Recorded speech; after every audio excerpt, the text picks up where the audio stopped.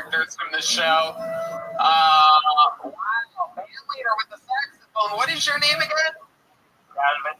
Salvador. Right. And sorry, Salvador, but I actually know the young lady sitting behind you. It's been a long time since she's been on the show. By far, one of the most famous characters in the show history. It's for Jolena, everybody. What's up, fellas? Yeah, man, I heard that fucked up, dog. What's up, man? Jolena for your podcast came out and did a shot of Jameson and has a Guinness. So Guinness, full of Guinness. So at this rate, she might turn into Bill Billings like at any moment. Could we hurry this up? I have a decent year to perform at next week. Well, here we are. We got Salvador, we got Jolena, and we have a bucket. Interesting one this time. This is the first place we've ever gone to in which less than 20 people have signed up. Yeah, It's a bunch of top guys out here. Oh, fearless.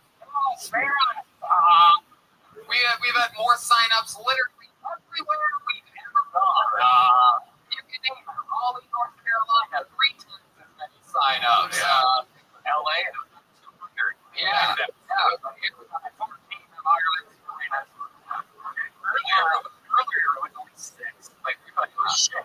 We literally had to have the guy make an announcement. We didn't have enough people sign up for the first time ever. You have to understand what we're saying. 330 something. 330 some fucking episodes. We've never had less people sign up for the chance to get on the show than you. So many people like it now. Fucking. Well, I'm gonna do it. I'm gonna face my fear or something. It kind of makes sense to me. I mean, it doesn't make sense. There's so many famous Irish comedians. Yeah, so many of them. Gallagher and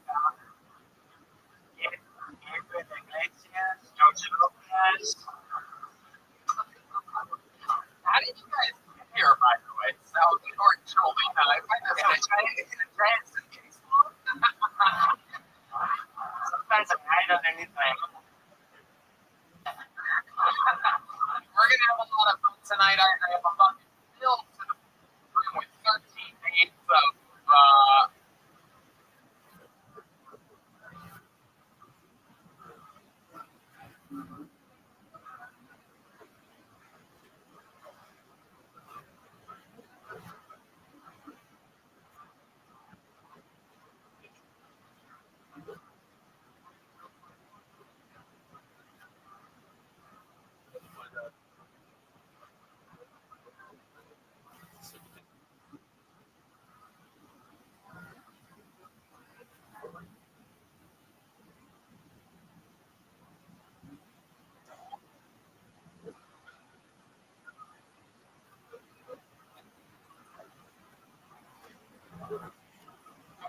Could be their first time. Maybe they're the biggest comedians in the city. We don't know what's going to happen. Maybe pull out the fucking thing at 60 seconds and interrupt. And your time's up and you're the same as the kid. They wrap it up then. Actually, we brought the West Hollywood Bear with us. Rapper girls are going to hear the West Hollywood Bear. It sounds like this.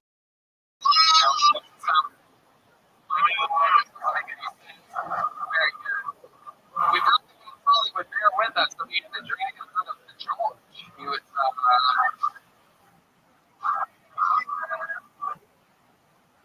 the George. There you go. Nailed it. You two are taxi cab driver. Yeah, yes, we run. Yeah, that's what he said. I go, the cab driver, is there a gay area of Ireland, like a whole, like, you know, LA, we have Hollywood, you have here, like, that's what we have. All the fruitcakes, is what he said. We're like, Jesus Christ. He also said, you know, in your Joel, because you guys have a lot of people from different like countries, like immigrants that come and become cab drivers. He goes, oh, the worst is the Nigerians.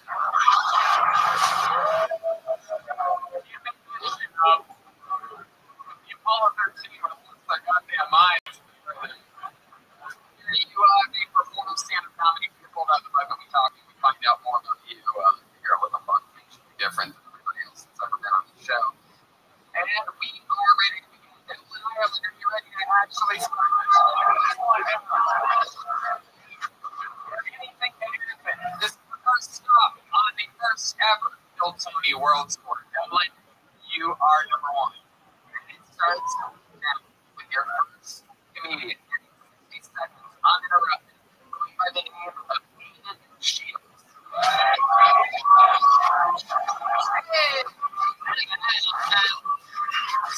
It's right down the middle. Right down the middle here, Aiden. Yeah.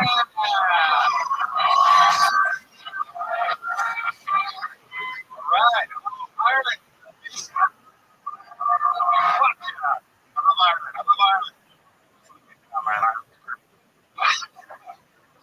Ireland. Yeah. That fucking. Holy fuck.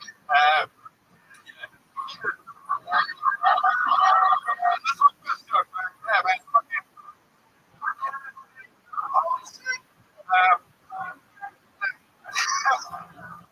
Yeah, man. Fucking. I'm an Irish Canadian. I love Ireland. You guys, what do you smoke weed? I smoke weed. I used to smoke weed because, you know, I glamorized by the likes of Snoop Dogg. Snoop Dogg smoked weed. Fuck bitches. I used to smoke weed. Couldn't even talk to bitches. Not that I call them bitches, but, you know. Get it, lady. Get a girl, ladies and gentlemen. Yeah. You know, there's a girl, this your mother, she did a thing that all she cheated for Facebook. Well, we did the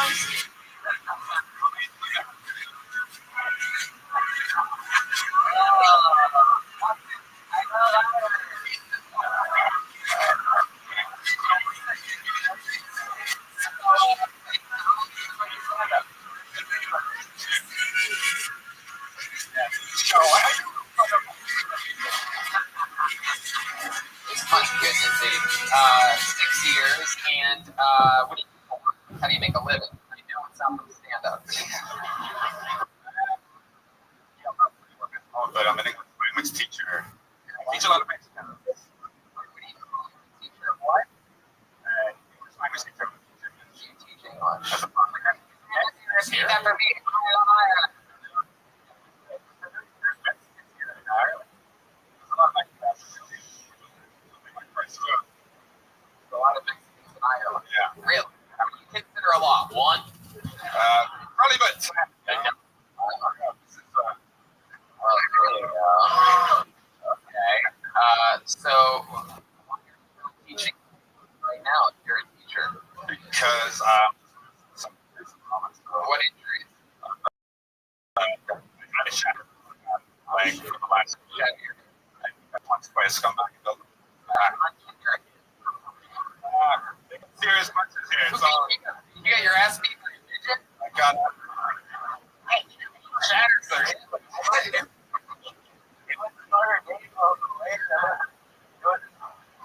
How did that happen? What did you guys where and why did this fight happen? that's an O'Connell's.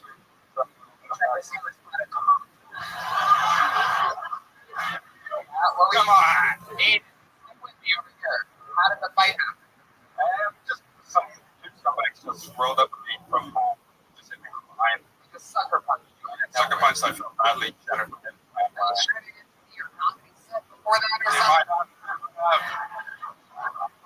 something? Salvador?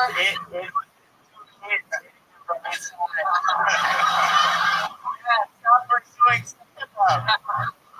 You need to raise us.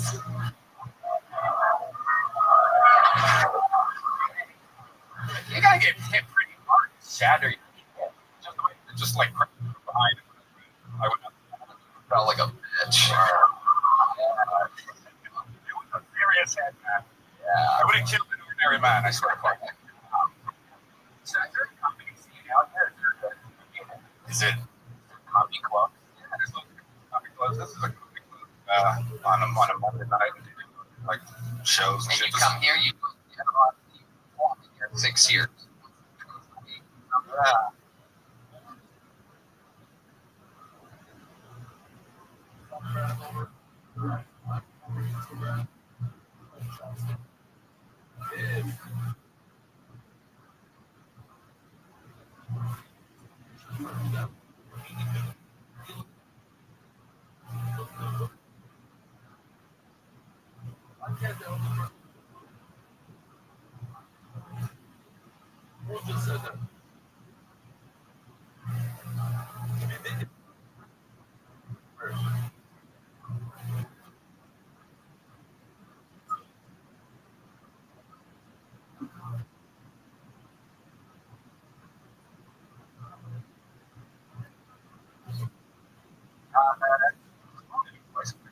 I run a few shows. What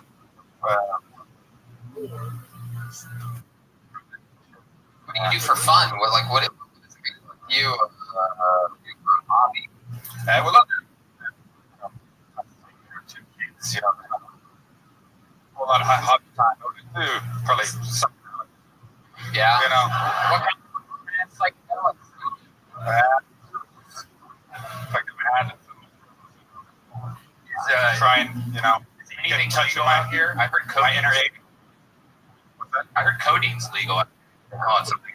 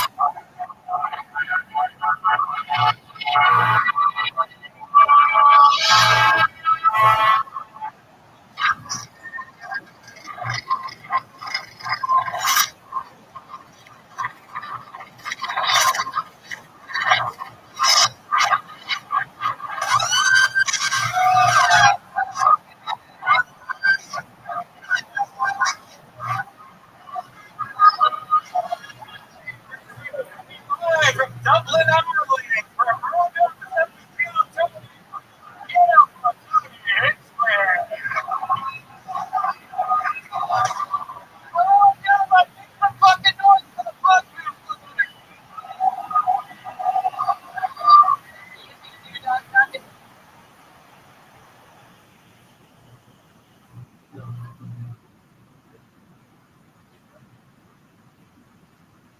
Hey, we're here. Brody Griffiths here.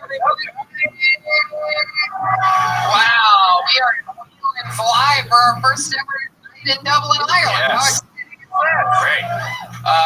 It's only the third country we've ever been to, like behind America and Canada, so good on you. As they would say here, this is mental, they would say here. This is a great time, and we're super excited. You guys know what's up. Anything can happen. We already mentioned we were here last night. We flew in yesterday afternoon, and we had our first ever in Dublin. We were just like any other dumbass American tourist. We went to the Dublin bar area. Yeah. Hey, fuck you. I'm sorry, fuck you. And we got pretty well liquored up. Brian, do you have anything you want to tell this audience? What you did last night? I guess in the middle of the night I walked out of my house. It went outside my apartment. Here's my hallway. Walked out. I had to go to the lobby with my boxer clothes. Yeah. Behind him. His bathroom was behind him. And then he wakes up. He's standing there in the hallway. Yeah. And then he walked down to the lobby. It was at like 7 a.m. in his underwear. Yeah. No shit. Just hairy, gross monster. Yeah, it was the hair was the great part of the shirt. You would see like that. And then tell these fine people what the man in the hotel does. Oh, this is actually quite normal. Imagine that. You feel yourself. Happens all the time. People always miss the hallway, come down in their boxers. Sometimes it's worse. He said, oh my God. Yeah. Oh, about that.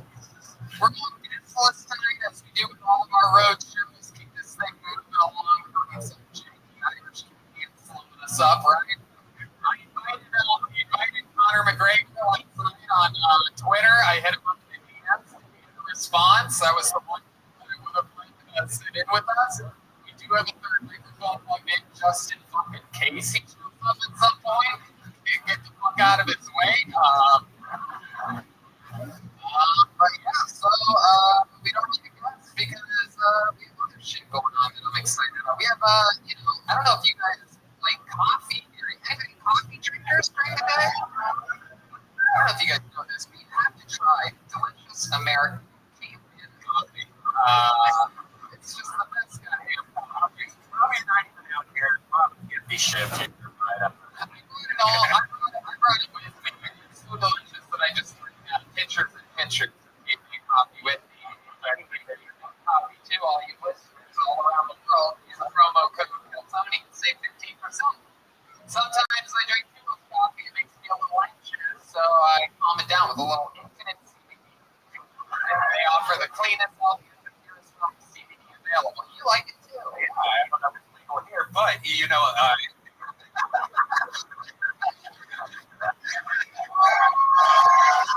no, it's great. It comes in a lot of different ways. They have like creams and lotions, and you can have a sore neck or balloons if you want to do that. If you piss in the hallway and your anxiety starts bumping a little bit, you'll find, right? Yeah, I mean, it's great. I highly love it.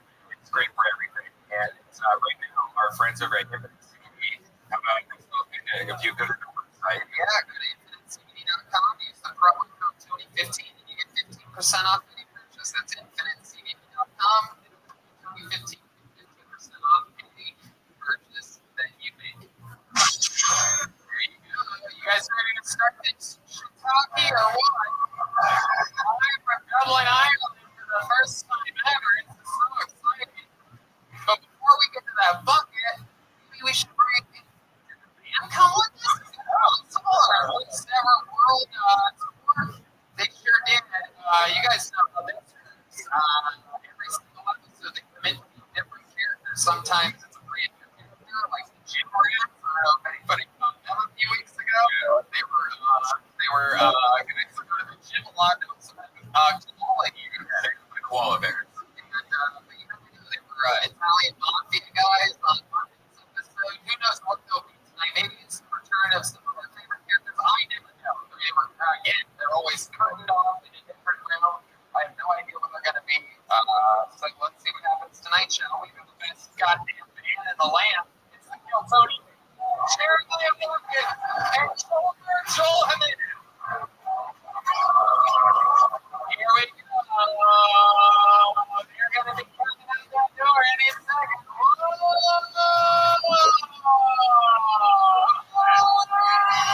Horseback. It's American Joel. Whoa! Joel is here, ladies and gentlemen, with the mariachi, Jeremiah Watkins. This is incredible. These are two very, very, very famous characters from the show. Wow, band leader with the saxophone. What is your name again? Salvador. That's right. And, I'm sorry, Salvador, but I actually I actually know the young lady sitting behind you. It's been a long time since she's been on the show.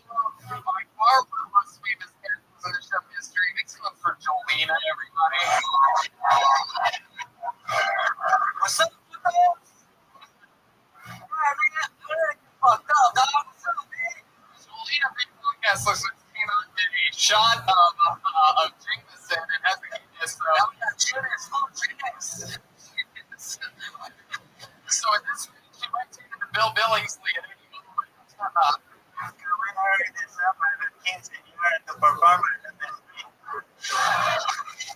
Well, here we are. We got Salvador, we got Jolena, and we have a book. Interesting one this time. This is the first place we've ever gone to in which less than 20 people signed up. Guys, oh, fearless. More sign-ups literally everywhere we've ever gone. You can name it. Raleigh, North Carolina, 3 times as many sign-ups. About 200.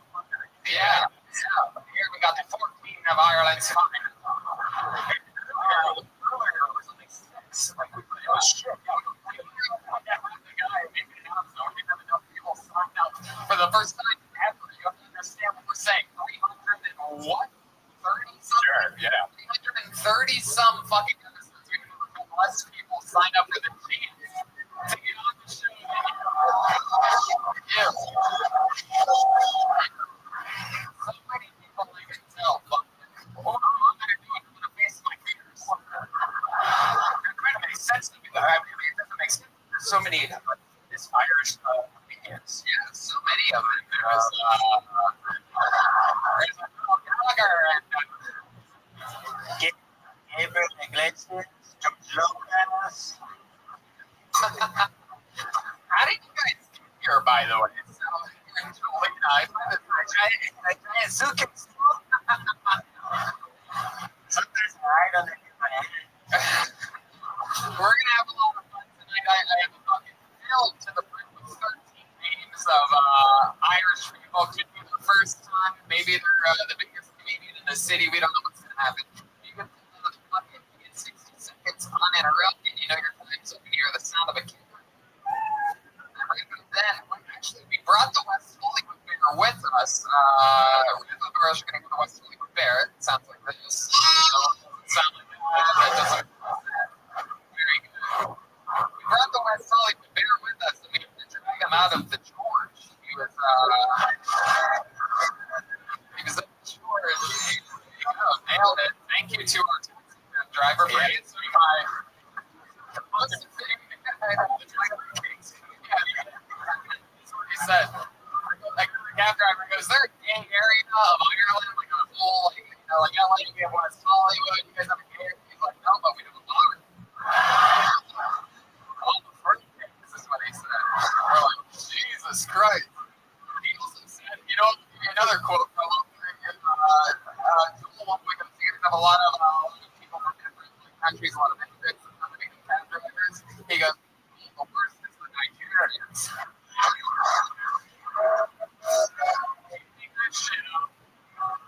The plus the goddamn lines, I think, with that. And Jerry, you perform stand-up comedy, you get pulled up the bucket, we talk to you, just like more about you, forget what the fuck but anybody else that's ever been on this show. And we are ready to begin. Now, when I am ready to actually start this shit, anything can happen. This is the first stop on the first ever Phil Tony World Tour, Dublin. You are number 1. And it's now, with your first 60 seconds uninterrupted, going by the name of Aiden Shields.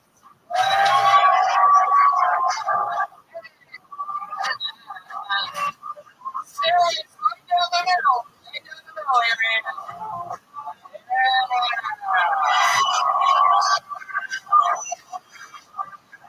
All right. Oh, fuck yeah. I love Ireland. Fuck yeah, I love Ireland. Great. Yeah. And fucking, holy fuck. shit. That's fucking shit. Yeah, man. Fucking. Oh, shit. Yeah, man. Fucking. I'm not just speaking. I love women.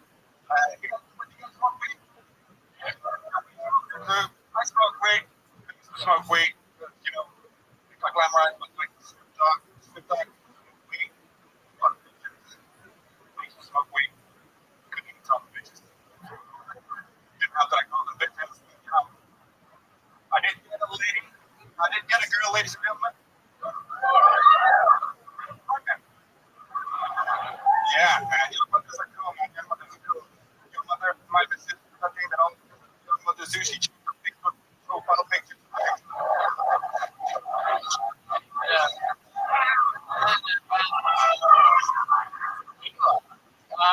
So, all right.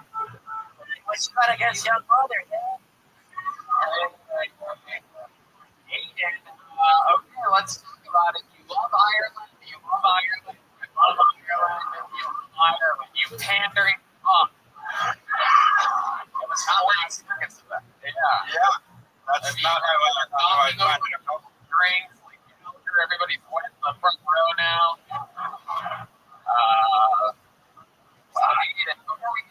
Let me just remind a lot of the people that may be drinking here today and whatnot that during the People's Feast, you're not allowed to yell at anyone. No one wants to hear fucking people, you know, Belfast or getting together, anything from you. If you want, you can maybe check in. You could ask for Jeremy maybe in that case over there. You still possibly maybe could sign up. But if you didn't sign up for the show, you don't have the fucking balls or the right to yell at anybody to do it. So, no more of that. Maybe the only one who probably helped you here a little bit because this guy didn't have a fucking thing to talk about in the world. Was that your first time on stage? Oh, wow. It's, I had a couple of comedians there. Maybe how do you become I just tell them that I love them over and over again. I don't have a single punchline. I don't be a stand-up comedy class, actually. You want to hear one of my jokes? Yeah. I'm from Ireland.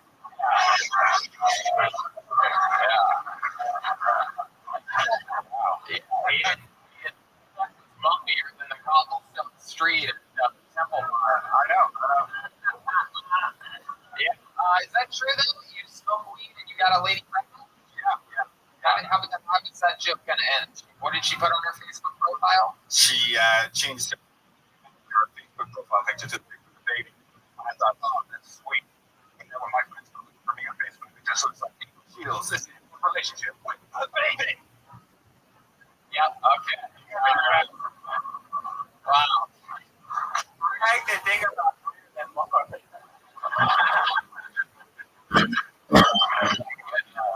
So, how old is your baby? Still with the girl that you got pregnant? Yeah.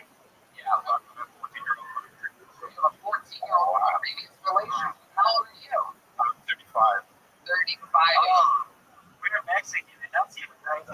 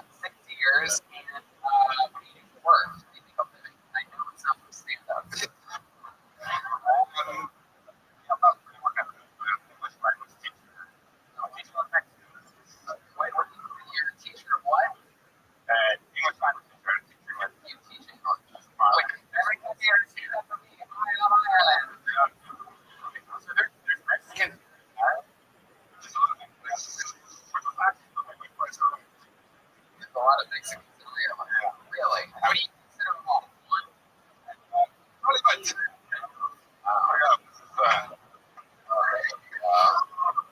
Okay. So, why are you not teaching right now? You're a teacher. What injuries? I had a shattered hip playing for the last year. Shatter your hip. I Punched in your hip? got serious punches. You got your ass beat by a midget? I got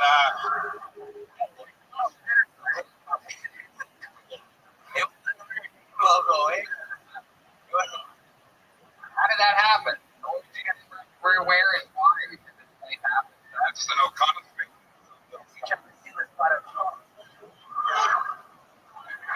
Yeah, or come on. Hey, stick with me over here. How did the fight happen? Just hit me from behind. You had to talk about something. Are you sure they didn't see your comedy set up for that? They might have. Hey, Salvador? He wants his 2 keys from inside. Dad, stop doing stand-up.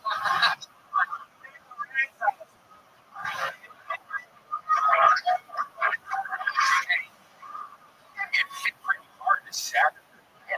Just the way it like from behind or whatever. You sound like a bitch. It was a serious hit. Yeah. Nobody killed it. Nobody Wow. So is there a comedy scene out here? Is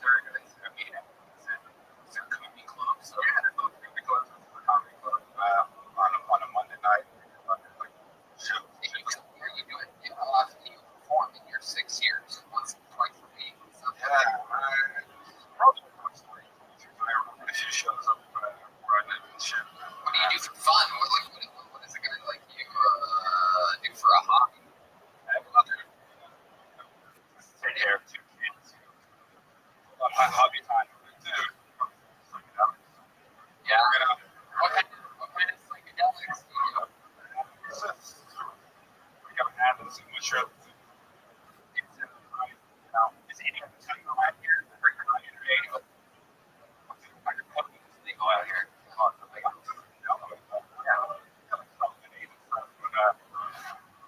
Is the 14-year-old a girl or a boy? And what's going on with him? Any recent developments with him? Is he accused and shit?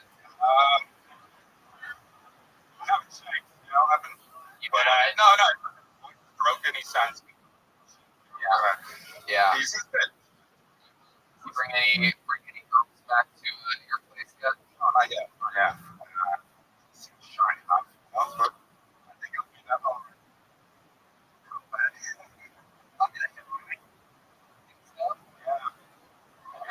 What do you think's the coolest thing about you? Like you and Vincent, you're a cool guy. And then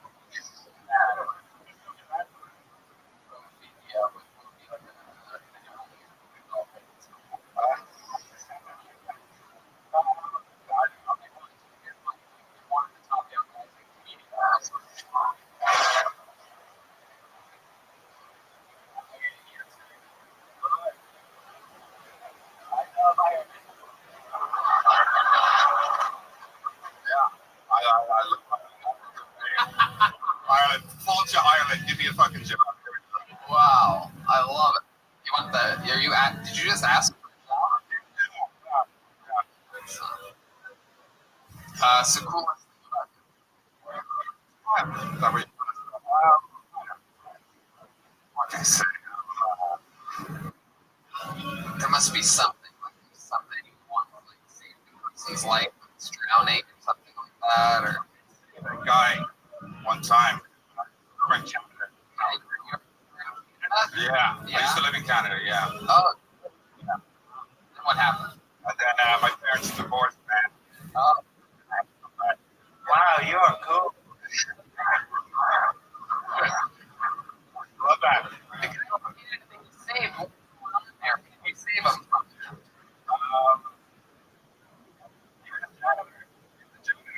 Me and my friend were rollerblading down this hill. Oh wow. It's like,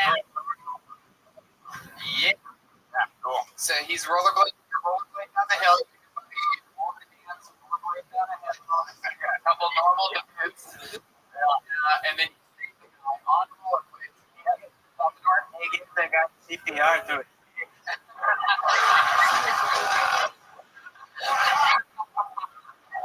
That's it. That's it. See rollerblades down the hill, and then what? And I went through the glass. It was like glass over the glass, but I had to get right up and up and through the glass. We got a big like lump of rock. And then the janitor, the caretaker, I was like, oh, does this guy have some? Is he? Because I don't want to. You know, I'm a human being like that. If he has, you know, he starts with his own. I was a 10-year-old kid. I didn't know, so I want my friends to stop this caretaker. My hat. You just put your hand. It was really. Your friend probably lost his arm from an infection. Actually, You're rollerblading. Right. my friend ratted me out and said that we had made a pact that if one of us was to go through a window, the other one would jump across. Even though we got an ambulance and saved them and survived, she was a real dickhead crap. There you go. Or brown. There you go. That is definitely the coolest thing about you. And that we really found it out. It was a pleasure. You got it started. It's the hardest spot on the whole job. Aiden Shielder on Twitter and AI.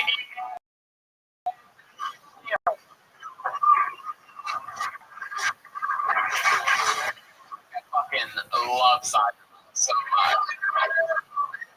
I thought we loved Ireland, but now I'm realizing some people love Ireland more than us. Okay, Peter says as though it is a name. Make some noise for a chin. Top. Here we go. Here it comes. Right in the middle.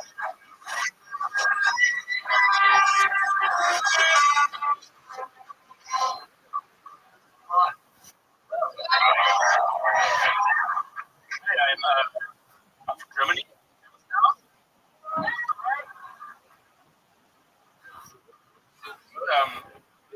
I'm very German. My favorite month is March.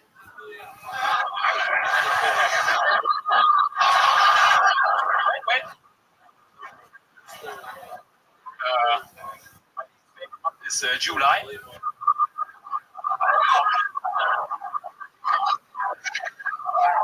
Obviously.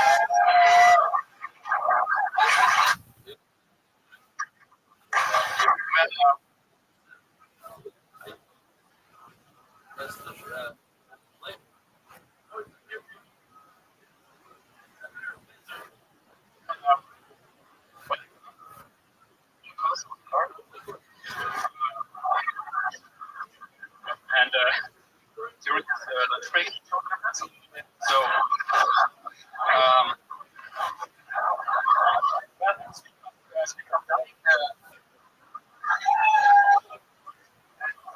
Finish it.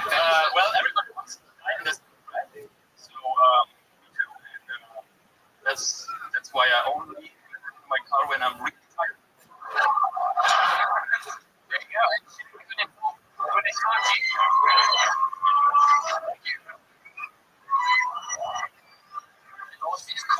Thank you.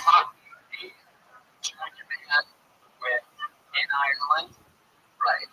With the very Asian. No, that's my Oh, he is a chin. yeah. See it?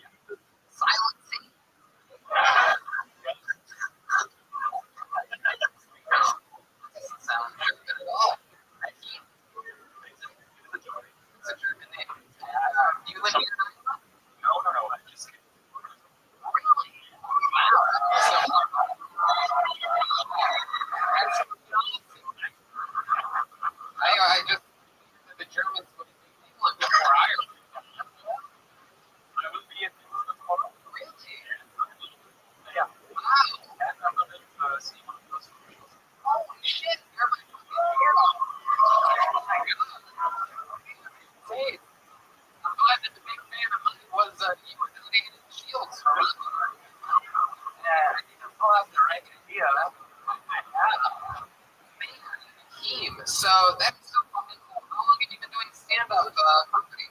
First time. First time. Wow.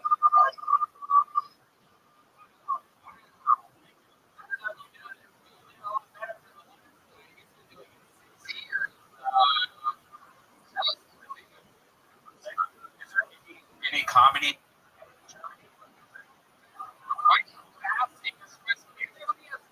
Around the world, one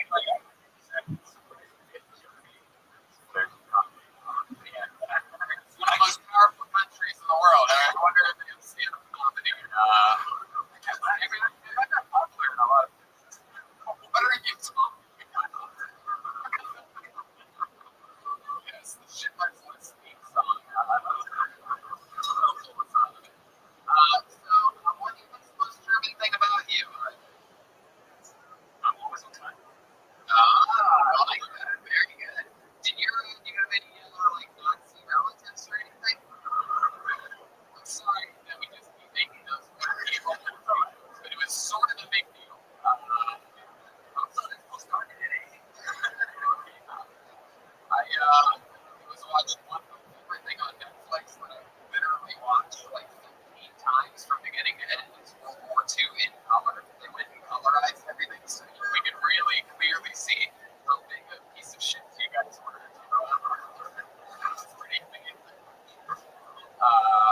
And I realized like Ireland didn't get touched at all because England's in between. And plus, there's nothing here that you guys would want to take over anyway. Yes, let's get Ireland for all their trees and moss. Yeah, that's what we need. The industry of grass.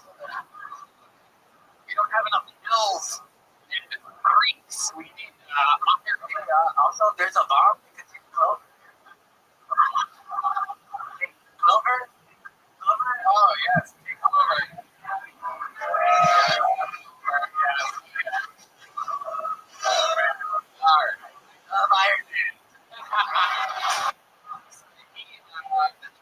Doing stand-up all day. 37. What do you do for work? A mailman and a bike messenger. So not only are you funnier than Aiden Shield, you also have 3 more jobs than him.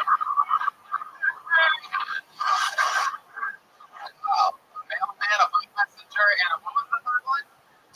A computer. Maybe Aiden Shield's going to be super Salvador. Do you have any children? Hey. And he has to pull out. We actually have Aiden Shield from the phone right now. Just doing himself.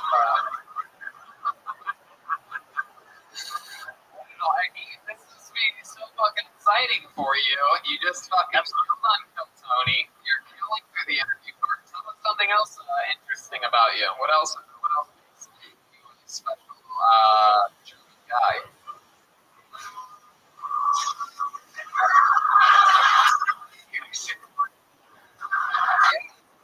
Good question. Germans are into stuff. What's the key?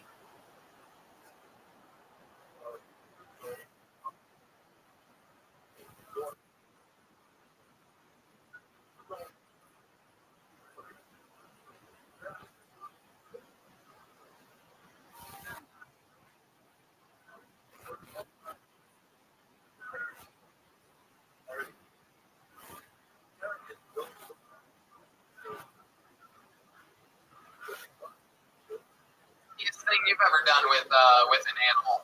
Nothing. Nothing like that. Nothing like that. No, come on. There must be something. You want to jerk off a tiger or something like that? No. Have you ever been tied up? No. You ever tied someone up? You ever had one of those leather masks the Germans like to wear when getting like shit on and pissed on? You ever jacked it up? Hey.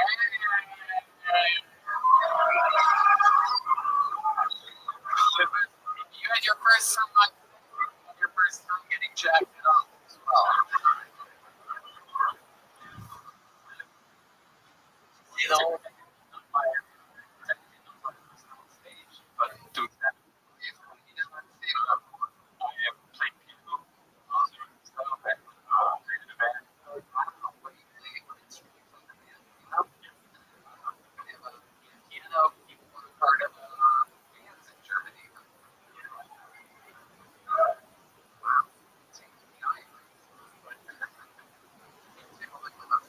Sometimes in the bedroom, you kinky.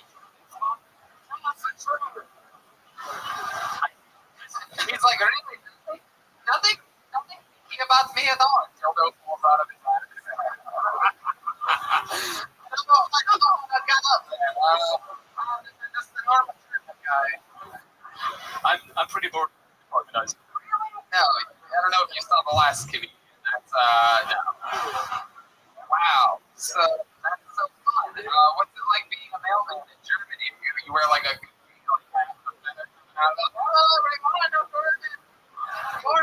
coming every day. Really good. Podcast restaurant. Delivered mail. Your style, dude. You have a Pittsburgh Steelers on that is an American football team. What's up with that? American to the U.S. Yeah. Well, guess what? We have an all experience. Yeah, flying Ryanair all the way. You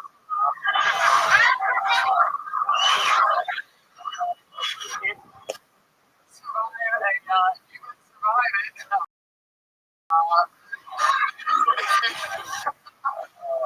You can survive 11 hours screaming at the seat in front of you, which just has what to do with the plane goes down. I literally, it was the weirdest shit. Believe it. We did for fun fact is we like to spend money on our money on food and drinks and shit, so we had no problems swallowing our pride and flying for cheap. But holy fucking shit! This is like we flew directly into London and we 1 hour flight on Ryanair yesterday. We have a Ryanair back to Manchester tomorrow, and literally, holy fucking shit. We've complained a lot about Spirit Airlines, but that's the American version of that. But wow, Spirit is fucking haunted compared to what you guys have going. Literally, like the flight attendants, they would never work in America, but because the flight attendants on Ryanair literally are the loudest assholes on the plane. Like they're ridiculous. Like they can waking me up in the back of this flight. It's like behind the curtain. I'm like, what is going on? I kept trying to swipe and exit out of the emergency evacuation plans. I'm like, this can't be right. Just like I'm being figured by a killer. Back here. Hey, are you flying to Manchester or Ryanair? Right. What time are you flying? Today. I'm pretty sure we're all flying together, dude. So cool. What's similar to that? Congratulations. I think, ladies and gentlemen, it's first time ever.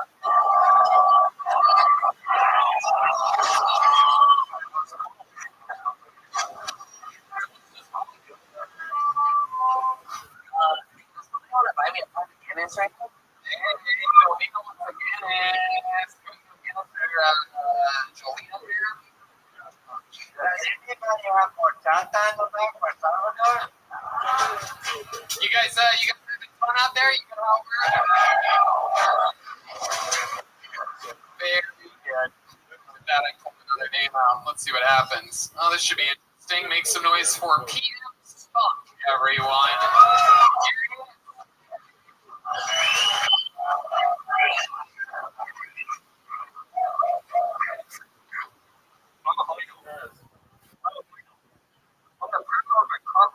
We don't need a gyno.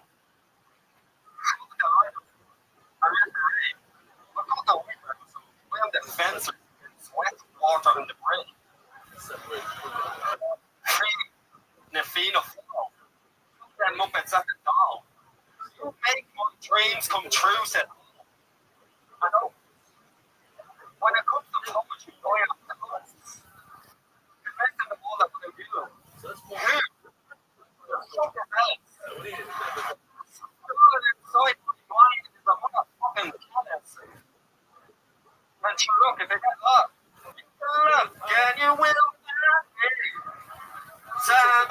Time for all the friends I will be waiting.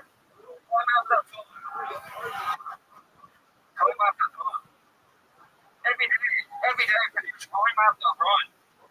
If being the best is a crime, you can offer me up and throw away the kid. Thank you. Wow. I love that. First off, let me start off by saying you are my favorite member of the band REM. Salvador?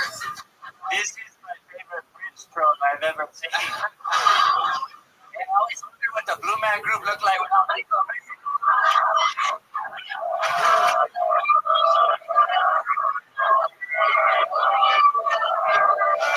Wow. For those of you listening to the podcast, that looks like a member of the Blue Man Group if he wasn't wearing makeup. We're like, holy fucking shit. Why does this guy look super German? That's true. Oh, That guy is scary. well, PM Spong, let me be the first. This is your first time doing stand-up since going through chemotherapy, correct? First time doing stand-up? Oh, a year and a half. Yeah, Salvador. When was the last time you did this Superman?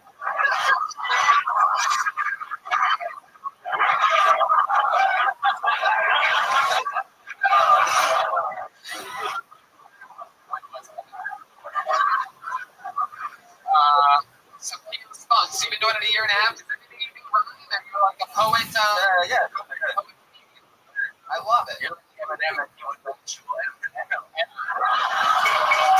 It's shape like Eminem. That's fucking awesome. How old are you? 24? 24. Okay, very good. You have a really good ass. Very good. I'll take all of it.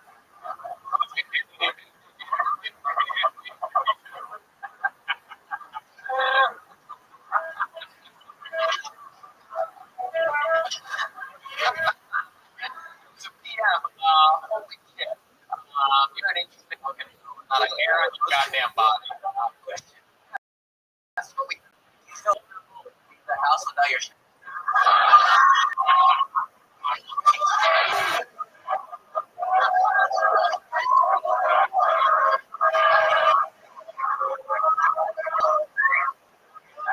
Oh, I think I'm going to hell. you might think I look like a okay, I think that's weird.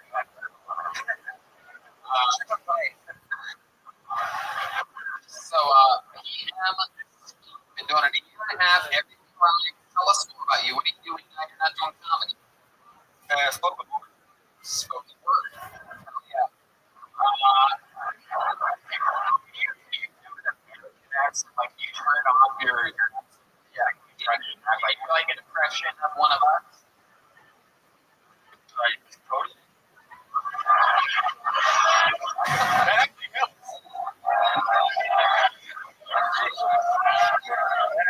That's the word that we say. Yes, Salvador. I think he should try to answer the next question doing his first So,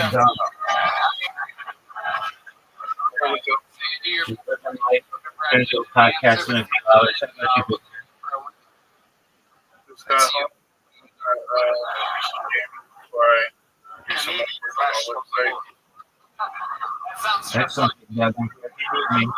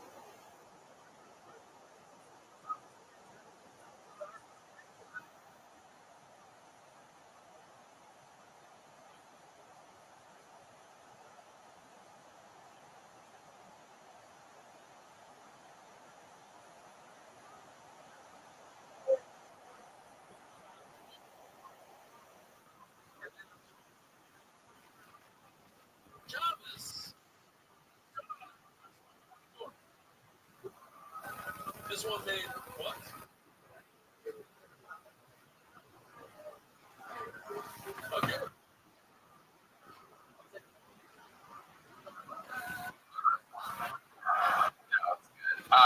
now. He's got it. Do it live. I've never won. Okay, hold on. Okay, we gotta move on. So, I don't understand. What exactly do you do for a living? Like, how do you make money? People pay for that. Yeah, you make a living for that. Well, I got the gig now on St. Patrick's Day. Getting a type gig, so I'm doing that. One day a year. Oh, but, well, the company fee number is a bit shit, so I probably have to go abroad and do like, No idea. Something about sales here for a living. no. Velcro is what you sell, yes. Now I understand completely.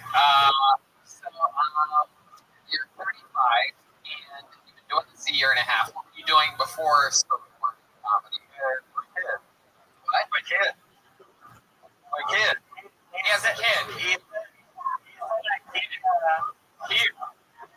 IKEA.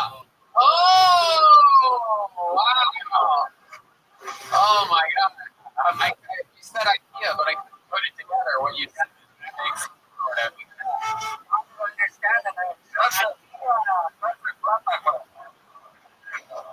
Wow. How long did you work at IKEA for?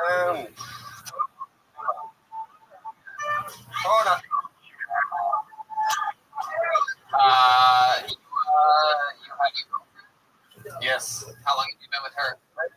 6 months. Is she also hair? She has no concept, you know, She has for spoken word. I can't understand anything you're saying. You said what? She has what? she's not cute. Oh yeah. I think you should go to the interview like that's our problem, but then he asks you again and be like very blunt like you are. You don't ever understand that. She's got no kids. Wait. Because the ball comes in a relationship.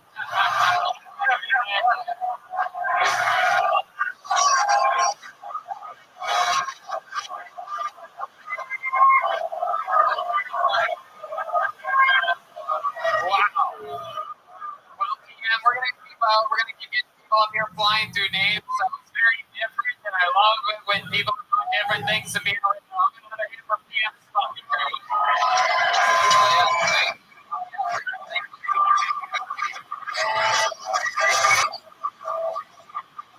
Oh, fuck yeah! How many of you like it when comedians do good on this show? How many of you like watching people bomb? Wow, you guys are some evil fucks. Okay, make some noise for Chris OD, OLD, OAD, Chris OD, Chris Old, There you go.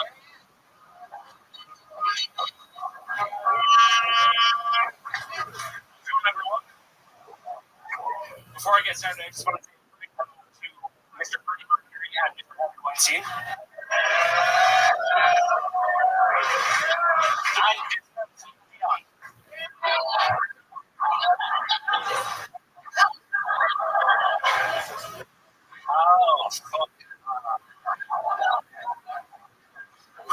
Where to go from here? So today's my birthday. Thank you very much.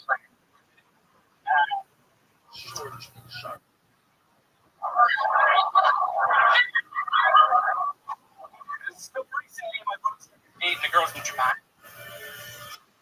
Japan here? I think so. It's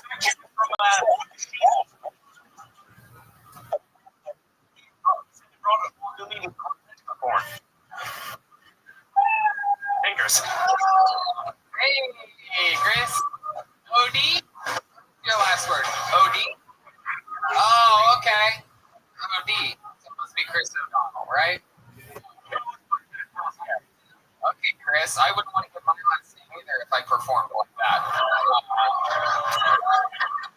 called me Freddie Mercury, but you're the one who could have used some needs up there.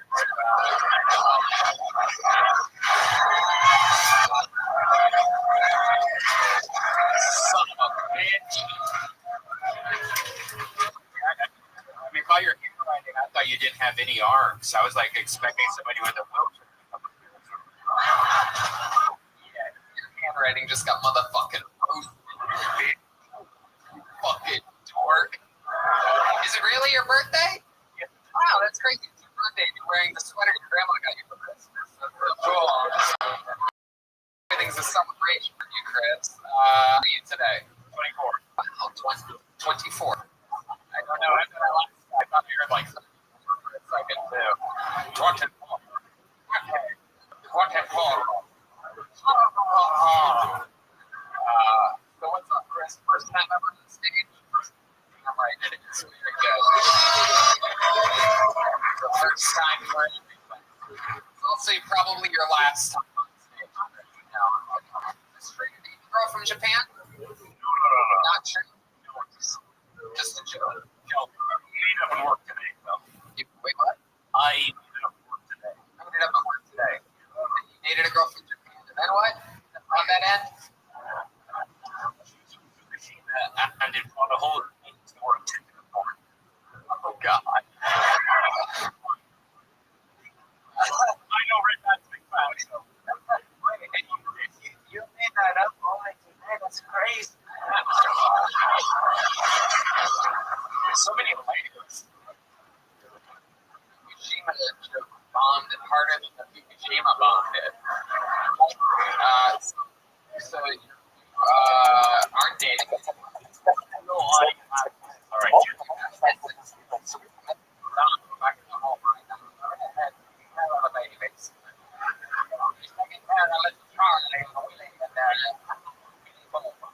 No, she's Oh, she's here.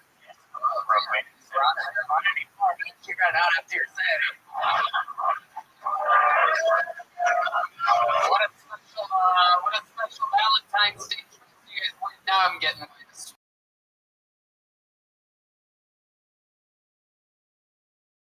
sweater and the dress shirt, and we have your mom steak. I'm still. Would you eat that? No, that's Did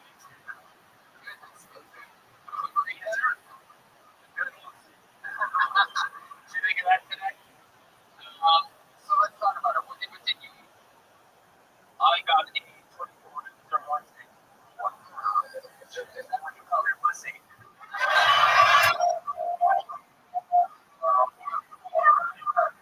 What do you get for work, Chris?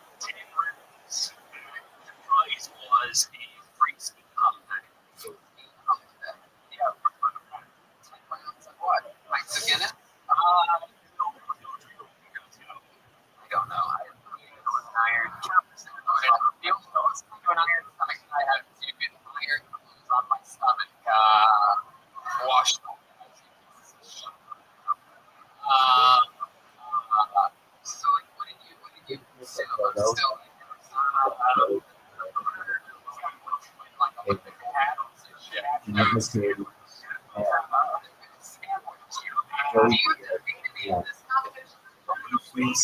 Snorbush.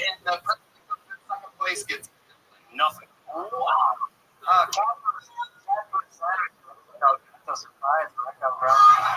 goodness. I should have known this. You came up here and you ate shit during your 60 seconds on stage.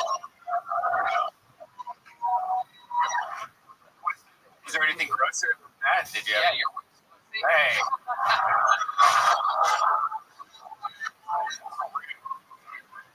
Thank you for joining us. Bring your special lady to the show. Did your wife have You know the best. really not the best? All No base. No base. handing the person We have his wife's pussy right behind this curtain. a note that says, Like literally drew a pussy on my set list tonight. Oh, come on, again. I'm looking at it. Wow. Well, Chris, I'll tell you what, man. I have more respect for anyone that has the balls to sign up and the balls to want to do this and to. It takes a fucking lot to kind of these. You're surrounded by fucking monsters. I wanted to watch you, and you came up here and you got some reactions. Come on, it's first time. Make some noise. Thank you, sir.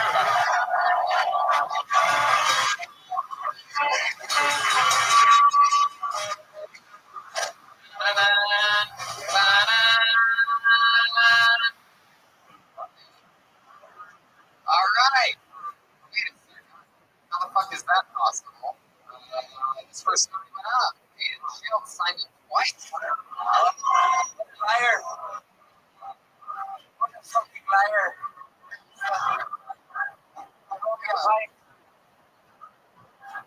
Time for time. How did you have that ring like that? But this signs up time after time. Come on, let's see how long this place can do Aiden Shields right now. They're signing up twice. We don't see it twice. Okay, make some noise for Richie Sheehan. Here comes Richie. Oh, fuck yeah. Come on, make some noise for Richie.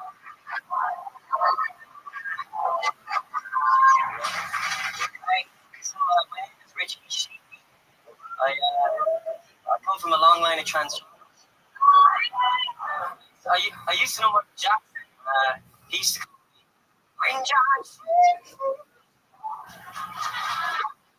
But I met Jerry actually, and she's. Is it heartbreak? I wanna know how can I go if I got good blow? 'Cause it's not like you. I don't think to see what the charges for. Don't be naive if you wanna know if you got good blow. It's in the stairs. If there's a bit of taste, you could. Here's the thing, if it numbs your face, it could be Novocaine. If you wanna know if you got good blow. It's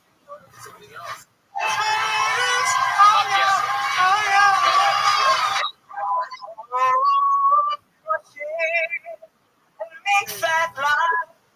Find out what you want to know. If it's cold, if it really is, you don't think of your tears. What if it's in the wrong? No, that's not the way. And you're not listening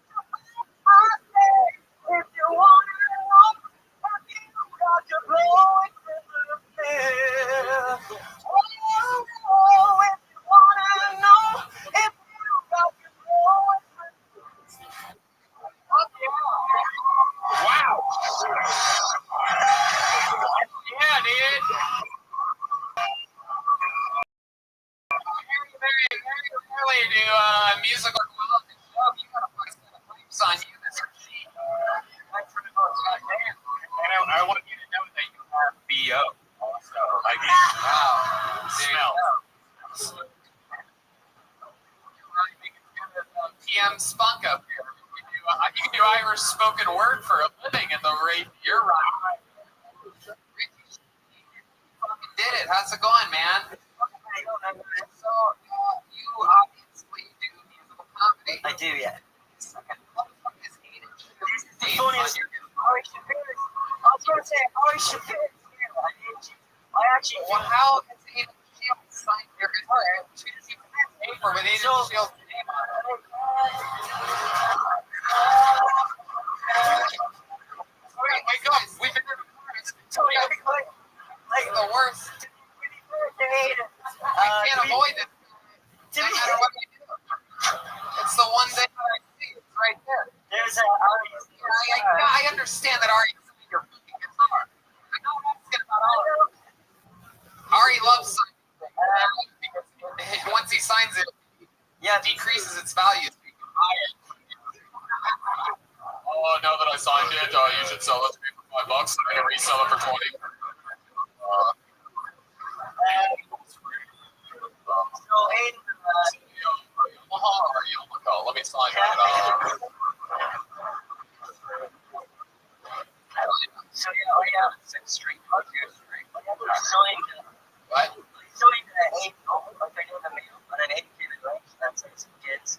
Oh, that's what happened. It's fault. Very good. So, that's one of your like hit songs. Yeah, it's one of those I could do. Right, of course. Yeah. So, you always Cher. You met Cher. Is it her song? Yeah. Well, it's like oh, yeah. It's usually like it's just something like that. How long have you been doing musical comedy for? 3.5 years. 3.5 years. That's fucking cool. It's cocaine out here.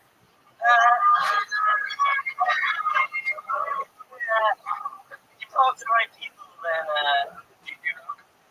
Yeah. Wow.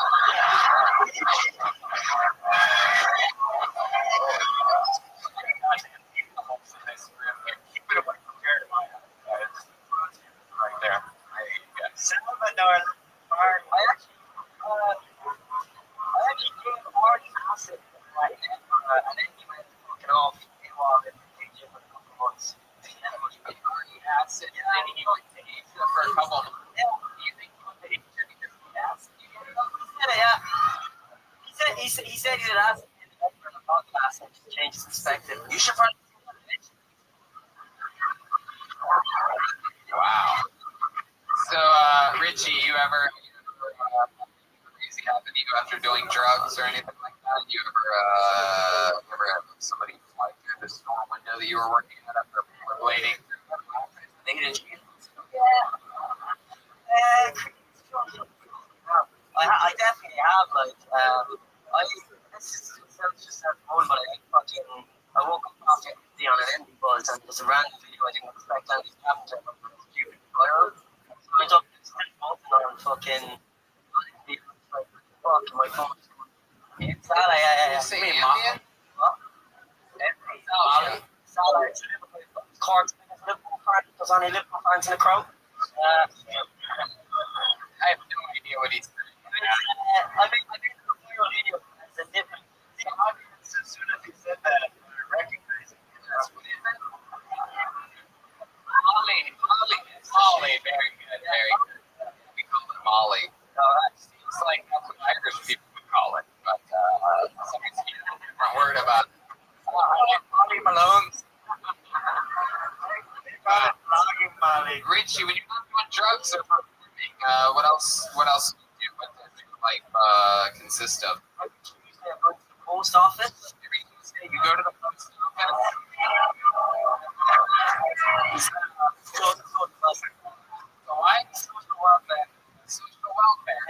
Yeah. You money. Yeah. I didn't know you use food stamps for cocaine. Social welfare. Comedy. How long have you been on social welfare for? Well, About 6 months. What were you doing for money before that? I used to Amsterdam. Yeah. Are you on social welfare there too? I was working as a tour guide.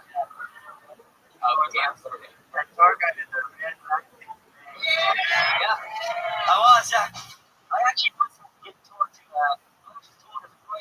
opposing crowd to his school. You see, And it was a tour anyway, and it's like coming up with integral kids. And like I'm supposed to bring them through the rhythm and distance stuff. And I got this one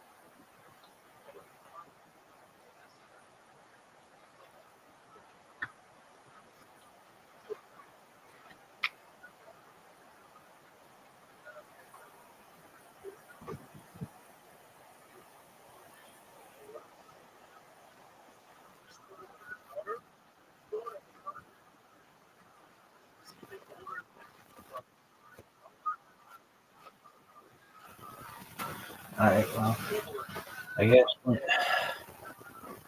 we're not new news because I'm doing it.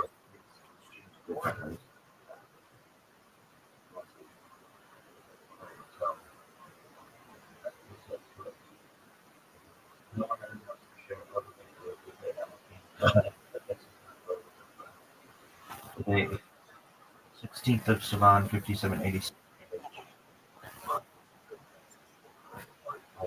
The Democratic Party doesn't run a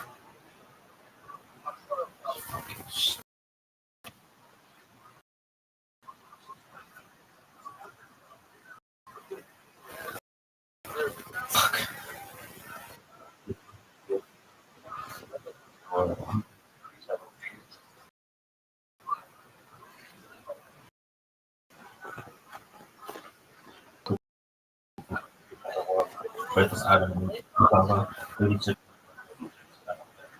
35,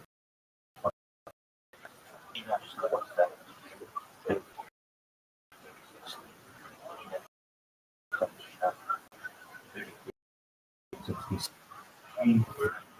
Keenan was born 3460 year at son of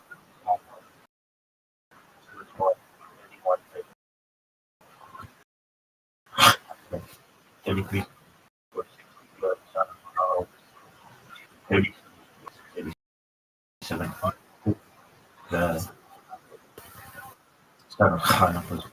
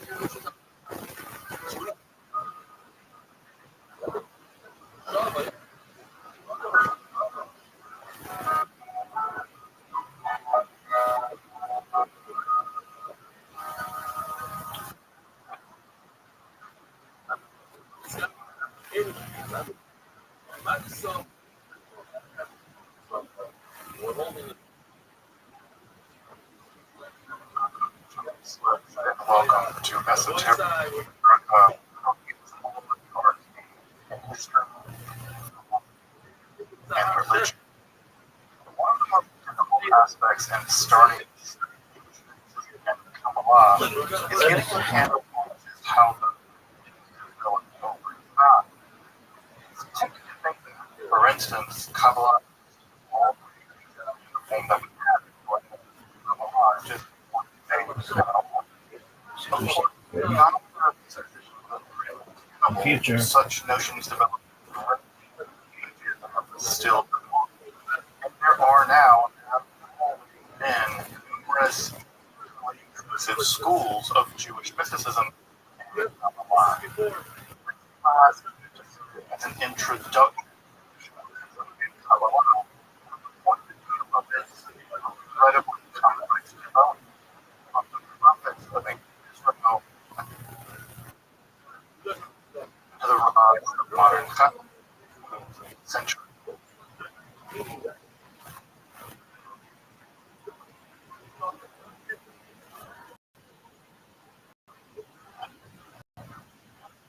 Of course, this theory makes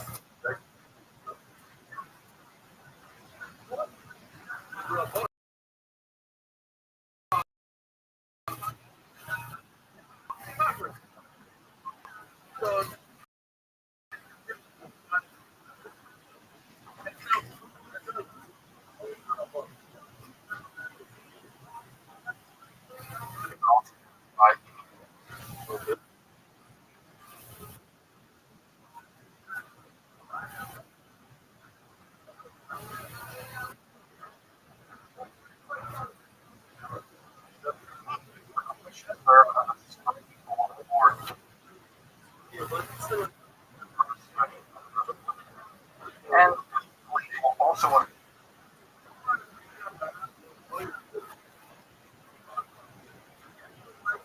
to enable situate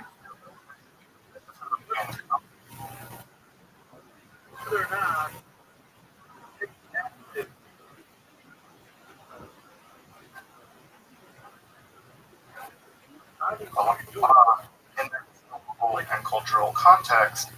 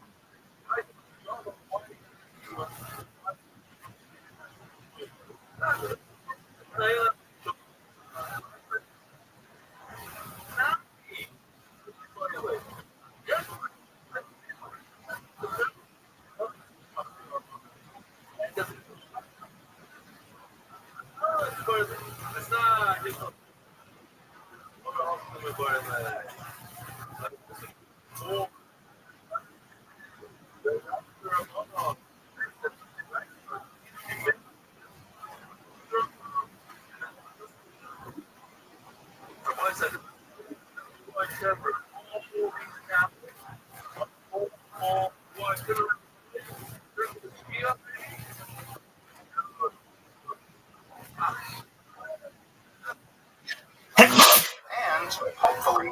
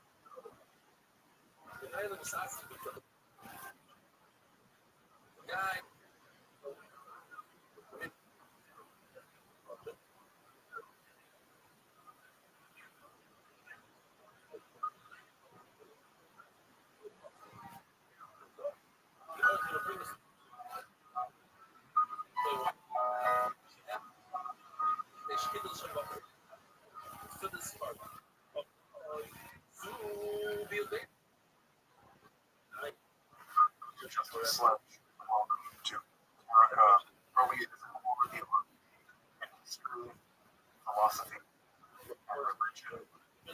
One of the most difficult aspects of starting to study Jewish mysticism and Kabbalah is on just how it is to know what's going on.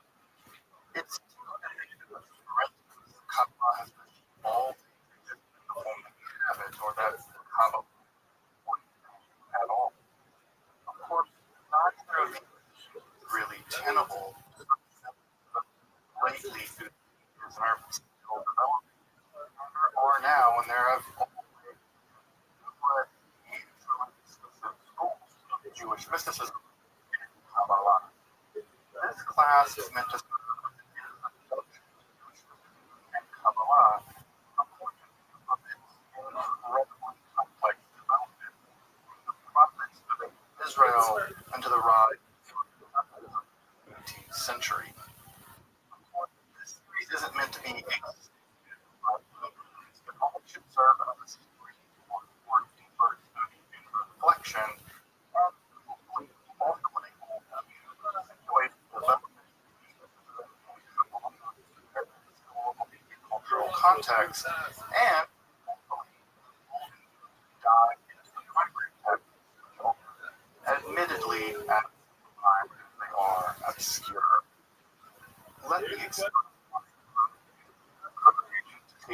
allow to reach a larger audience here on one. You can find the entire series under the playlist.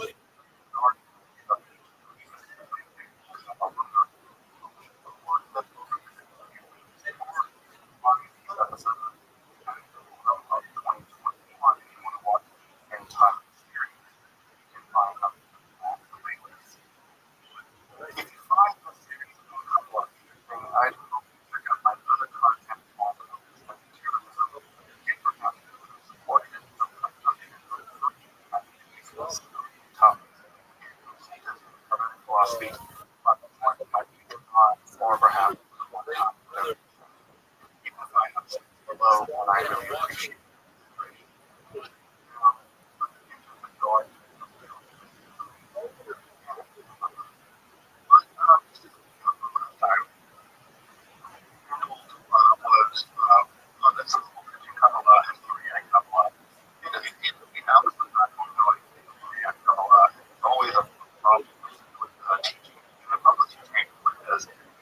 Either you go to Ben or you go to Ben, and it's always going to go to Ben.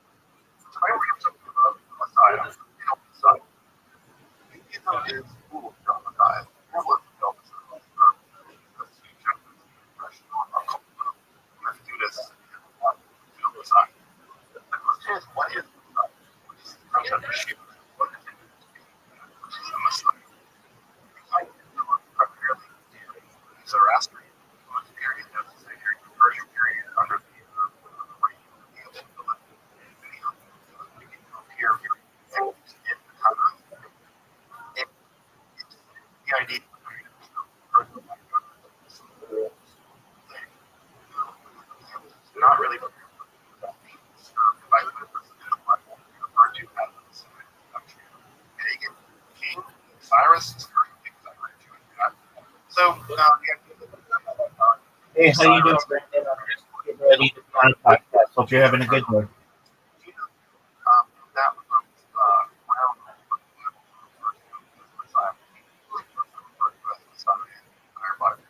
so version. Now, what is happening is that time the Messiah evolved. As it evolved and changed, about what be clear about this. Never settled about what the Messiah is. It's very easy to make the Messiah how long. So, typically what's happening in previous people grab onto it. Excellent.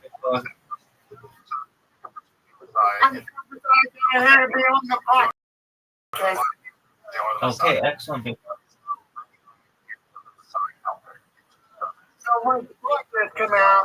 I'm going to do it in about an hour. So I'm preparing. So,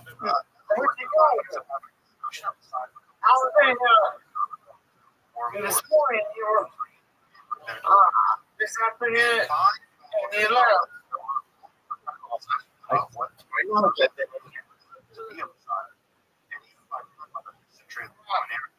offered you or my calendar. The one with the Americans. I like to stay back here, you. Okay, so Not being a podcast, no, this is I already got 5 people in it, and I didn't ask permission, so I got to do it. Maybe in the future. Yeah, they're interviewing me, so maybe someday. Yeah, maybe someday. We'll do something like that. I'm sure you'll be on podcasts in the future. It's not right now. I'll be on the podcast in the future. Most certainly, you'll be on lots of them. Yeah, I'll be on lots of them. Yes, sir. Will they show you Discord? Maybe in the future.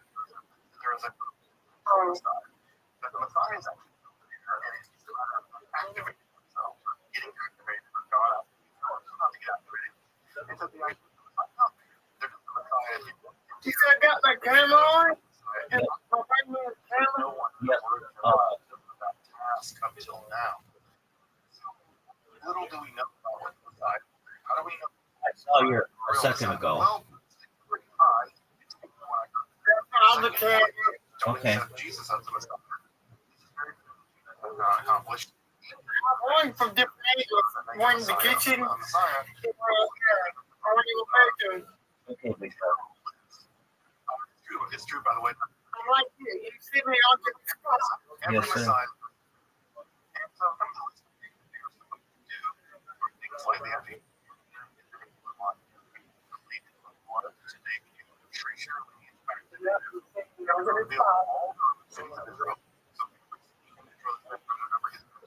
Is he going to be here? No, we're doing it. Down. Yes, sir. Well, wait. What's the name of the podcast? It's a Skype thing. It's called the Dimension Podcast. Once it's out, I'll send you all the information. Okay. He's the level of not even each other anymore. Worship the God. Body becomes kind of Jew. Resurrect and judge the dead. Judge the dead. You send you out there. Yes, sir. Messiah said to they can know your sins by Is the senior? She's not in here. She's today. But she'll be in later. Oh, they call it stretches from it's all like you're tired, Rabbi. No, I'm just focused on this right now, Brandon, so I can't. Oh, sorry. You okay? We'll talk later, big man. Okay. to even be a I'm thinking, Yes, you will. The NBA finals happen. The teams are in it. So it's the Knicks versus the San Antonio Spurs. So be ready for that. okay, I'm ready. We will be streaming it. I don't know. Just check out your streaming. Okay. We'll give this a beat. I'll be right back. I'm still being here, though. Big dog. Now, when we go back into the 17th century, when we go back in time to reduce there's a couple different things that are important about the historical and cultural context. I want to go through those briefly. The first thing that's important about the world is that rational philosophy all applies to compromise one. There is no one like not really. Not much in the way of rationalistic views. Rationalistic views have kind of gone out the window. What's increasingly is a turn towards the left. Something because less spread worldwide is certainly the dominant intellectual movement at the time. Intellectual either going straight to legal stuff, or that philosophy for the most part is not a big equation anymore. So it's like the second thing that makes this very important is Alhambra. Disaster for the world and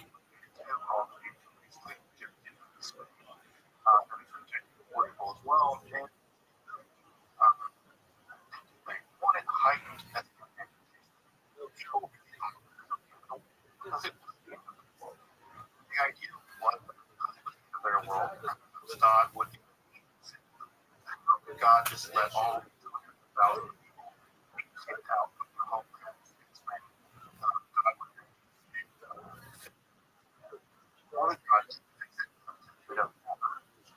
What is about it? People end up hurting. They hurt fast, probably about 100,000. And what's happening is that they converted the and then eventually. Now, what ends up happening in some of these verses really important. There's a couple of things that really here. Feeling of an intense feeling of experiencing anxiety. Both their exile from their homeland, like Spain, and big part of they really a big part of this now.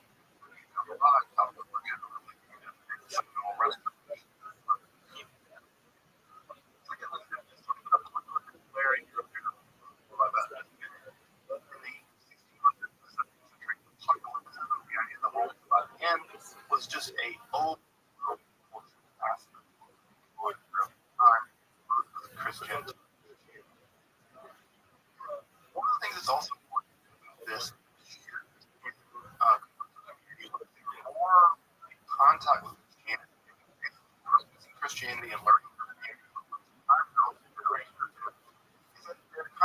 what a Messiah was much more open to the idea of a spiritual Messiah. Now, the political aspect of the Messiah is essential to the notion of Messiah. No such thing as a spiritual Messiah in Judaism.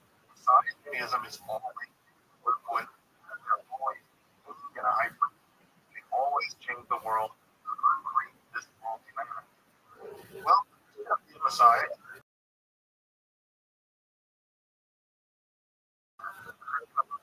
And because Jesus was the Jesus comes back. Well, the first contact that version of Messiah, they're more open to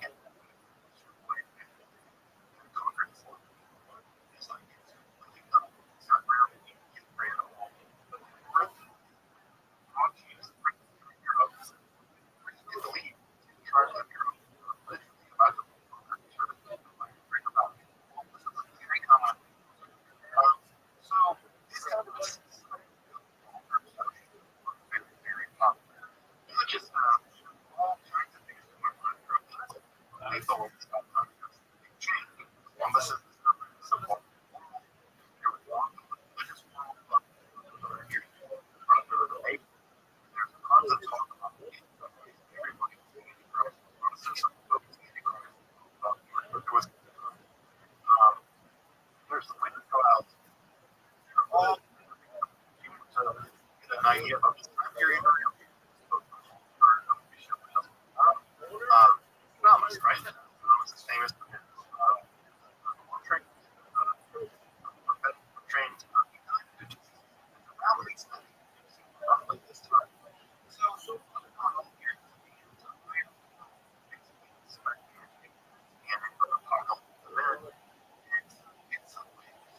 not been shot. It just happened. Also, there's a huge massacre.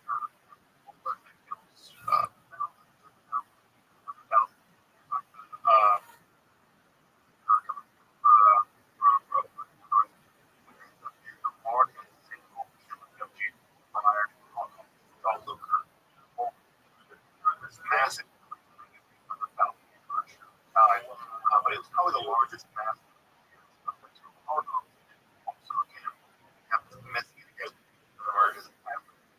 of this church. And it's in that situation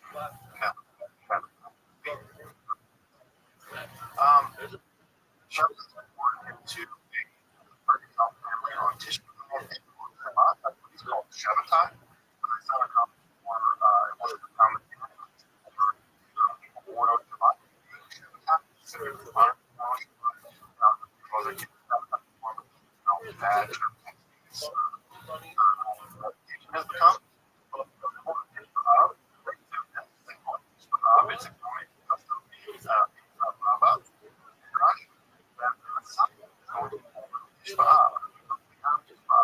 saddest day it's when all these symbols destroyed it started all kinds of bad things day of mourning.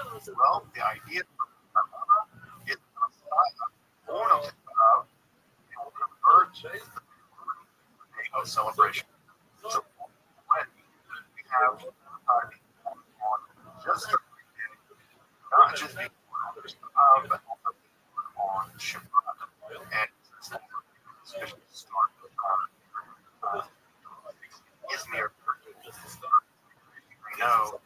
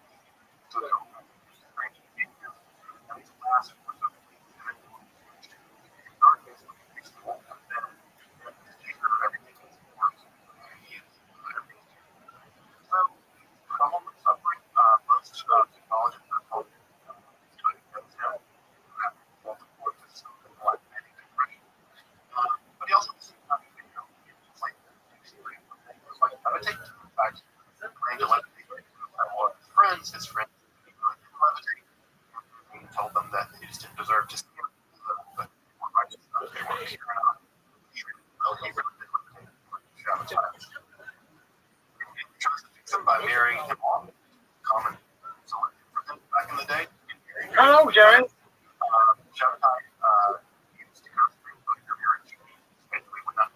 Hey, what's up, Brandon? And these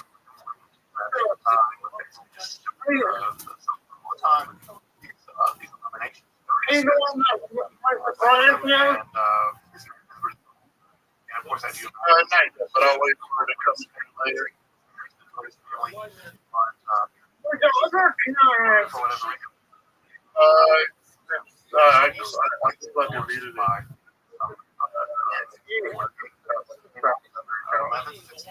do it. Prophet of Okay, okay.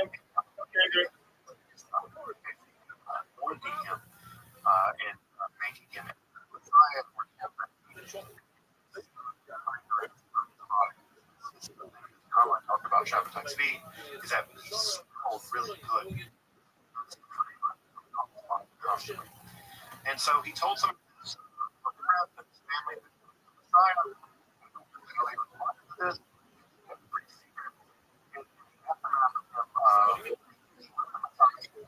relieved by 1651. Baptizing is kicked out of his he's kicked out, he's exiled. We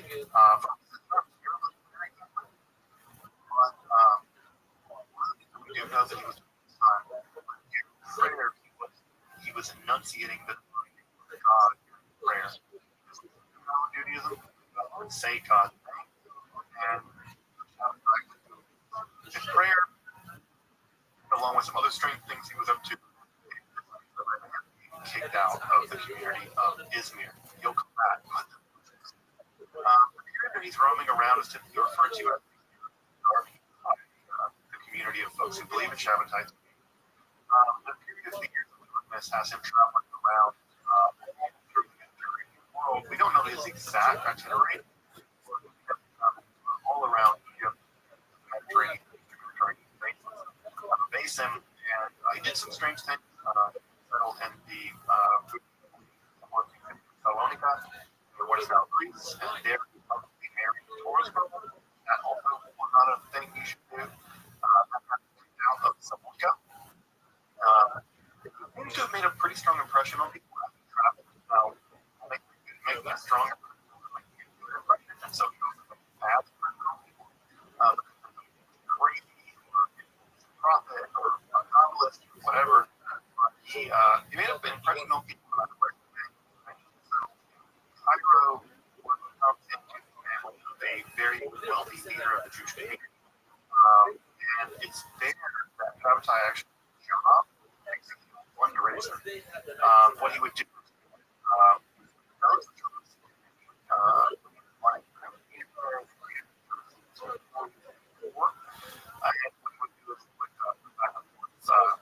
money from local folks trying to get the Jerusalem back. Actually, one of the missions fundraising Cairo from the medicine earlier. Cairo, and she was herself. And she was a former enforcement and she traveled all through. She made her as a pretty famous, not exactly courtesan, but famous.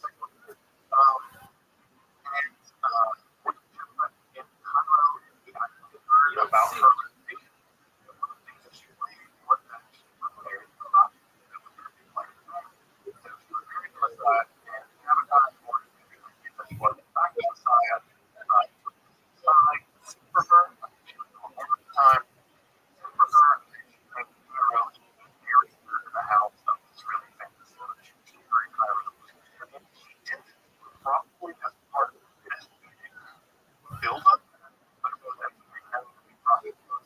Also married every son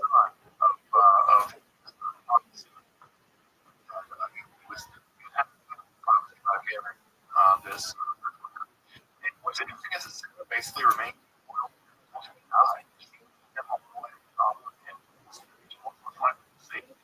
she died before, but they were together for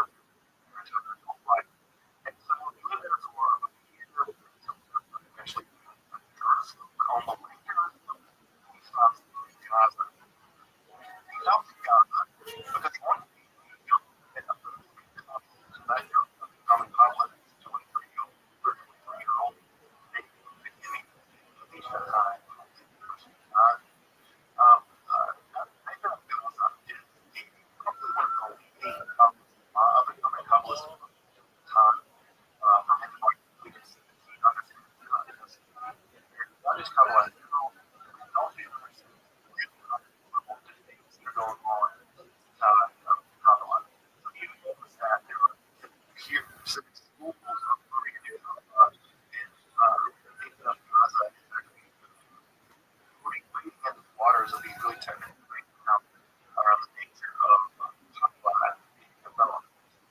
What ends up happening is they took Gaza itself, not just but it's having visions. They can have visions as they come in and or such that the conversation is called healing. Now, more to Judaism, we have the same idea, for instance, in Gloria the physician of the soul, as it's referred to. The idea that like God can cure spiritual diseases that you have by diagnosing those spiritual diseases, and by giving you or a cure of revelation, and cure your spiritual solve your spiritual problems. And so it seems like what's happening, he actually travels to Gaza, meet with nations, depression, cycles of illumination and darkness. Well, what is happening is that ends up traveling to Gaza with for several weeks. And in the several weeks, they go on a great walk. They walk from Gaza to quite a long walk, and they also in those walks that have been taken that chapter, he lays with that. He's like, not only do I hear you, but I don't think you're the Messiah. Okay,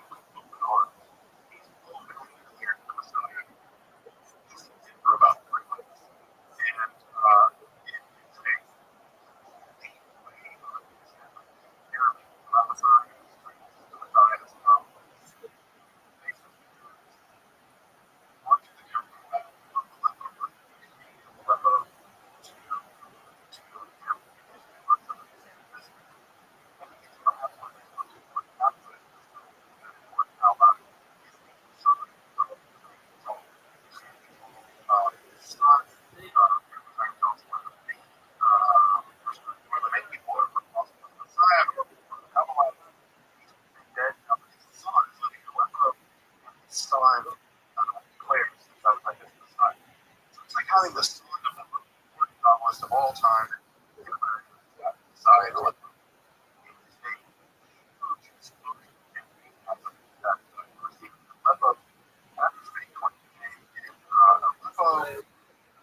Nathan is still backing up.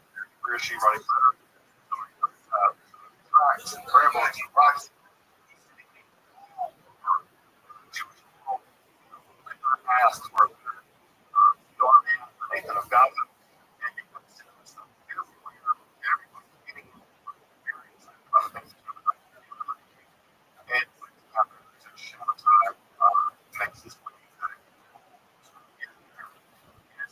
There, well,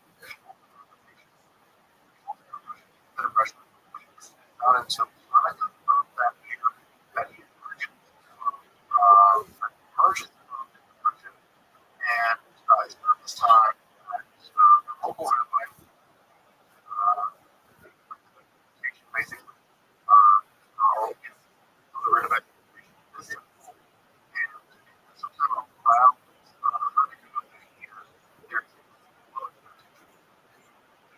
Traumatize me.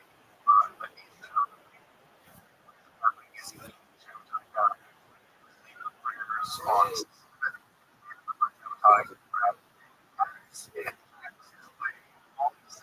And the rabbi, like,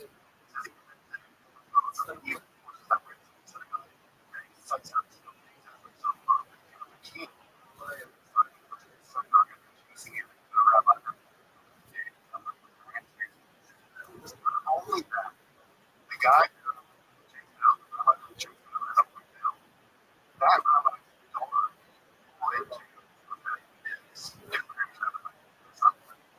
so this guy all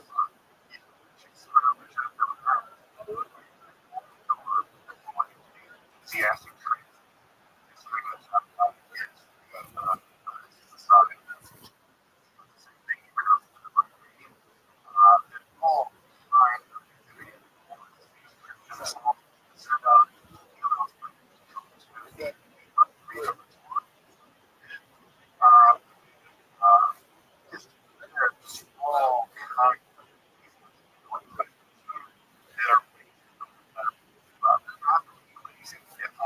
of the local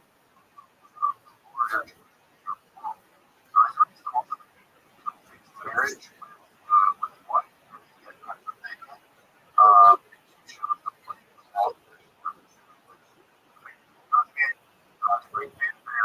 And so all slowly the attention of the werewolf very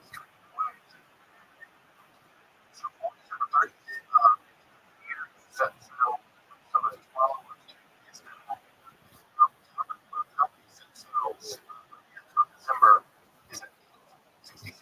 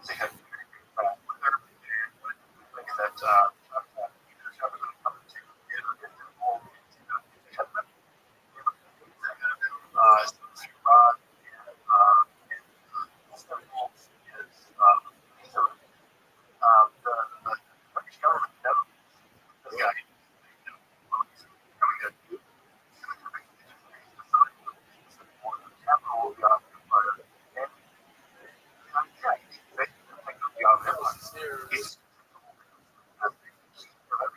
king of the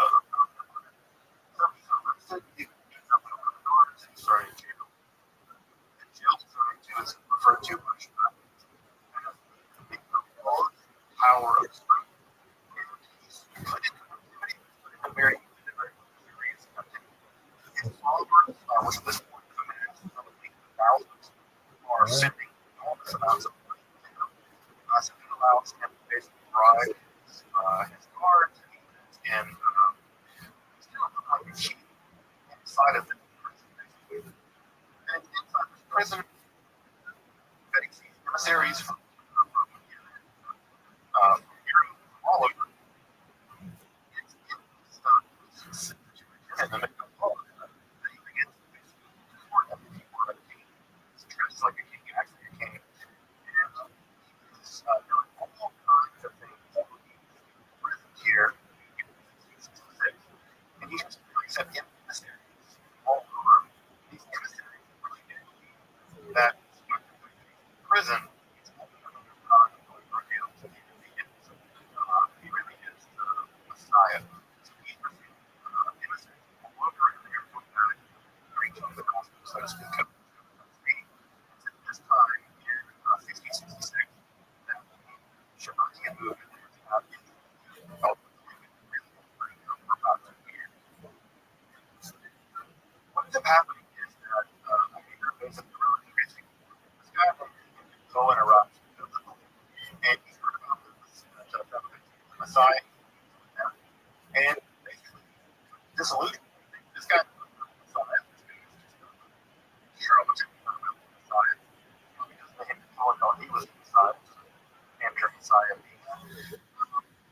He tells the Sultan, basically, the emissary of the Sultan, that this guy is a danger. He is living in a loud country, all kinds of dangerous activity, and what happened is that he's arrested. He's trucking to see the Sultan and he's told, well, look,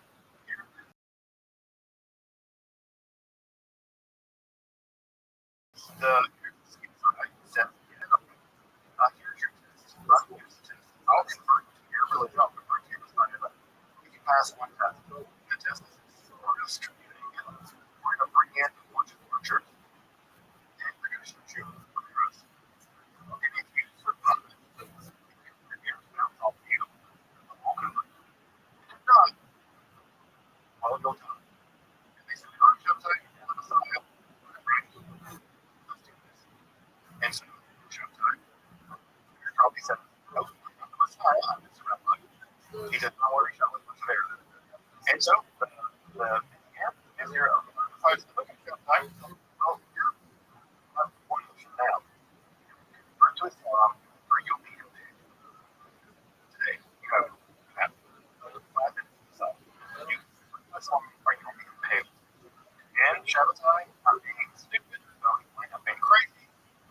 He converts to Islam. He becomes Aziz Ahmadiyya. And he converts in 1666. And not only the Sultan, he's converted, and he sent him with basically ceremonial basically. And because he becomes a gatekeeper, he official member of the Sultan, and he gives him a really nice coat.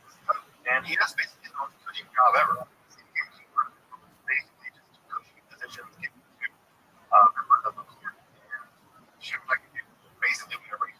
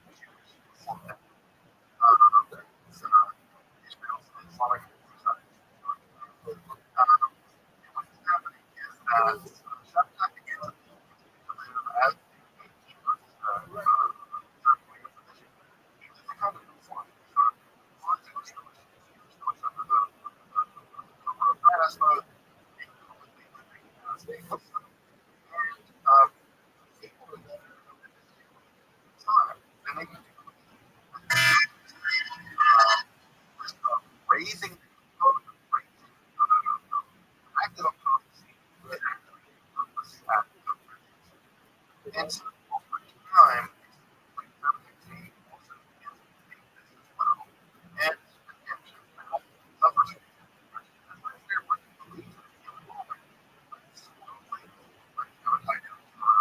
yeah, that actually uh,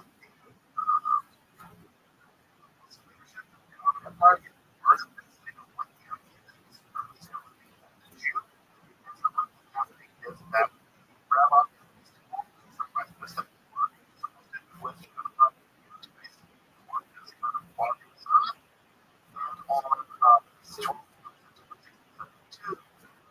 Rabbi Tasha, which is a high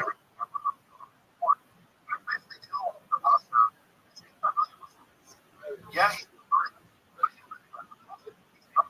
Muslim.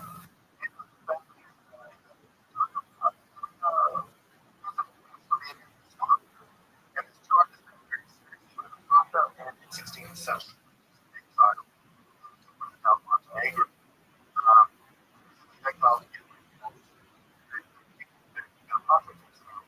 where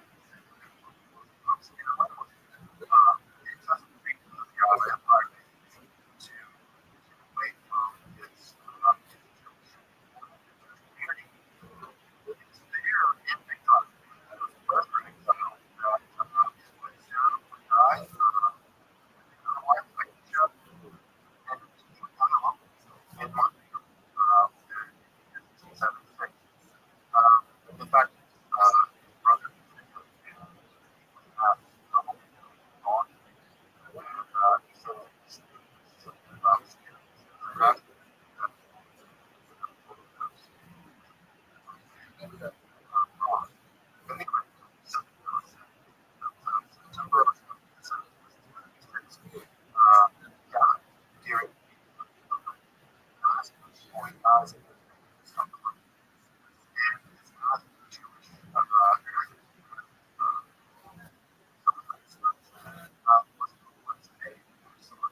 during prayer book and told that or as he actually prayers as buried somewhere that no one can ever find him.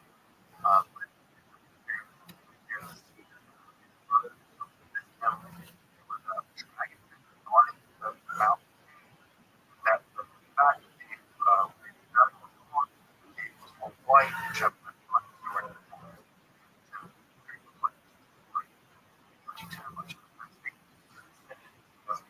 or the organization and no one to this day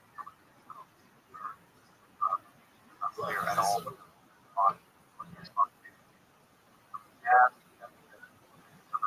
hide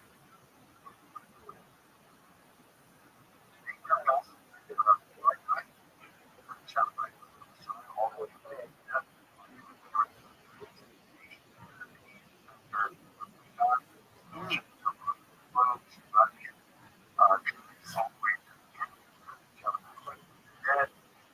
his somehow you know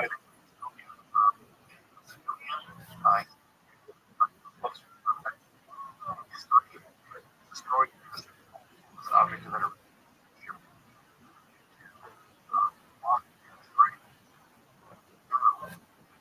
with like Gaza did it, did it as far as it is, out the books he got in 1680 that he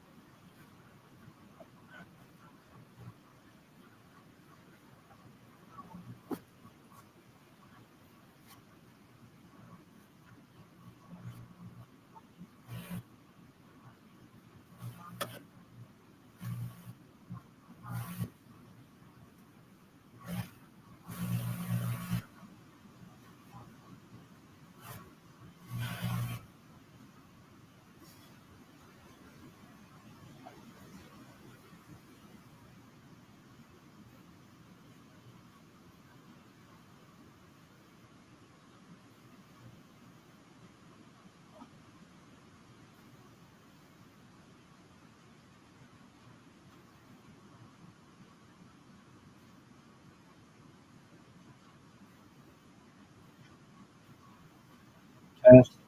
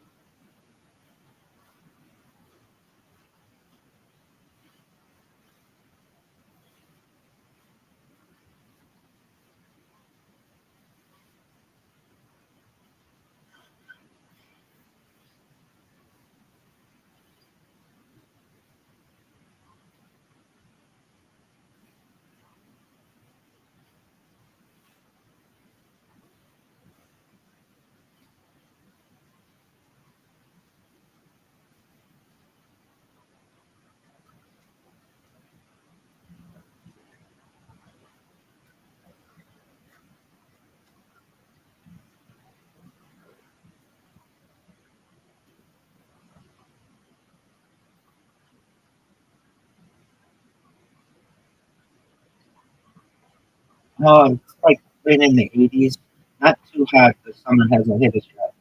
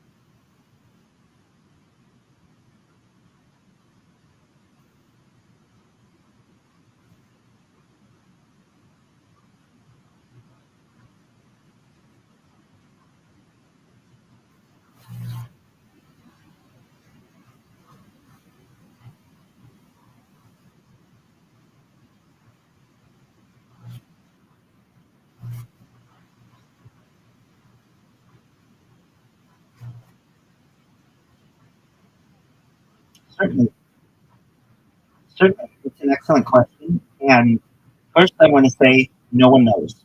So no one has any proof of what is in the great beyond, and no one knows that their religion or their belief system is correct. But at least within Judaism, we generally feel that once the person dies, that purification for about 11 months when their family something. It's a time of mourning. But then after 11 months, if the person is righteous, if they're considered perhaps not righteous, maybe 12 months, they may go to Gan Eden, so the Garden of Eden. And there are different Kabbalistic thoughts on what may happen. Without going too much into detail there, we within Judaism have an idea, perhaps, that one day when our Messiah comes, Mashiach, there will be perhaps a revivification of the dead or resurrection of the dead, and that the righteous will be brought back to earth in one way or another. There are Kabbalistic thoughts that they call the loose bone, essentially where your coccyx is, the very tailbone is the hardest bone in the body traditionally, and that bone will be used to maybe one day be able to resurrect the dead or revivify the dead. I am someone who, as you all know, I'm a futurist, and I look for ways that potentially humanity can revivify our dead. And it's not that far away, potentially.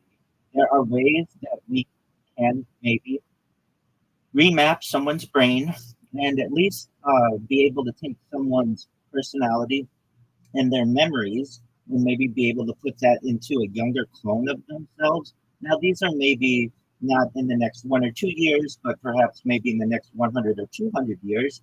But I'm someone who personally doesn't want to give up hope that we may be able to bring back all of our loved ones someday, including those who have been shared in this conversation. So, with that being said, that's a little of what we feel within Orthodox Judaism and a little of the scientific efforts that I have had the opportunity to learn.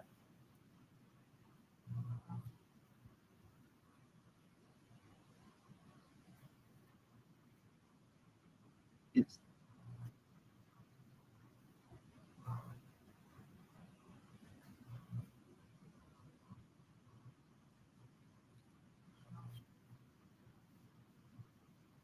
excellent question.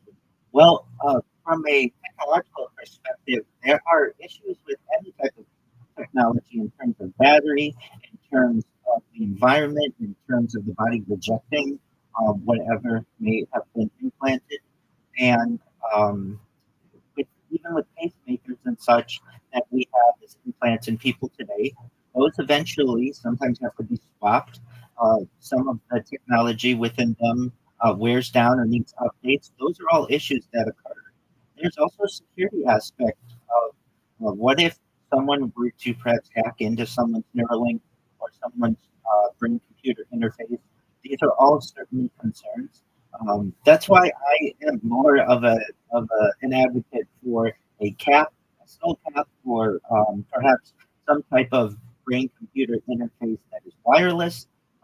Because I just know with what I go through with my own cell phone or my own gadgets and devices and electronics, the issues that can occur in terms of batteries and overheating and environmental issues and I don't want that in my body, but not at least not in the next foreseeable future, just because I know what we have to go through as humans with the devices that are external to us. And if you hit your head wrong, what would happen with the Neuralink chip or the implant?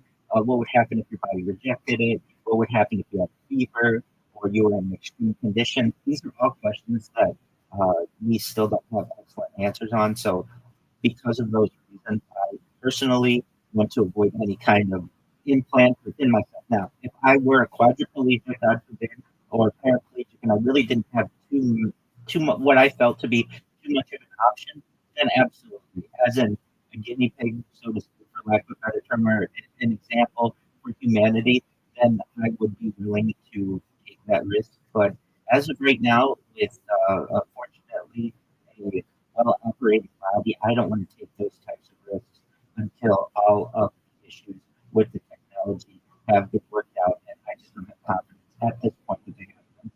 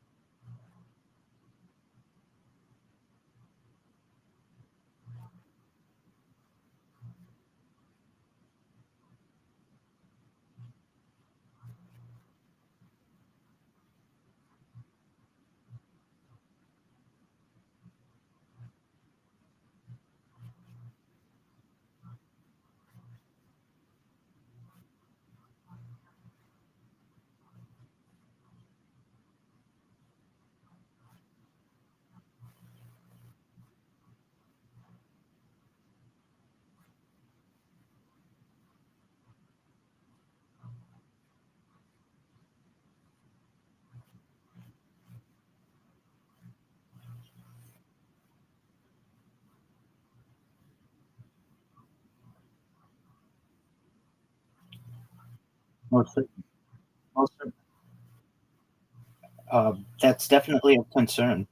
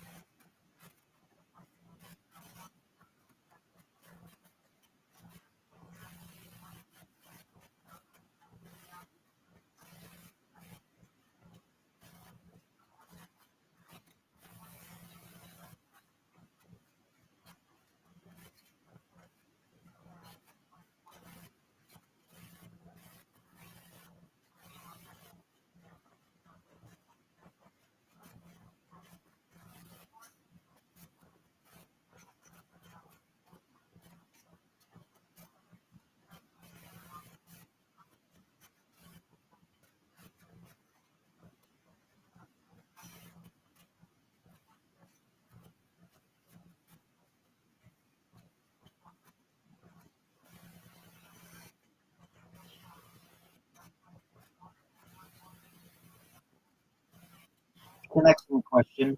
And when when we when we hypothesize these types of outcomes, it's really from the transition to from artificial general intelligence, where a an artificial intelligence platform basically has the same knowledge as a human, into what's known as ASI, artificial superintelligence, where a platform is able to compute at many times faster and many times more accurately than humans can comprehend.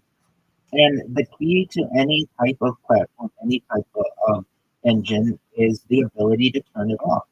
Because at points, there may be aspects where you do not want an AI or some type of robotics to be able to perhaps do more damage than what, what you as a civilization would want.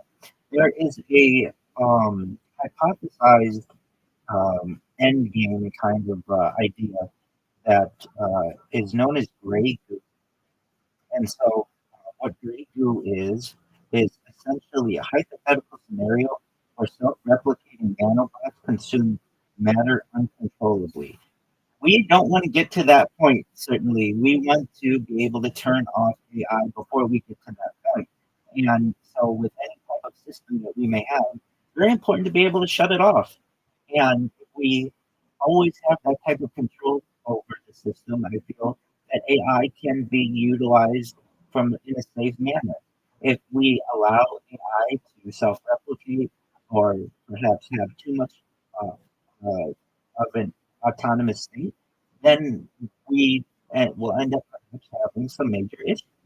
And the people who are at the heads of the companies that run many of these different engines and different platforms have done, I feel, an adequate amount of at least publicity or publishing of what they would do in that type of scenario where you have AI that basically replicates or is able to take over different systems. There's a certain there's a certain point where AI will have a lot of control over humanity, and that's not too far away. I saw a former Google engineer in April of this year said that it's going to be about a month or two before all CAPTCHAs in the world can be solved by AI engines. And the idea goes as well with passwords and quantum computing. There's basically a race for a usable quantum computer for governments and companies around the world because with that type of computing power, it means that you could get into the passwords of all of your enemies and all of the banking systems immediately. And so there is a race to be able to get this type of technology before your competitors do. And then even from there, in terms of like cryptocurrency, the seed phrases that are currently at the core of the security aspects of cryptocurrency could all perhaps be solved in a matter of a second with the um, with a powerful enough supercomputer or a quantum computer. And once that happens, that could perhaps allow someone to control the entire cryptocurrency realm. So, from those types of aspects, it's important to ensure that some type of control is kept on AI.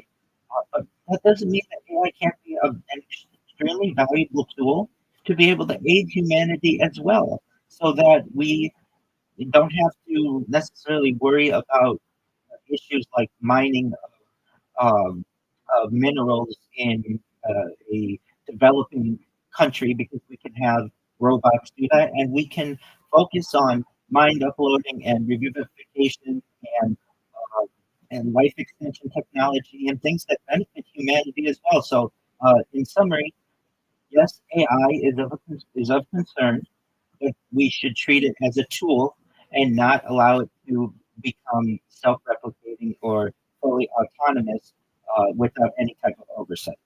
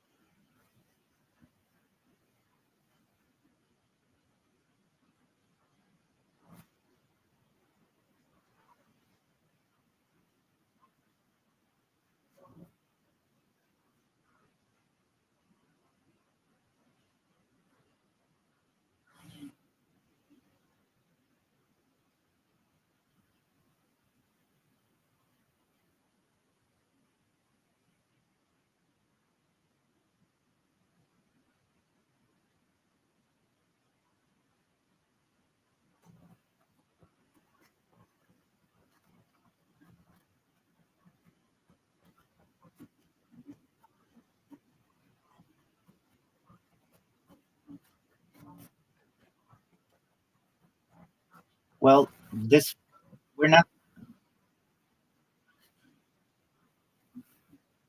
That's correct, and we're not the first people to have these concerns. There were people in the British Empire in the 1800s, the Luddites, who had fears of the loom, basically a type of technology that could be able to create clothing much more efficiently than people had previously. And there were revolts and riots destroying technology even back then because people feared where it could where it could evolve into computers and artificial intelligence as well. So we're not the first person with these concerns. To me, the advancement of technology can we're at a crossroads. We can either go the way where we basically restrict ourselves from the use of this type of technology, but eventually someone is going to have the opportunity to be able to utilize it, and so then you're at a point where you're no longer able to control that person. So the way that I feel this can be best done, and I'm not the person making the decisions, is that much of the discussions that are happening in regards to AI should be publicized. They should be public. The summaries of what occurs in these discussions should be public, and there's that people should have the ability to maybe have some say. There should be um, uh, in your local area the opportunity to have some control over how AI is being used. And we're just not seeing that with different surveillance systems that are already becoming commonplace. And it's definitely a concern. I don't want it to seem like I think that AI is all going to be positive and this is going to necessarily be an easy road for humanity. I don't think so at all. It's going to be a struggle, but just like with any tool, like electricity or like steam or like the computer, we just have to do our best to ensure that we, at the end, have human oversight over whatever tool we're using.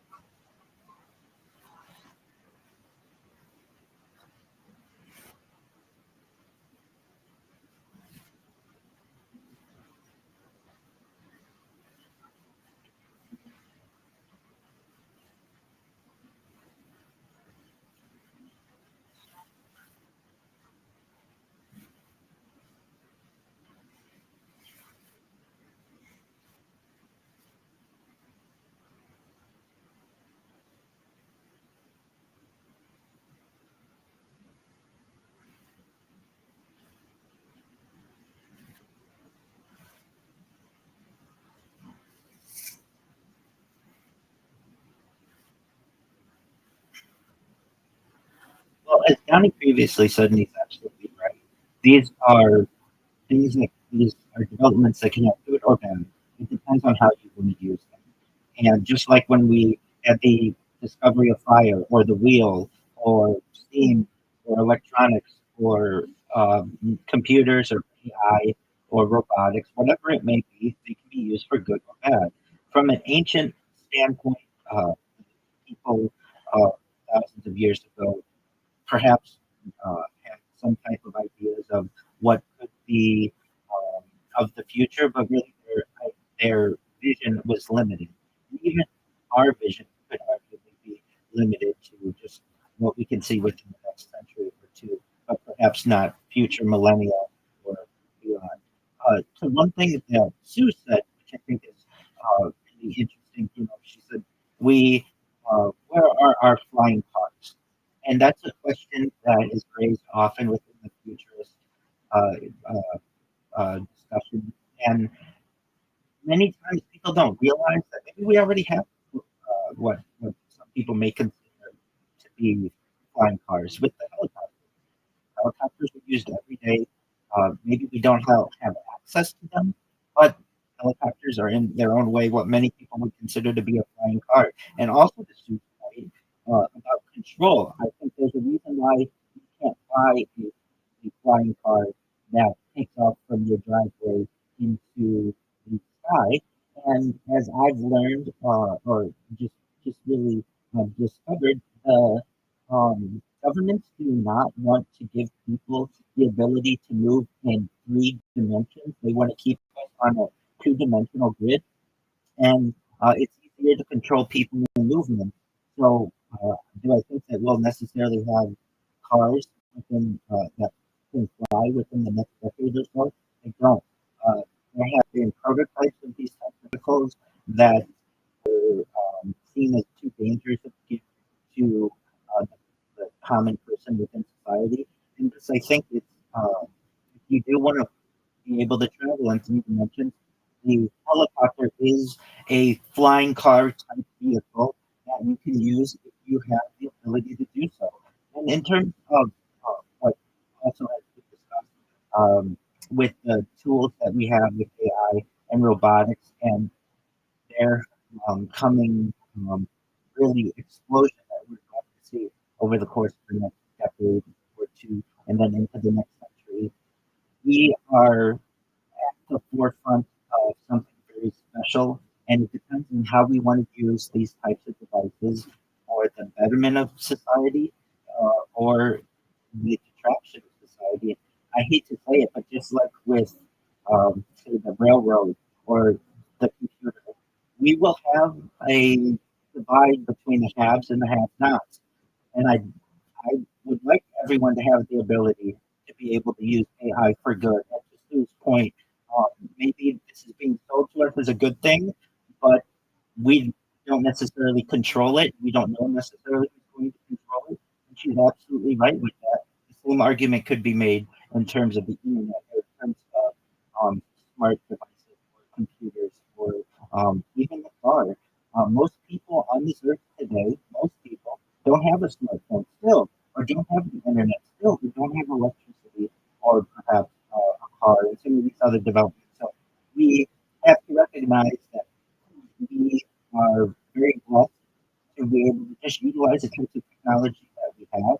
And I think the future society will, for many of these AI um, institutions or industries, will be based on a credit system. You might get 10 credits a day that you're able to use to be able to plug into ChatGPT or Gemini or whatever it is.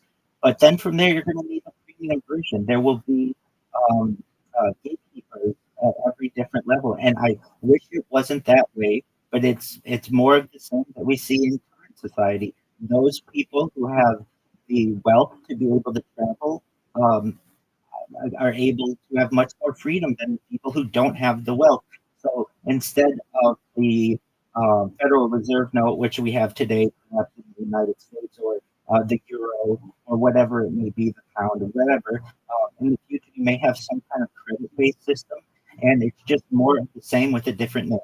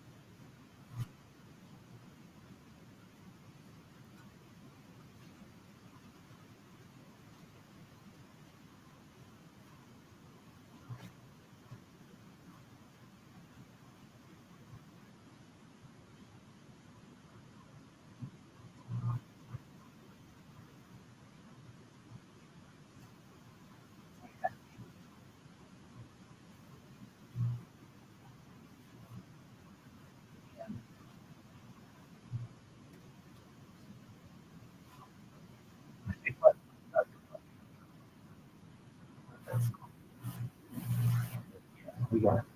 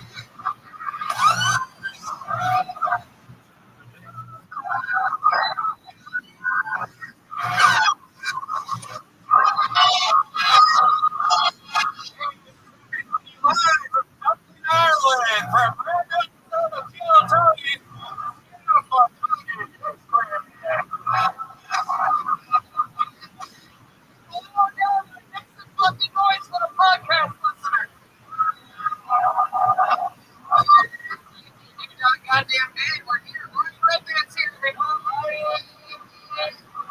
Wow, we are wheeling fly for our first ever night in Dublin, Ireland. How exciting is that? This is the third country I've ever been to. I've been to America and Canada, so good on you. And, this is mental, they would say here. It's a great time. We're super excited. You guys know what's up. Anything can happen. We've already actually, we were here last night. Flew in yesterday afternoon, and we got our first ever in Dublin. We were just like every other American tourist. We went to the Temple Bar area. And fuck you.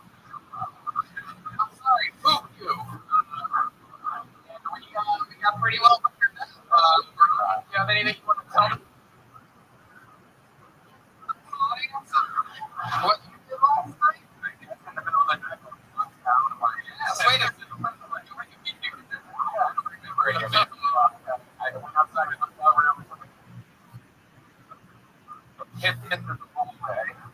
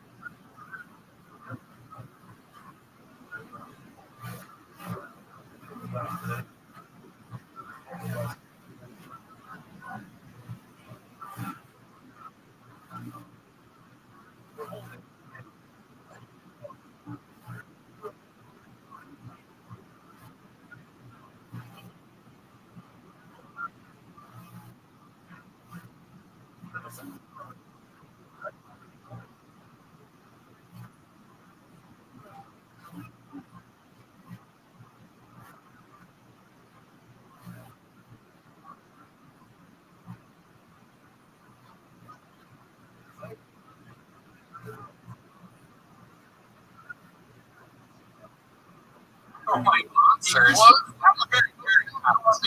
Yeah. I didn't know what was behind him. Oh, God. And then he wakes up and he's standing there in the hallway. Yeah. And he walks down onto the lobby. It's like 7 a.m. in his underwear. And just carrying a gross monster. Yeah, the hair was the frightening part. Sure. You haven't seen it. Yeah, and all these fine people, what they would have been at the hotel that told me. Yes. Oh, it was actually quite colorful.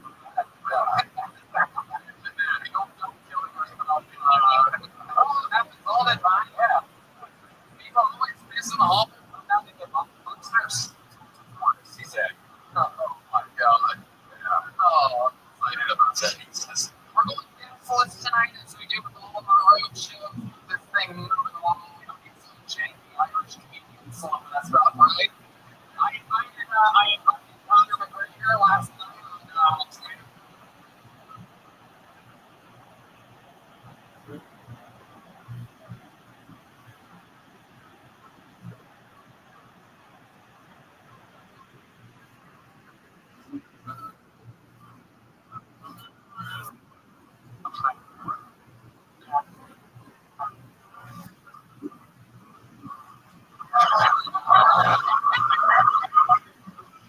He's so crazy, but he started dating girls in China.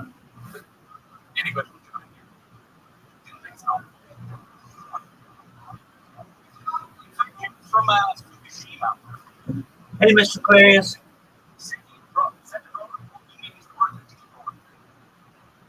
Can you hear me? I would have missed you. I know. I know. I'm here right now.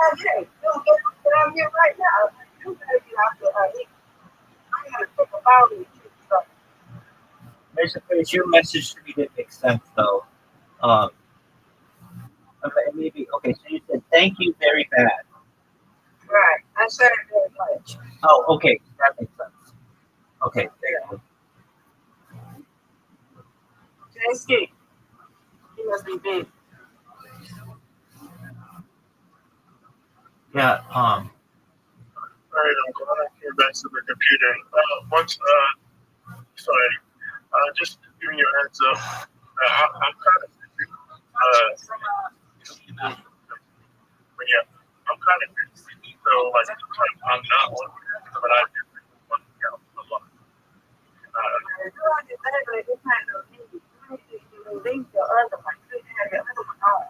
That's the thing. It's somewhat important.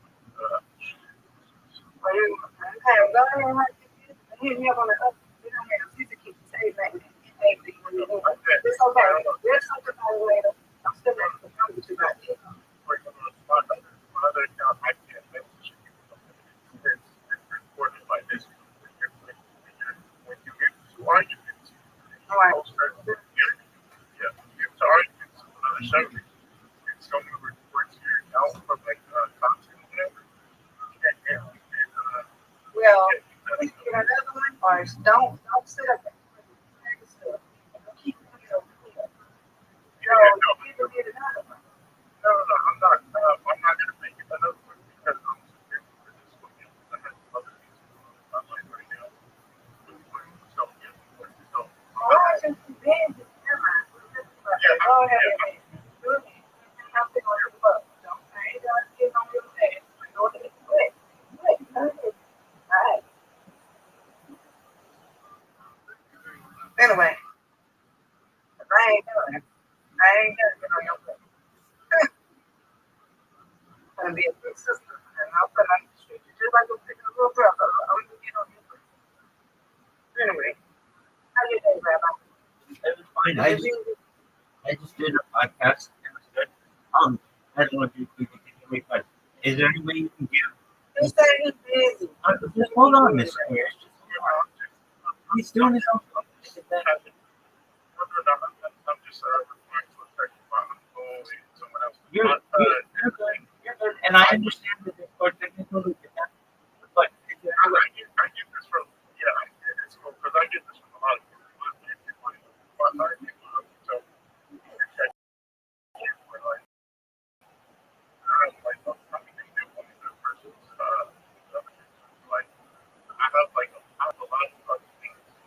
You're good. You're good. You're good. I'm not saying that. I'm saying since the Discording messages thing doesn't work, is there any way you could give, if you wanted, just create your email so that she has a way to contact you?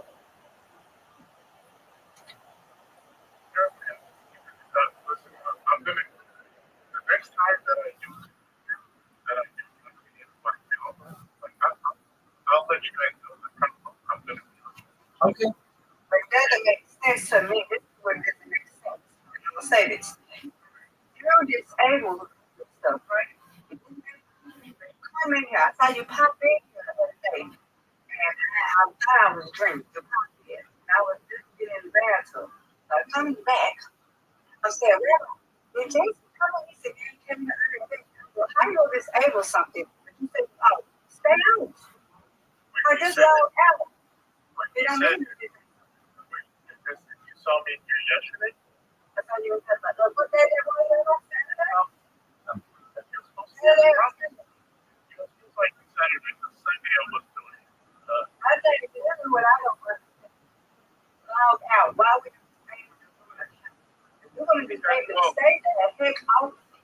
Well, I'm disabled because I'm in a lot of sectors. So, like, certain servers that I'm in, like certain thousand servers, I'm actually myself dealing with that right now. A lot of people don't know what I'm doing. So, my company, when I say I'm a lot of people say, some people try to,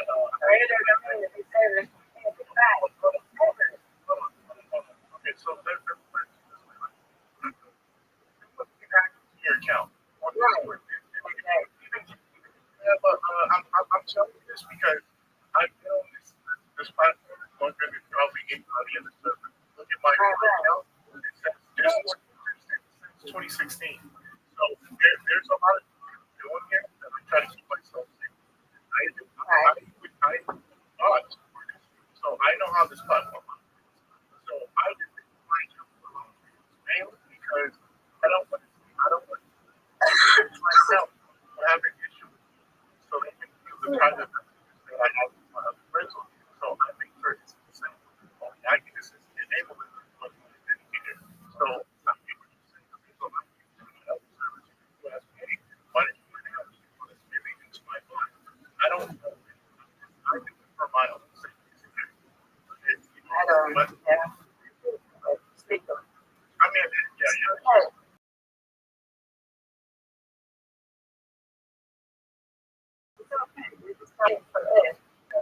We've been saying, I get disabled. If you come in here, but you're disabled for me or what? So like, you come in, you know what I'm saying? I only come in when I hold my account when I feel like nobody gets my but I don't usually just regular schedule because I don't really but so I don't like other people in my life. Yeah, we can cover. We already know. We already know. Yeah, and then I have other Let's see the way that you can contact us, or we can like send you a tape. You know, give me word or okay, well, you know, we worried because it's open, but you're worried, but it's like you want to do like grab my contact, my family. I think it's like a different thing. right. My uncle's currently texting me. I have always something like that. I just don't have the time. Sometimes I'm looking here, sometimes I'm not. It's just how it is. And you were so right there before, Joe. But okay. One night for tonight that I help with stuff. I will have more time in the future. We already know. Yeah, I have like. It's okay. It's all right. That don't make no sense, but it's okay, boo. All right, go ahead.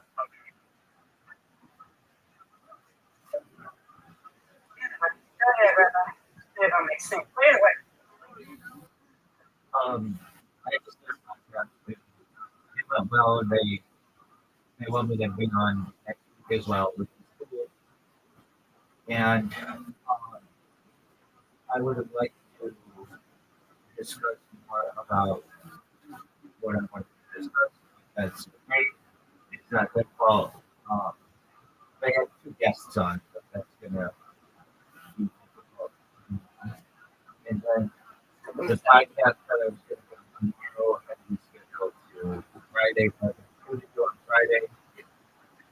And how was your hair appointment? It was good. Yeah, man. You want to put this stuff? Did you put the sour cream in this sauce? Okay, good. All right. Okay, because it's another one. Okay, all right. I got them. Thank you. I had to put that in there. But it was good. We had it. We ran there, and then we got us pay a meal. We got to hang home and just chill out. Now we're just getting our stuff ready. But, As for where's my face is here? Jayski, I hear what he's saying. It just doesn't make sense to me, and that's okay. I just gotta live with that. Yeah. We go. I already know, but we go. I see why he's standing with that. They know. You know, they know. They know. But we will pray. I'm probably going to pray. I don't know. I have it. And able to for a week. That's why I got my segment where people can really. That's why I say 34%. This week, Did I say something about that? yeah, Did I say something about that too? I said something about that. But I told you. yeah, but that's hilarious. That's hilarious that you say 34 plus because that's such an arbitrary like age.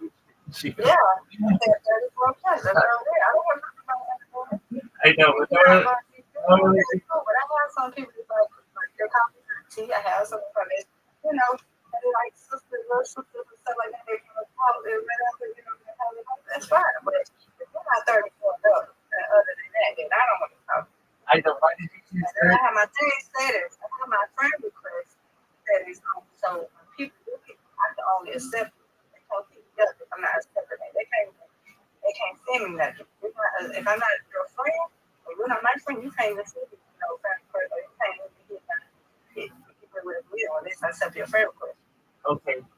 Why did you choose 34? Because I've been told you. Well, you act like you don't mind now. I know you don't. No, Miss Aquarius. Miss Aquarius. Oh, Miss Aquarius, I can't even talk to you. You don't even let me finish. No, because I say, because I told 30, I really told you I told 30. Well, why not? Why not 30? I don't know if you find 30. I don't want to talk about this stuff.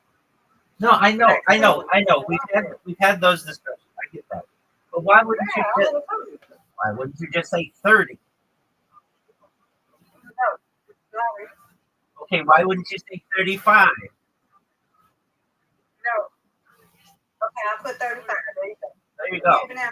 Like that makes more sense to me than like 34 is such a random age to choose. 34 is plus. 34 plus. 34 is up. Okay. To talk to Miss Aquarius? I didn't say just 34 plus. I get that. 34 plus. I get that, but usually, like, if you're saying like 18 plus, yeah, exactly. Places don't put 17 plus; they put 18 plus. No. I'm not. You're not listening.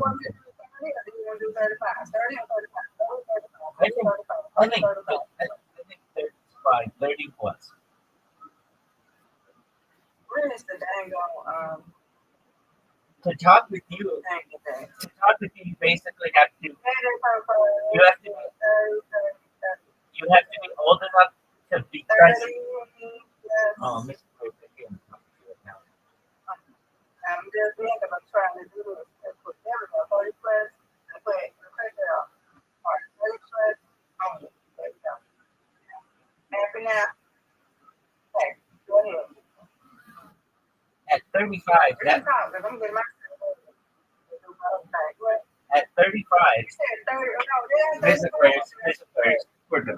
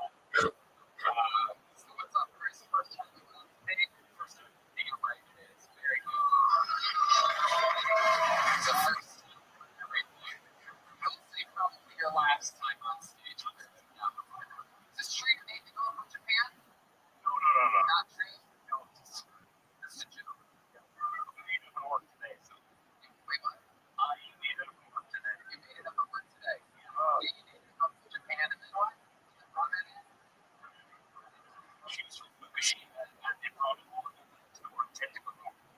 Oh, God.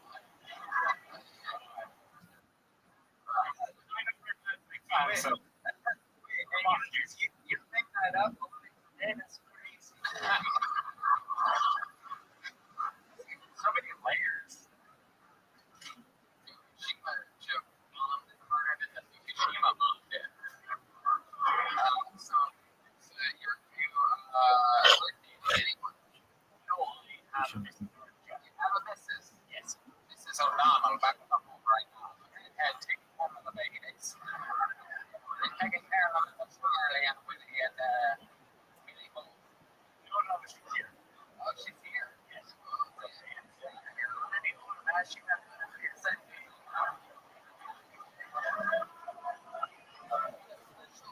what a special Valentine's Day treat. Like now I'm on the sweater and the dress shirt. Oh. Took her out for dinner before this. The Gallagher's hot steak. Stew. Would you? You're a Mexican.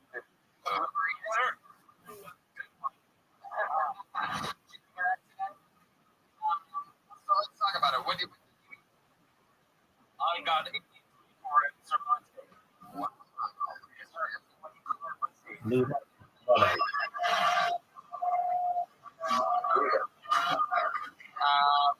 First, Chris. I work for a multi-million company. Telecom. What is it? So that's what exactly? Like T-Mobile. Oh, okay. Is that fun? What do you do? Pretty much, yeah. Yeah. What do you have? Anything cool in your cubicle other than picture of your wife? Do you have anything cool like an action figure or something like that? Oh yeah. What do you have on your vision? Right here. Right here. Tell us something interesting about you, Chris.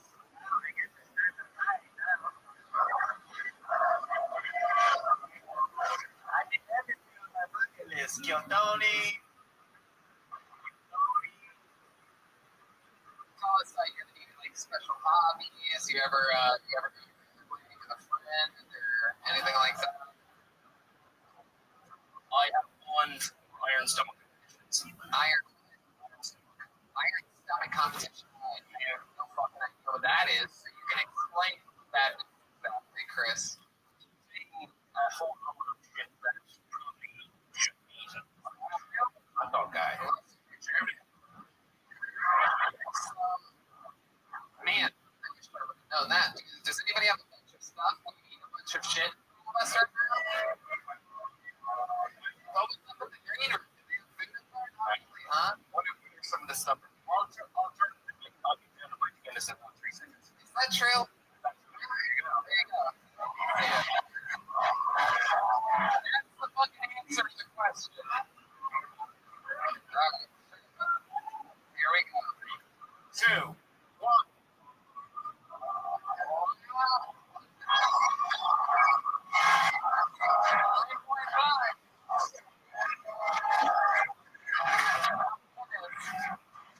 Salvador.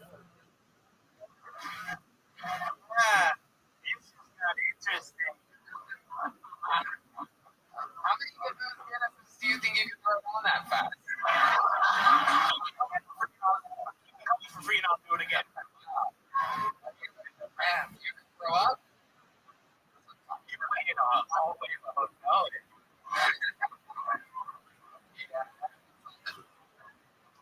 My goodness, so what's the craziest amount of anything that you've ever eaten or consumed? well, there was 10 rounds. And the prize was a free ski hop day. Ski of the day. About $1 grand. 10 rounds.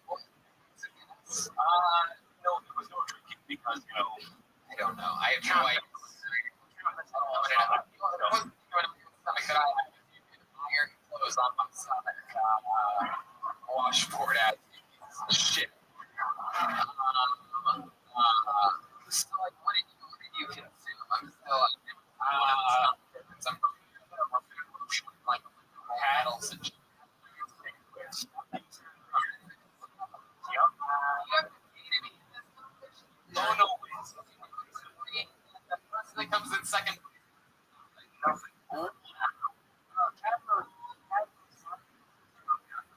That's right. You know this. You came up here and you aged it. 67.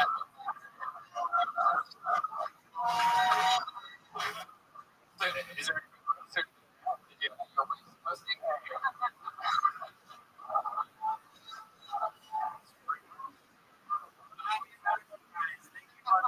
Yeah. You're a special lucky for the show.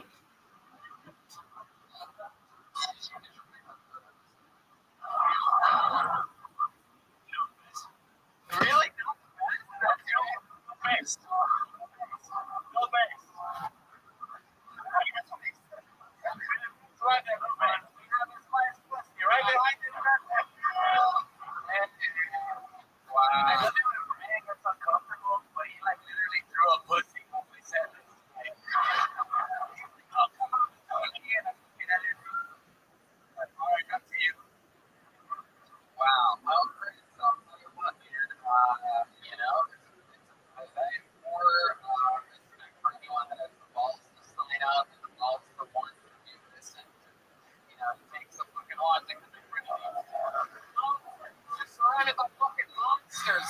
You don't know you fail and you come up here and you got some reactions. So come on, it's his first time he's going for Christ.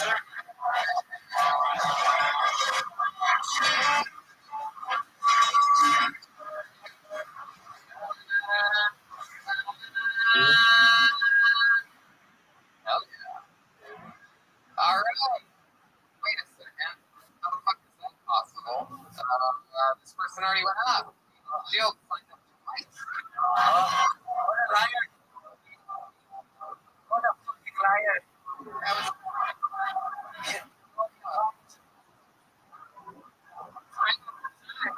I have that ready like that. Fuck. Come on, hey, let's see how all this is. Shields right now. Sign up twice. We don't sign up twice.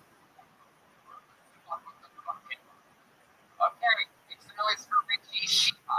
Richie Sheepa.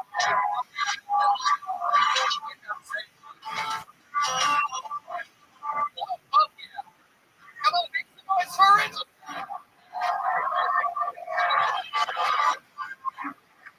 Hi, so my name is Ricky Sheepy, and I'm online transfer. I used to know Michael Jackson. He used to be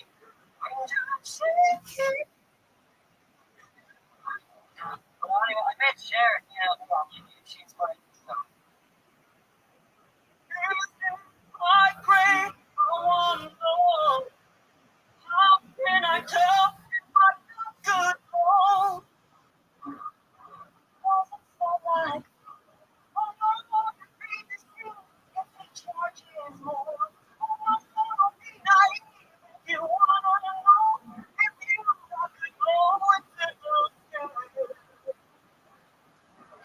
There's a bigger things you could ask to do if you don't tell a face. There could be no mistake if you wanna know if you got the road to.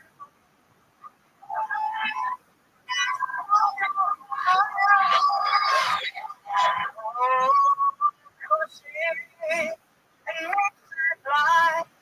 Find out what you wanna know. If it's cold, if you really need it, you've been forgetting it. What if it's love? Oh no, it's not the way. And you're not listening to all my say. If you wanna know, if you got the road to the oh, if you wanna know, if you got your voice.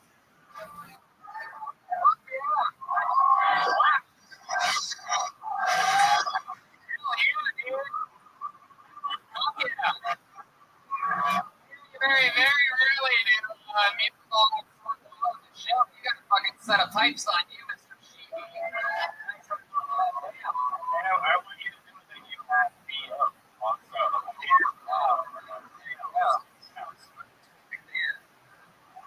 think it's good as Ian Spunk up here. I can do Irish spoken word for a living in the radio.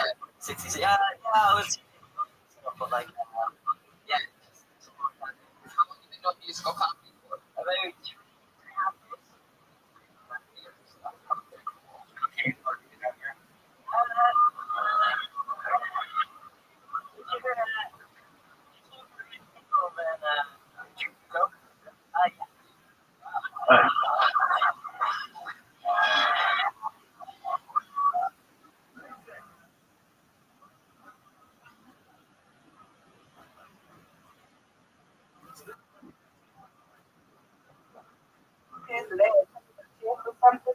I'll put it on his head. Yeah. Don't you got check back out on Yes, ma'am.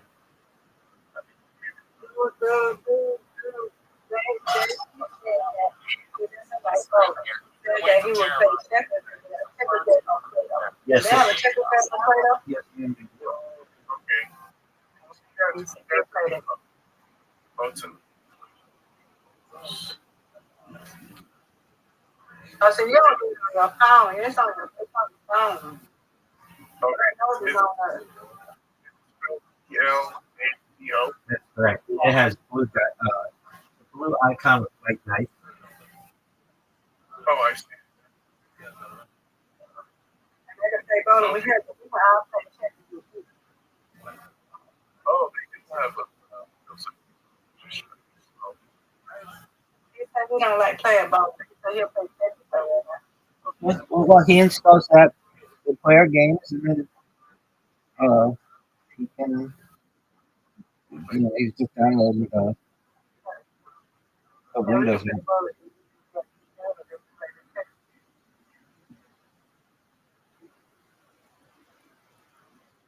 So, Mr. First, that's how people are so good. They do the Windows app and they use a computer. Really? Yes, ma'am. On what? On what? Like I played somebody one time in archery, and they got a score that was so high that I didn't think was possible. And um, I don't know what they get out of it. It's not like you get money or fame or anything, but that must be how they do it.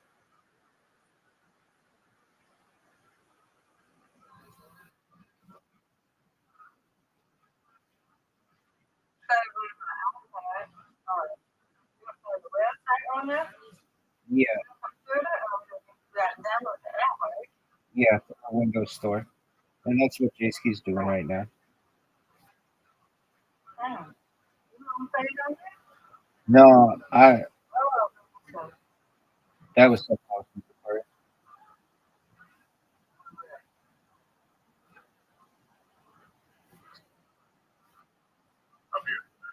You know,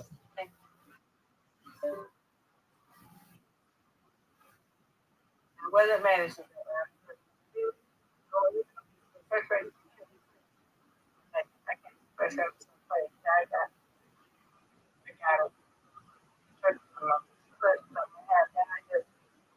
Put his hands on him. How we can do.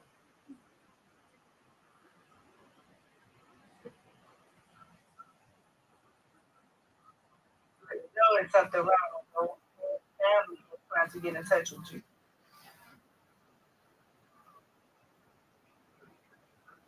Am I right, Rabbi? I mean, if I were him, I would just be like, hey, here's my email. If you need me, contact me. I don't do Discord messaging. I'd be like, okay, cool. Or you could just be like, I don't want messages, or don't message me when I come and talk with me. But the whole deactivating thing, that's where the logic halts for me. I don't understand. Not my deal. Okay, well, I mean, he's allowed to have whatever relationship he wants with me. You know that. Nice.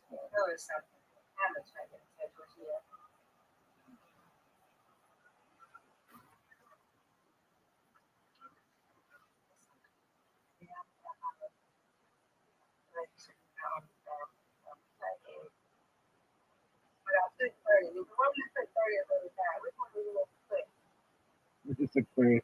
Oh, you made me laugh. Um, okay, if you put 35,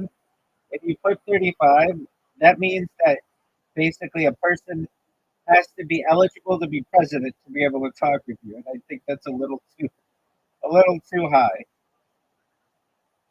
Okay, 30. Yeah, 30's fine.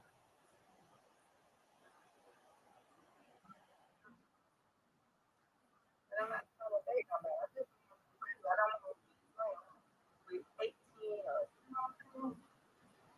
That's what I'm saying. But 30, I'm don't younger person. I changed over the same thing. I really got just like that because they like looks for third. I got more contact. And they ain't seen him in a minute. So, I think it's great. That's it. He's not going to be good. No, he's going to be good. That's cool. Okay. Oh, yeah. I ain't even heard from him. Oh, yeah. So, I'm ready to go. Okay. You okay with you? And you doing right in school? And you making good grades? Like this, like this? Yeah.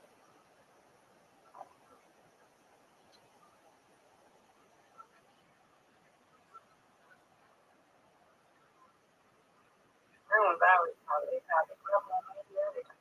Oh, yeah. I told you, this lady, they know that I'm older. Grandma, they can get on with that.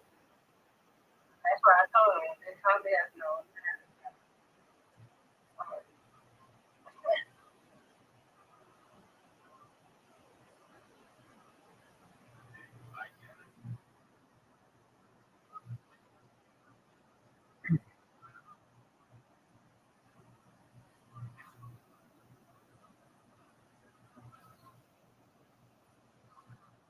Get it.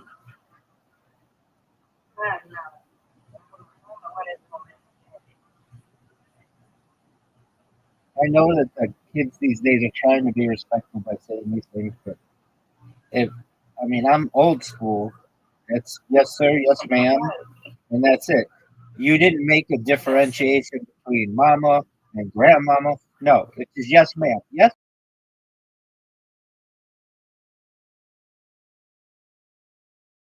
ma'am covered every 50 years old called ma'am. That was fine. That was respectful, and everybody understood it. right. Oh come on! How did it go through both those pins and not get one of them? That's not the same. Sometimes.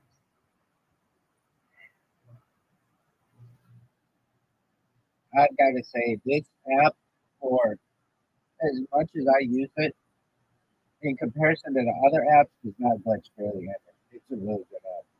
And I've launched apps on the App Store and Google I'm Play. not saying listen, but I'm talking about, well, let's have. Yeah, no. I get that. I get that. I get that. I get what you're saying. But I'm just saying, it's a very reliable app. You know what I mean, right? Yeah, just like, well, there's the invisible thing that happens, but that's not really a glitch. I just think that it just doesn't want you to get those pins or whatever. But it's like, come on, we know that went through there, but it didn't like it wasn't like in it wasn't like a visual issue. Get it? Come on.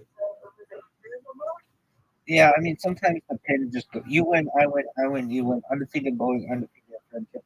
Aren't you playing checkers with J-Ski? Is he coming back?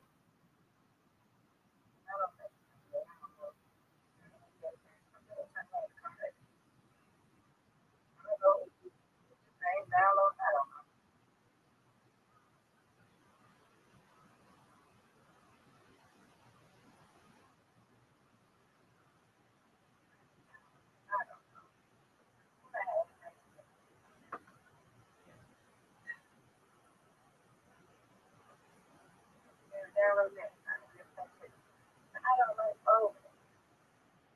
But I did play bowling. But I don't like bowling. What?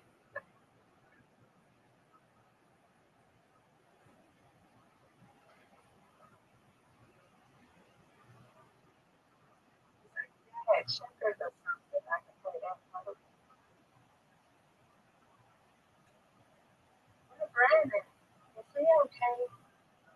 Yeah. He wanted to be on podcast. This monkey dog, will you be on podcast? Aww. About you. That's a good role model. That was sweet. Yeah.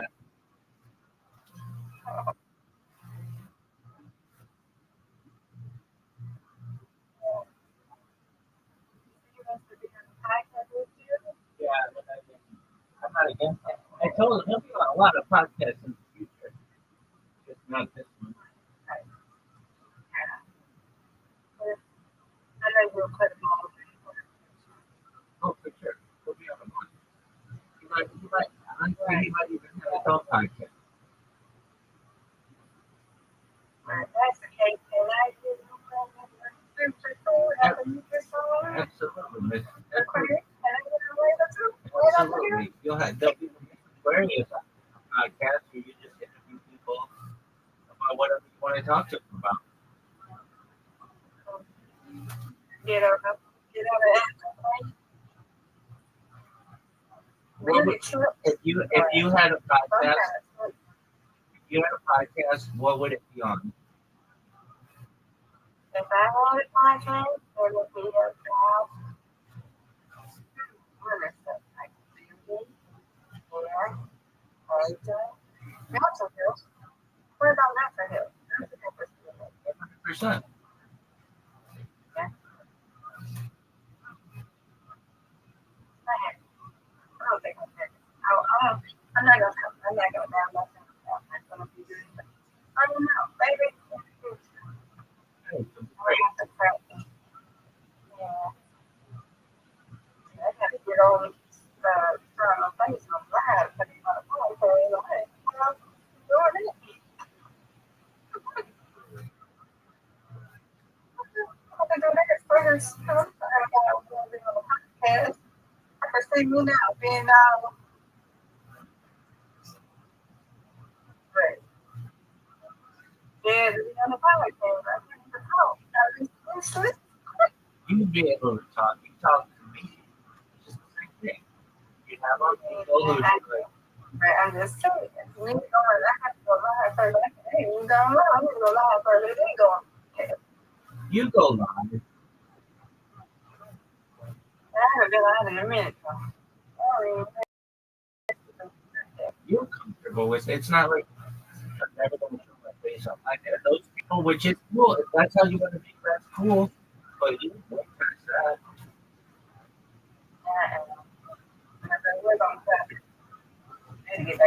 I was, yeah, you were amazing. You got 25 followers from it or something? 7. They got another one. Have you heard of favorite? Yep. It's something like TikTok, but it's like it's not like TikTok. There's people from TikTok over there.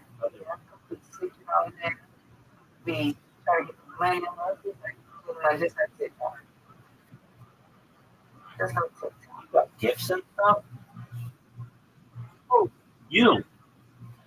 no, I didn't say I got gifts. What you? Yeah, No, you I did. said. Yeah, you did. I was there. You did. You had somebody give you something. You said thank you for the whatever. Somebody give you I'm something.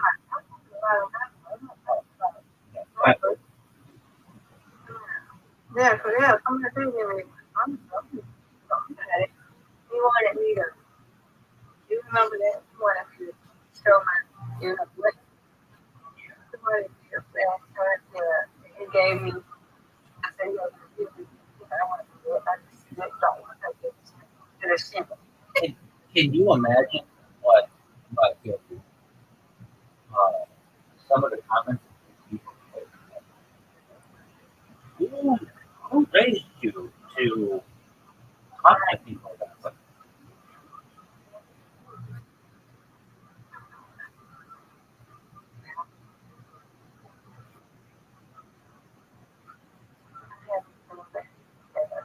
That girl, the nurse said she was going to come on. I don't know at all. I haven't even been around.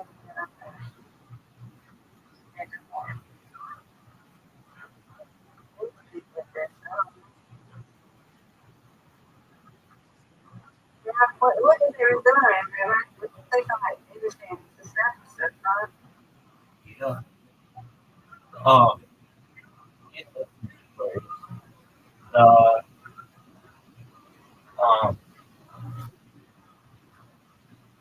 um, like, I don't know, 6 months ago or so, I have a bunch of my I YouTube went down to 23. Down to 23. I had a bunch of my YouTube like 2 weeks ago, and you didn't know why. I didn't do anything different. I didn't show nudity. I didn't talk about medical misinformation.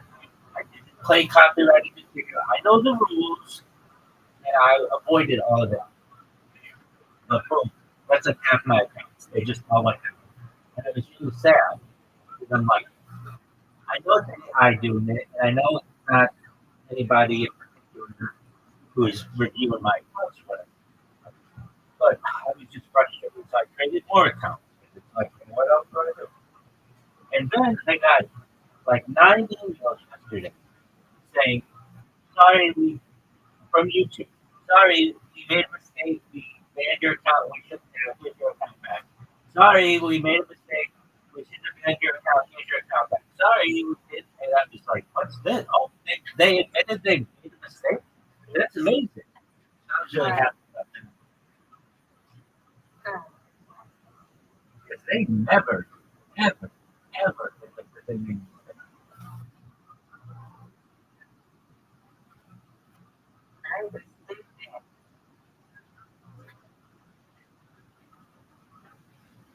Okay. So they got Gallagher and they just did that for the first time for you? Yeah, so they admitted they made a mistake, but it's like, okay, that's cool. But unfortunately, like, what if I had to survive on what I make on my YouTube?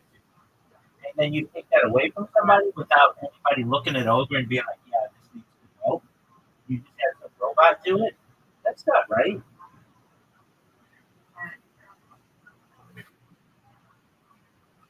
I mean, the way I see it, imagine you went to your work one day and they were like, yeah, Mr. Prince, we don't need you anymore. And you're like, okay, why? They're like, we're not going to tell you why. And you're like, okay, whatever. So you go back home and then 2 weeks later, they say, oh, yeah, we made a mistake. Mr. Prince, come back. You'd be like, well, make up your mind.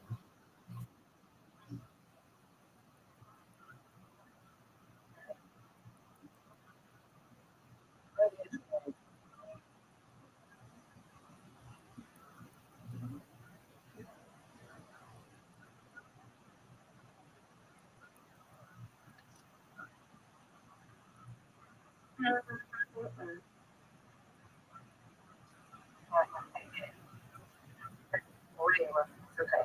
I gotta get back to me some Red Bull. Red Bull.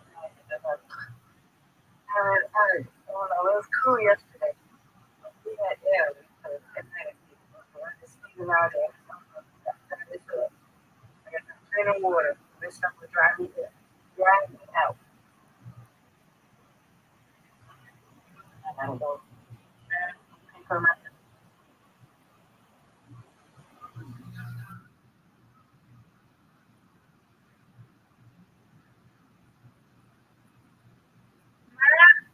You gonna put the mask on there?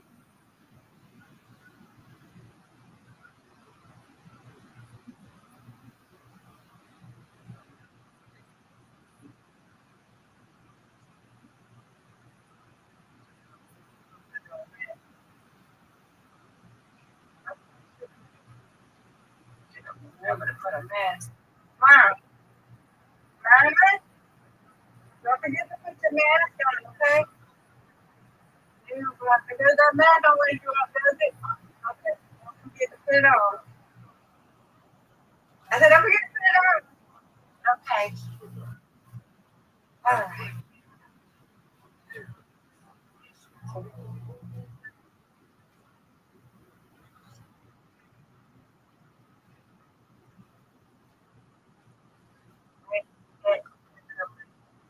So you gotta get that other night. What is it tomorrow, right? What did you say? You're working at like podcast. The podcast. What's the date? Did it go well? Yeah, well, they ought to be. I do come back to the next picture. There you go. That's what they did. Up the outside.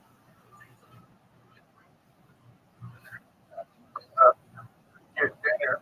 One room.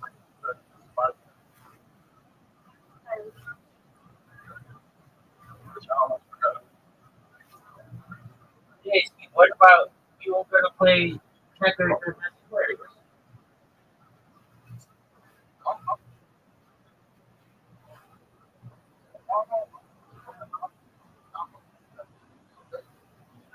I can't imagine these things. Rabbi can translate. Yeah.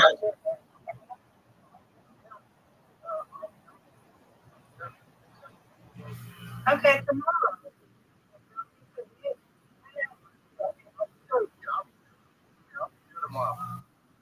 When it's outside, we're going to sleep at night.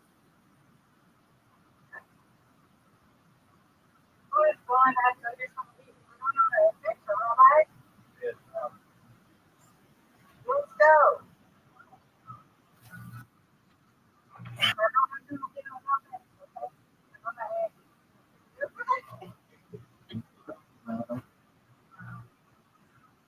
but it should be bad, yeah. Because I said that it was bad.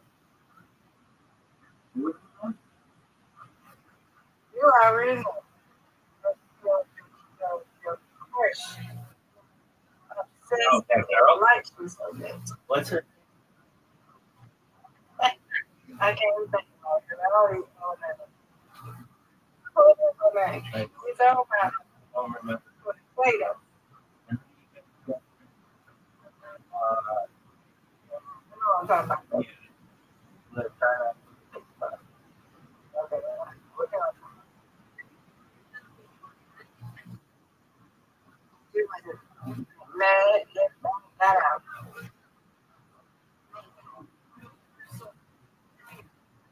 And I was well, That's crazy. I remember this now. Have you seen it? I thought about her. I just hope she's okay.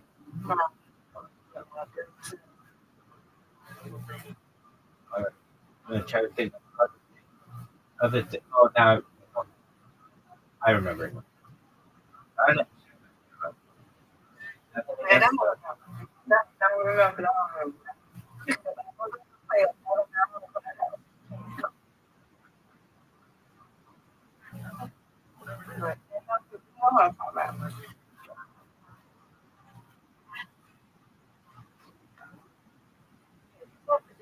See you about to cross the street. Oh yeah, I'll be there.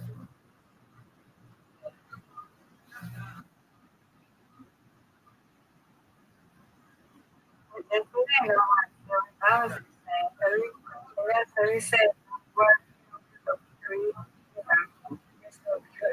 But we care about you. That's all.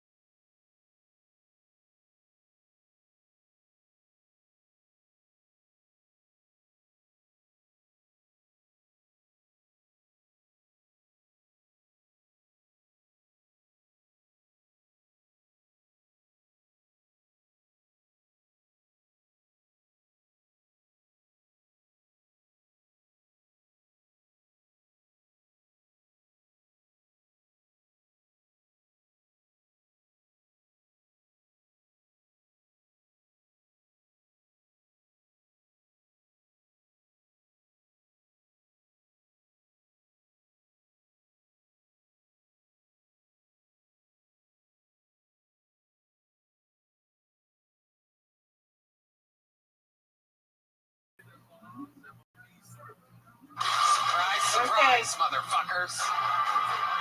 I'm not doing it. Hopefully there's metal detectors in this bitch. Is it okay if I say my least favorite race here tonight? Oh, that's in place. I'm not doing it. We've made I'm fun scared. of blacks. I want some Wingstop. You want some Whites, Wingstop, Rabbi? Have you ever had Wingstop? You never had Rothschild? Asians. No, I never had Wingstop. I'd imagine if I were sitting where you are right now, and I bought a ticket But to a I've Tony only and one show, time I'd in probably be Washington, thinking to D.C. myself, Tony, where are those Jew jokes? Yes. Rabbi, you had And Wingstop? now I'm the ambassador I to don't. Puerto Rico. Might try it. We got one up the street. Yeah, we do. We sure do got a Wingstop up the street. My sister did say it was good. Try it.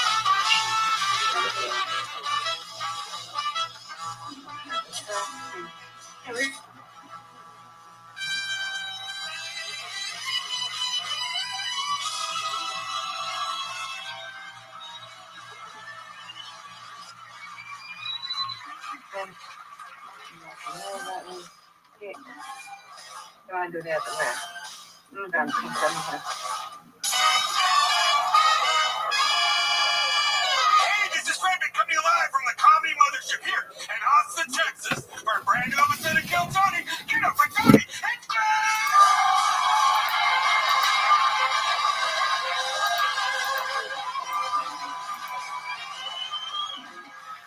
Who's ready for the best fucking night of their lives, huh?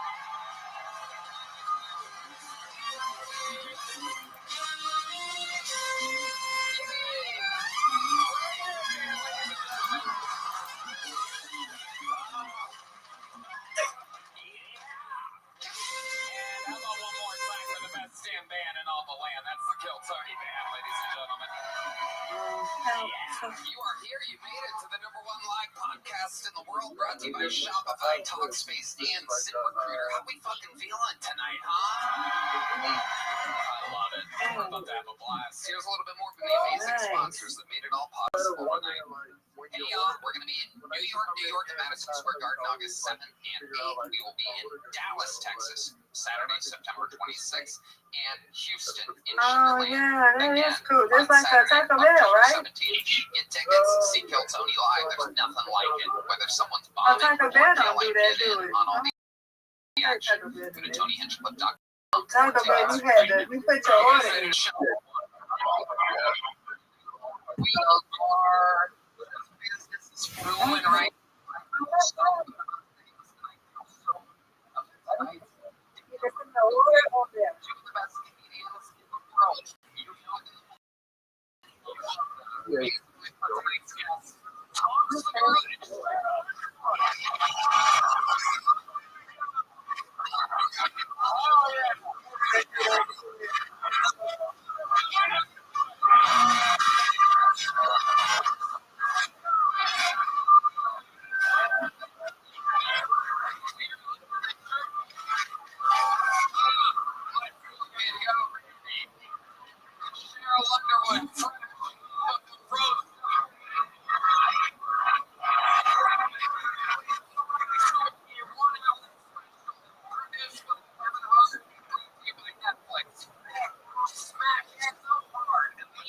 signed a one for it.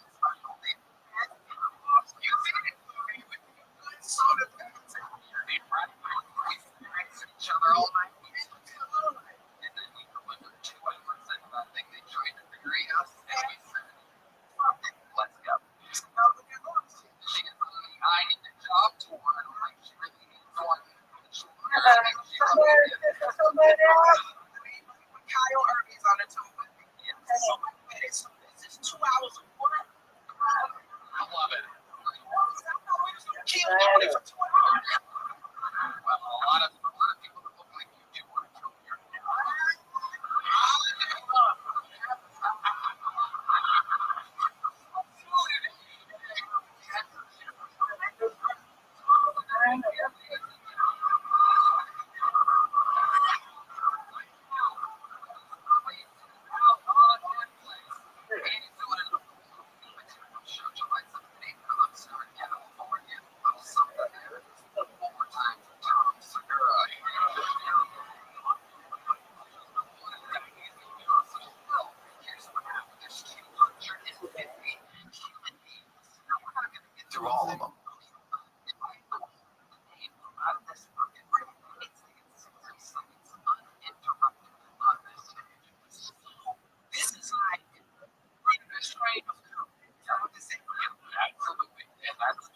really well.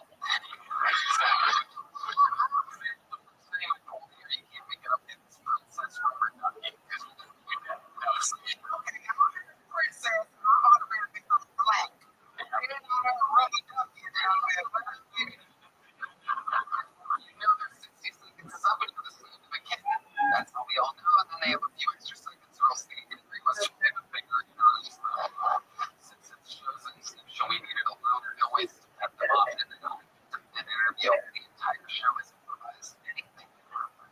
So this is like showtime in the Apollo for right. Great. Every shape and size. We have trans, clans, we have everything. Anything like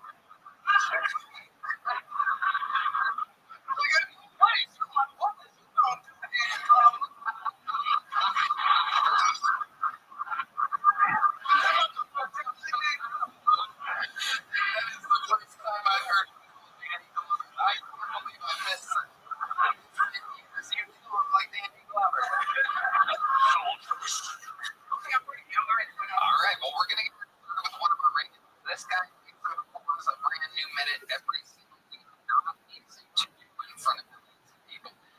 He's got cooked up for us. Tonight, he was originally called the Dark Storm of Atlanta. He is now the Dark Storm of Texas. From the great Flynn, everybody.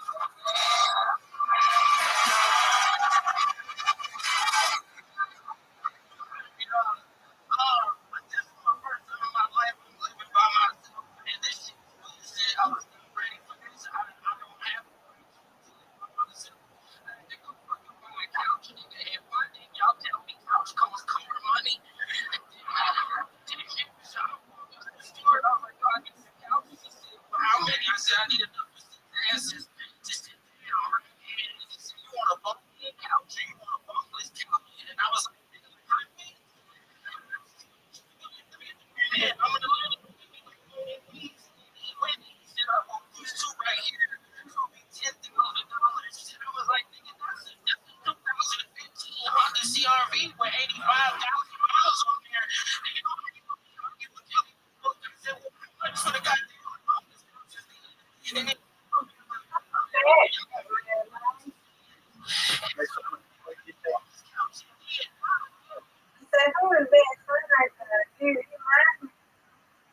He's from the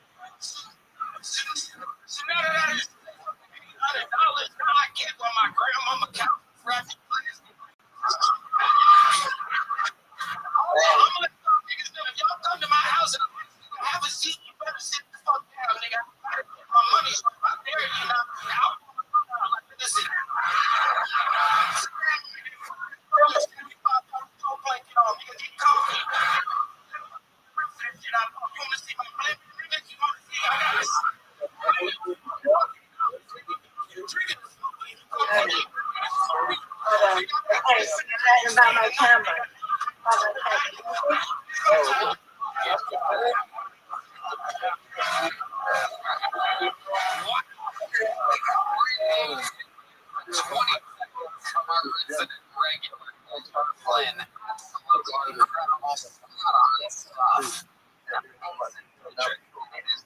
Oh, yeah.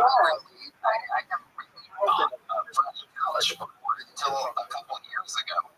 And you say that's a web, what is it?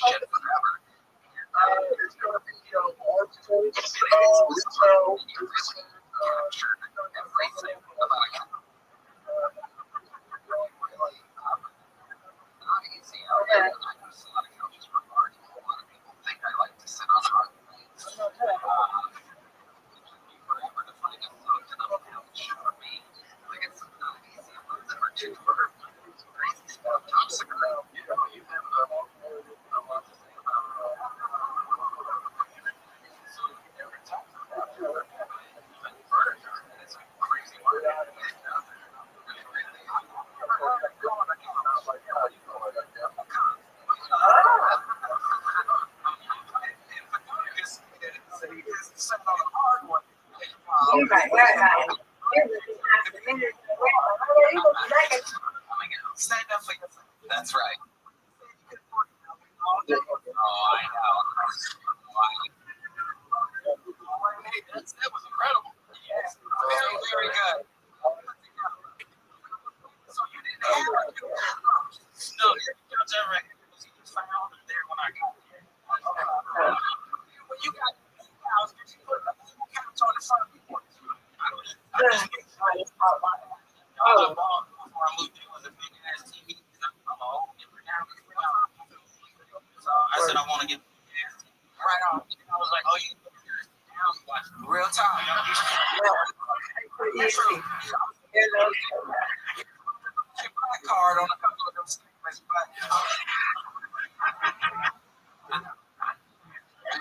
Shirt, by the way. You mind? Oh, so you know what this? You know what 1831 means? Just black card. Why?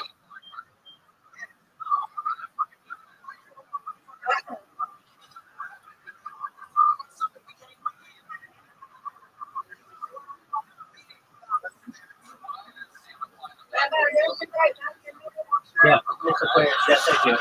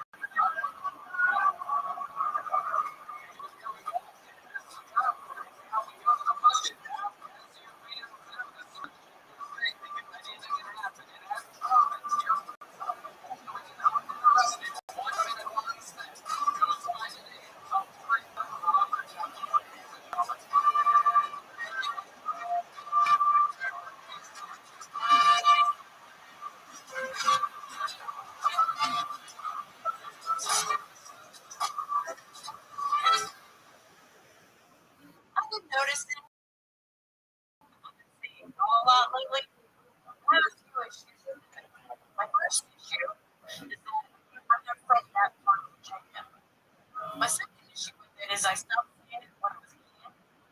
I made fun of a church for saying that. It was a Catholic church. Catholics are horrible people. I should know I'm one of them. And you can tell I'm practicing Catholic because I don't go to church. I try to get to the doctrine, but every time I get walking in the right direction, I have to get turned around by some laughing saints. So I'm assuming that's how I ended up here. But I can't say this. Going to Catholic church as a child has benefited me greatly for one thing as an adult. And that is, it's given me incredible posture. I stand with you. And I was here at the table because when I went to Catholic church,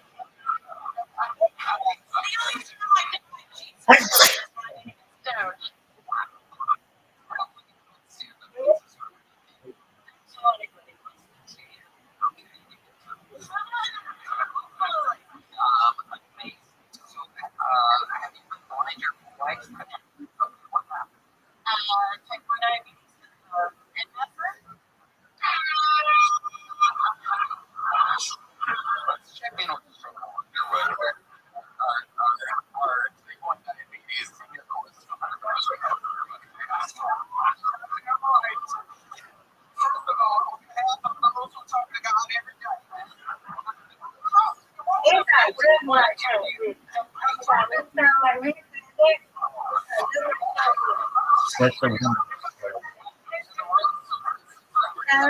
That's a different person, but that's the one. I'm so nervous.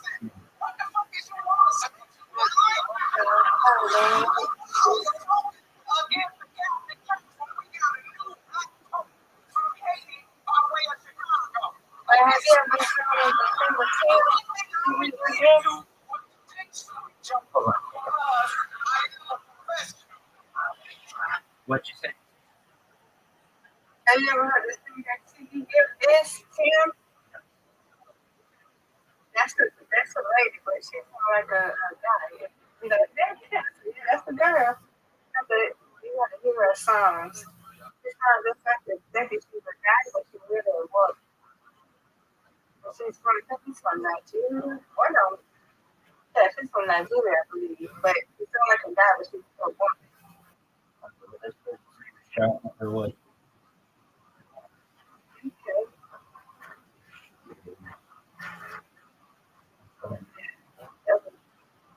Oh, I'm sorry. I didn't mean to. I wasn't saying That's 17 big ounce tumor in her belly.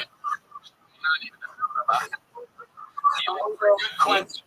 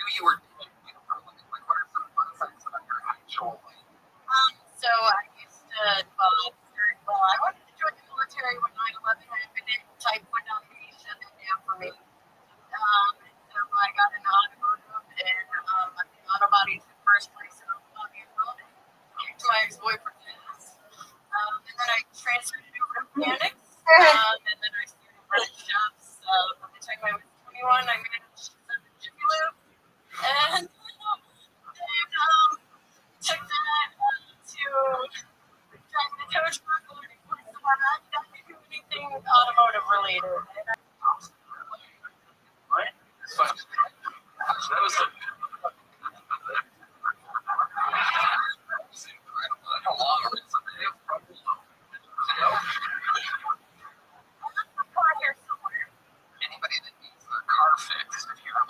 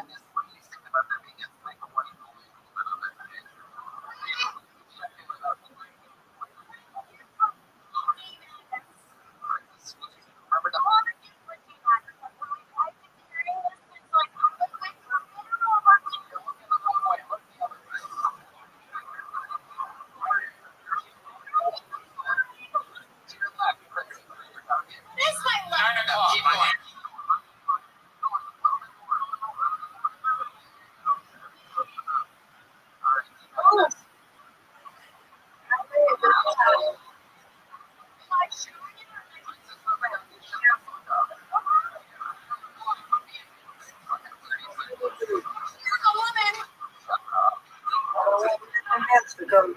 This funny thing about them being a blind technically will put this. They hurt. Oh, look at that.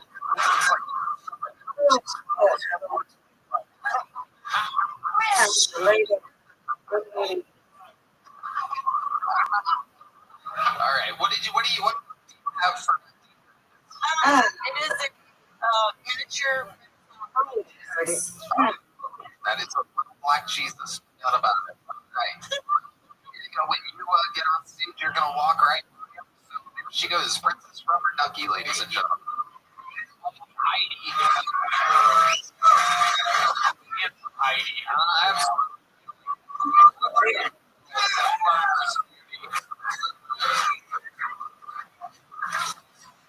When Holland came out, the only thing I thought was it's the before and after GLP-1. That's what before and after. Blind bitches before, and Heidi is the after. I gave her it because it seems like it'd be more fun to feel. Really earn it. First to touch her. All right. She asked her if she was pretty. Oh my God. I think she's got it down 7 pounds down tumor in her belly. She might not even have known about it. Good question, by the way. She looked pregnant. You were right.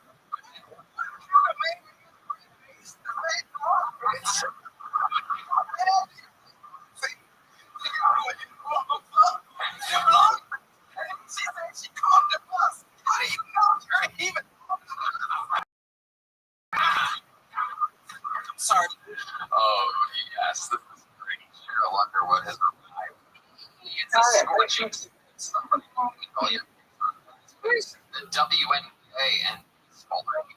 My cheek. And it slams at me. The goal tournaments on the horizon. Make your picks for all the events and more all summer long on Prize Picks. Number one picks now. The NBA Finals are here. Stop with the juniors round. Women's basketball and baseball are hitting. So we got the world's biggest something for the first ever. MMA playing for the White House Bar as well. All these events in the summer. These picks are America's number one picks app. I love about Prize Picks is how easy it is for sports development for me. You know, I'm not the biggest sports fan, but Prize Picks, I make picks on the playoffs, WNBA, soccer, even baseball. And Prize Picks makes it easy to make picks all summer long. All I need to do is pick one. It goes on 2 to 6 player stats, and I submit my lineup with the progress on the app. It makes watching the games even more exciting when every goal and every pass could win me money. I've been seeing these people that all the money on the WNBA. Tony, Prize Picks is available in 50 states, including California, Texas, Georgia, and Florida. Wow, that's very interesting. I did not know that. Legacies are on the line in the 2026 NBA Finals. Get in on the action. Biggest NBA games of the season. Make your picks on everything from points, rebounds, to dunks, 3-pointers, fantasy score. For the NBA Champions Round, Prize Picks is a preferred partner of the NBA. Download the app today and use code Tony to get $50 instantly in lineups when you play your first $5 lineup. Again, download the app today and use code Tony to get $50 instantly in lineups when you play your first $5. Prize Picks, the preferred partner of the NBA. All right, fucking cool, ladies and gentlemen. We have all the contenders by the name. 1 minute uninterrupted. I'm on everything.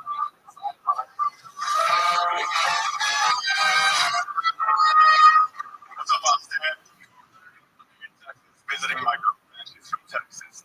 She's kind of like a she's like smooth, sturdy. She's loyal. She loves playing with balls. She's like the earbud of playing with my balls. Like you've heard of the throat goat. She keeps the throat goat.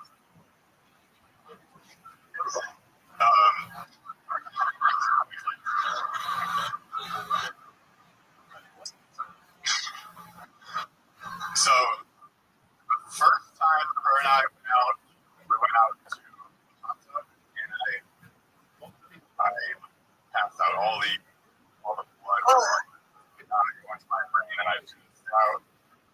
She woke me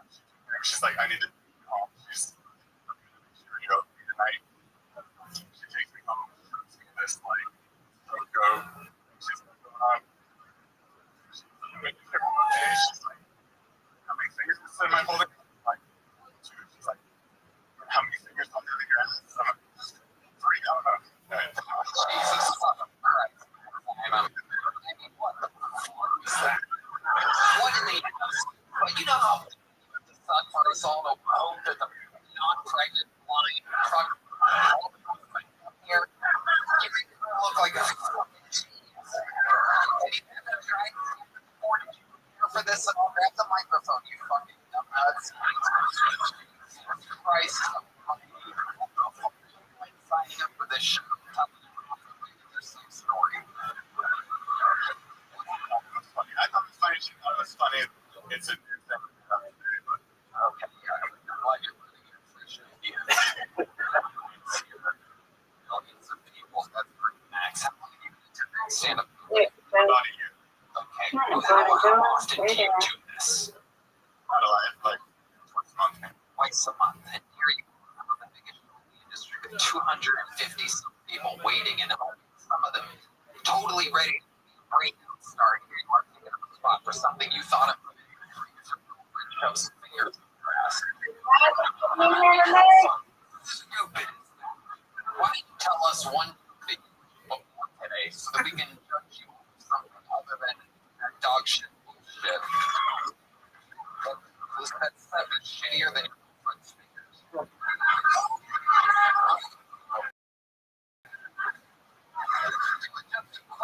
The shortest joke that you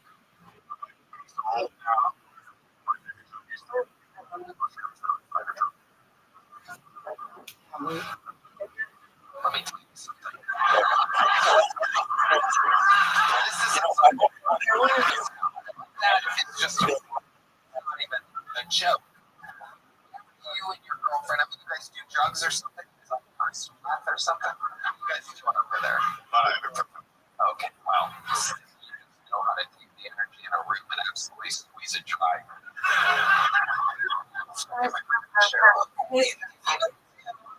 I'm so old, you know. What did you say it was? I know you're perfect. I'm sorry. This is something that old people take. Right? You gotta make a damn joke. I don't think he was, the material was lacking. You could tell me, right? And we were just finding your girlfriend. I thought you were talking about the blind cage. Because that's why you wait right there. Are y'all talking to you or some kind of shit? And now or ever? Okay, right. Because I know you come harder. But you're second quicker in the act.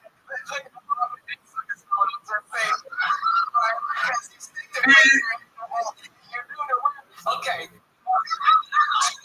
The blind guy is now tapping me on my shoulder. But I think you could try to get better at it. And who are you running these jokes by? Your girlfriend? Maybe by somebody else other than her. Who cares about you? So she's not going to say, kill yourself. Perfect. The diagnosis. I'm checking my Tom cigarette now. Look.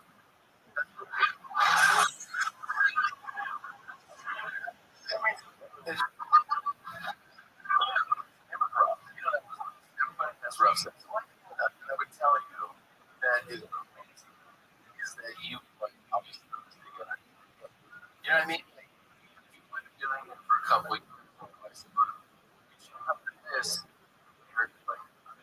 This is a great opportunity, but you'll know you have other you got to come.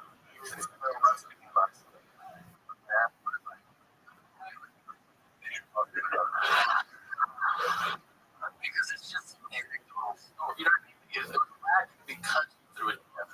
You know, you can actually if you ran it this week like 6 no. You have to just do the one for the good. You know you had when you went to the black woman was trying to help you, but the white dude was turned on you. But I would say be careful running it by a comic because a comic take that material and make it great. So try to like when I do it, I say things to bring people naturally. And if they laugh, then it's a keeper. If they don't laugh, you gotta go back and restructure the joke. Make this joke looks and study your favorite comedians, mechanics, not the material. The mechanics. What you need is stage presence. Bad material with great stage presence leads you to better material.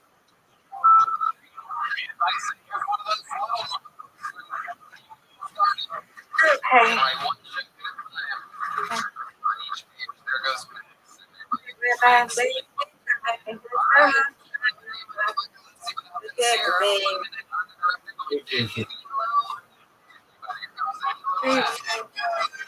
I'm sorry. Nothing to public policy.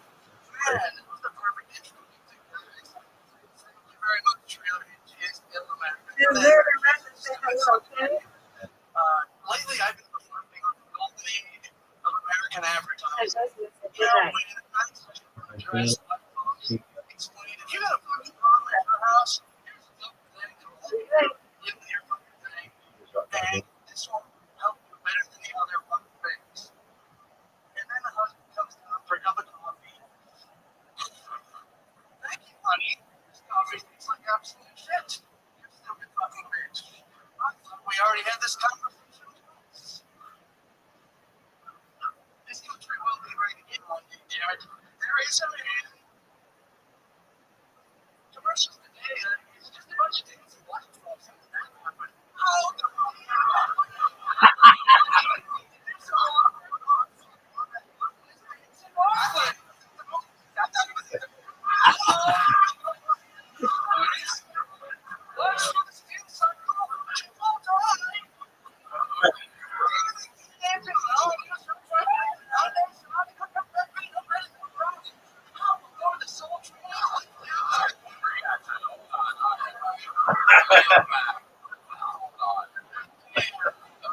Let's take it one step at a time because I don't think I understand anything you said. Was you said your name and you said that you thought you had a better chance with your name? What does that mean? Explain it all. What you mean? I don't know. My name's not very good for talking. So, I've been signing up as Joel for a year and a half for a year and a half. You changed your name to Neil Mack with the Instagram handle Joel Tyree. You played it because my hand went in there and you picked it just a different fake name and it got pulled like that. Baby. Okay, well, Juju, some people who run the show business, but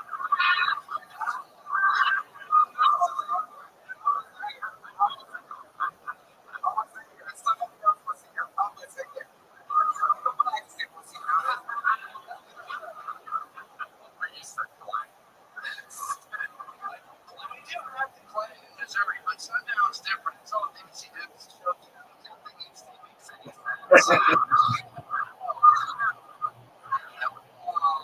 trying our best here with can I call you Joel from here on out? Your actual name. So Joel, how long have you been attempting stand-up comedy? 2 years. 2 years. Well, been here in Austin, Texas. What do you do for a living?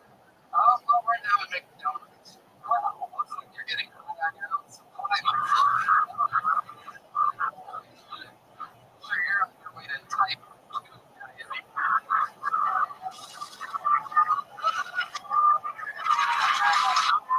Hard. I'm a doctor, basically.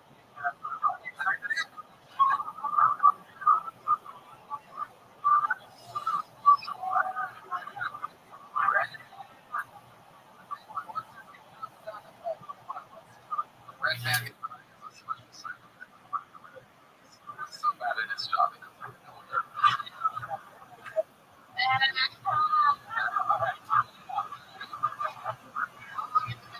It's for Joel.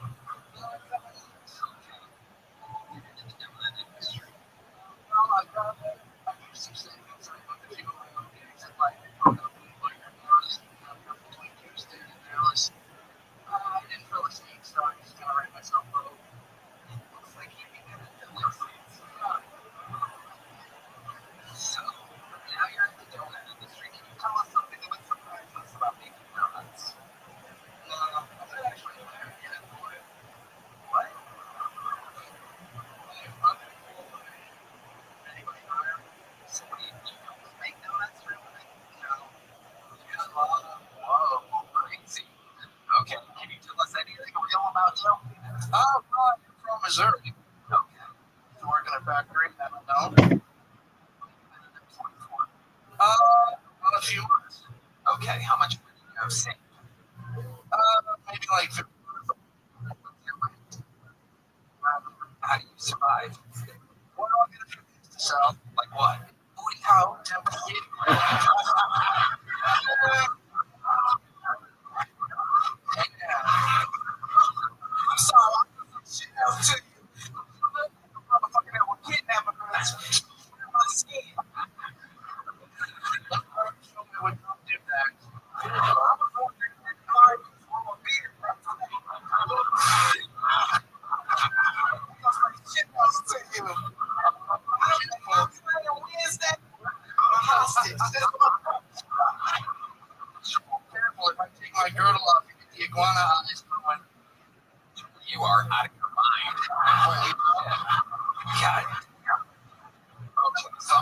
I'm trying.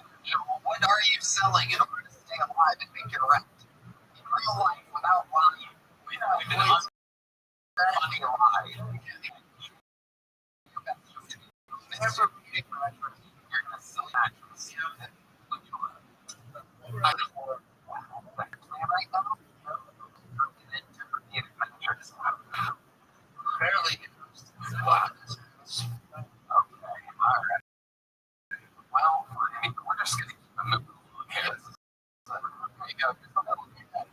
But you're going to love it. There you go. All right. Show everybody. All right, the fucking art. We show. Every regular, every moment, think about what's loud out of this fucking. Anything can happen. You're one of the people tonight. I don't know. Here we go. Hello. So, especially when it explodes, your sex life. Yeah, it's okay. Oh, my state of not very good. But luckily, it was one of my choices. That was one of my choices, and it wasn't a fun. Unfortunately, did the it was the worst or fifth episode of Confidence you have ever seen. She's on to and she's like, what's wrong? Something burns. Something burns. But I know exactly to go for the class right away. So I got that. And turkey. And yeah, she got it real pretty quick. And I did have the other second. It's about 9. And that's what time. Exactly. Exactly one funny moment in the mix is better than the 3 people that were on it. Incredible. So that really happened.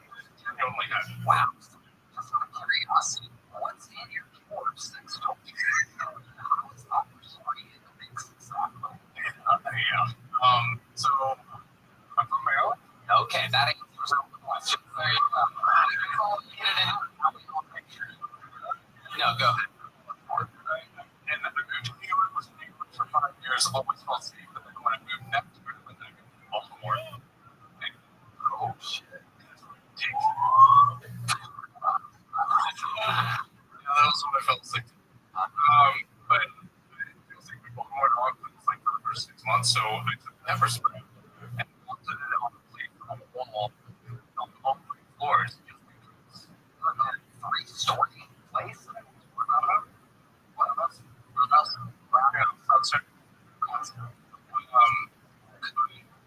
What do you do for work? What was the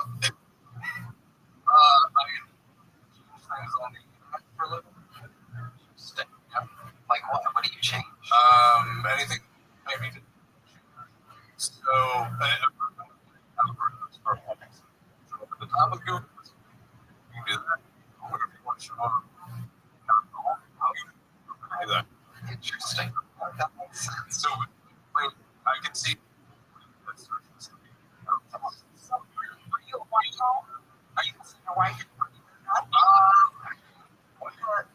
Is a long-term thing. I'm great.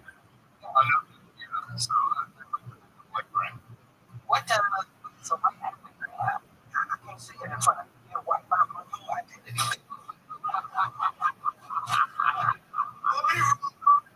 Just on our listen. Well, let me tell you what I thought your material was interesting because I could see where you were going. That's the key to telling provocative stories like this. You gave me the feeling of like the boss job wants to stab. So promotions and you be like, you want me to do what? Yeah, but I'm doing it. Yeah, that's what I primarily just how long are you doing that? Oh, this is the first time ever. That's amazing. Yeah, that's incredible. Yeah.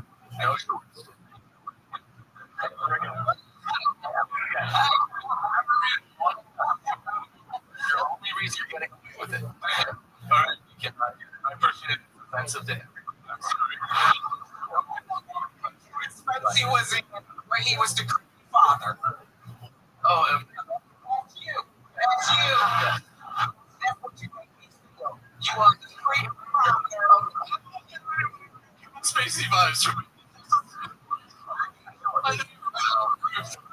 Drawer sex toys too, it turns.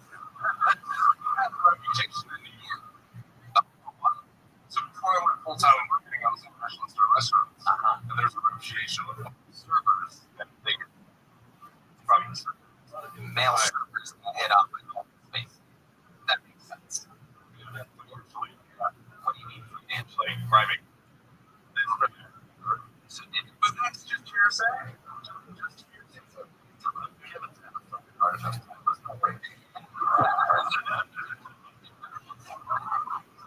let's get back to the pepper spray and the sex toys. Do you have pepper spray? Yeah. Pepper spray on the butt plug. So Oreo was mounted, it was behind the car, but knowingly had been console produced, and the person that I was with at the time, you know, before I put it in the nightstand, wait, also.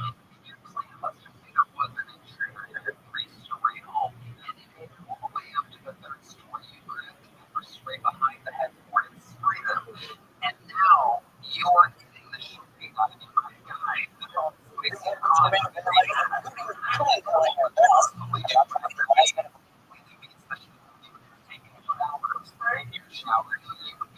From the pepper spray, it's taking the vitamin spray, beating the shit out of your face because he would immediately grab you and start wearing shorts. We know.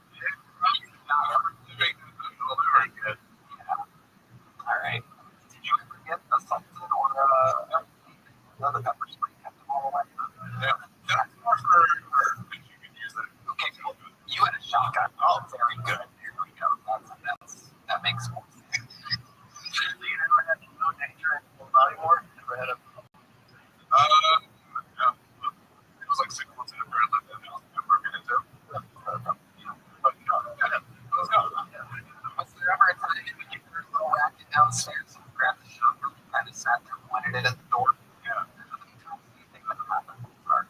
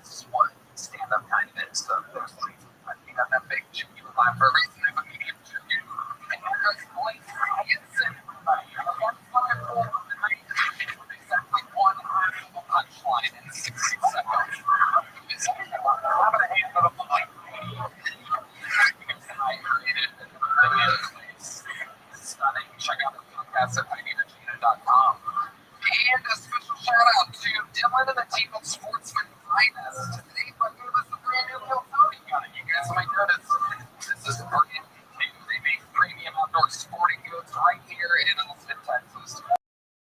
This is a brand new golden Python gun. I'm excited for that. You guys are the first crowd to lay eyes on the newest California gun. Check them out. Sportsman's Finest here in Austin. All right, your next fucking moment.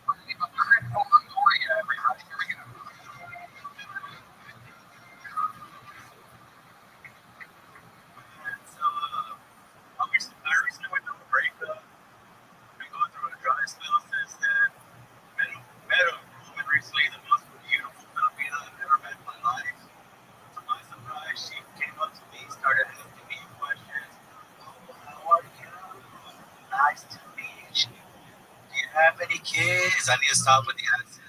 Redmond's getting money over there. And then she asked me out on a date. But then I realized she asked me if I was from here. And I was like, damn, she might be on another ice agent. So I panicked, but I did take her up on a date. Like I said, I was on a dry spell on this date. She kept asking questions. So you say you were from here? How long have you been here? I started getting really scared at this point, but then I was on my green card. I panicked, so I proposed to this woman. She's gonna get real pissed off when she finds out I'm not legal either. That project, this all together.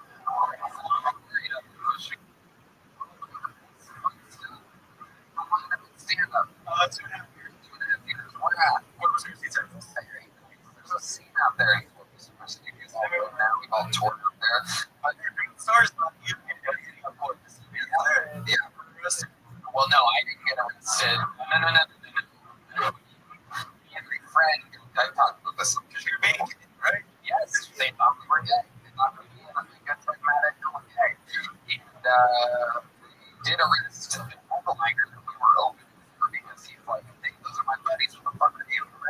What are you taking them out of the water for? And then cops like, if you say anything else, we're going to arrest you. And he's like, fuck that. These are my friends. I'm taking them on their first Whataburger trip. And he's like, you're under arrest. Long story short, we found out the next day the chief of police in Corpus Christi called my buddy because he was friends with the chief of police. And he was supposed to learn why they can't reach out. He said, well, my officer said a couple for arresting around. You know, had to go Whataburger. Yeah, exactly. We were on speakerphone in the car, cracking up. But it's like, shut up. Just get on for a beer. Kicked out of the Whataburger. We were like, buddy got arrested for basically defending the Whataburger. I was one of the terrible cause they had that you were gay. I felt like you for a second. And I'm like,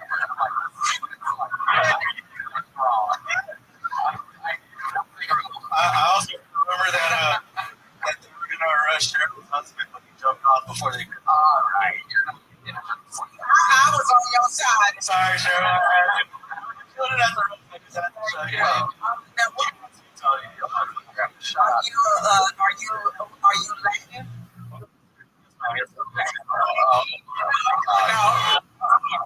I'll take that. You. I was born and raised in America. From Spain and from Okay. I'm just checking to see who you was. And then it's true that a Filipino woman was trying to confront you. Yes. Okay. Well, I would say I thought you were very interesting when you had that confidence to you. I like for the material to rise to the occasion and I'll hit you in that confidence. Tell the story. Because you have a long time to keep the audience attention. Because I didn't understand where he was going, but I knew it was something about immigration. And you could do it. It took too long to get there. You know what I'm saying? Is it something you really want to do, or are you looking around? And you've been doing it for 2 years. Yes, ma'am. How do you make money? I know everything. Right. See? The thing I thought was, put your motherfuckers in an 18-wheeler, short, was like, don't say this, girl. Oh, okay. I used to install security systems, but it really didn't work with me trying to do the stuff. This really works with. Someone let you on a security system. Surprised, I'm surprised people when I knocked on the door, like, hey, I'm gonna do this, installing a security system. Like, someone that's gonna rob me after. There you go. Thank you for following. See, you got it in you, and you got the skill and the instinct. Now, get the material to match the skill and the instinct. You're not bad at this. You can do it. I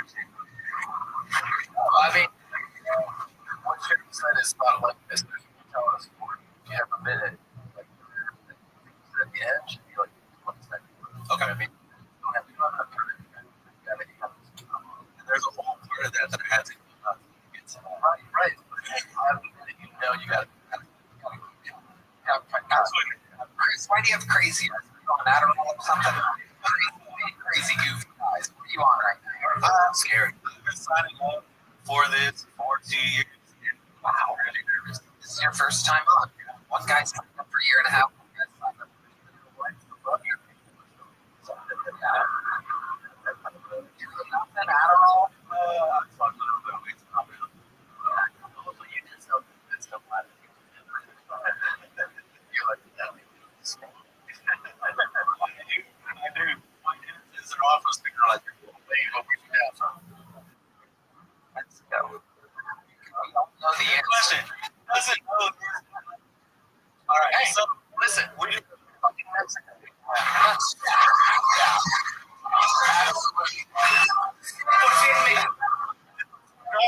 look like you're from Spain. I look like I'm from Mexico. I fucking feel more, goddammit.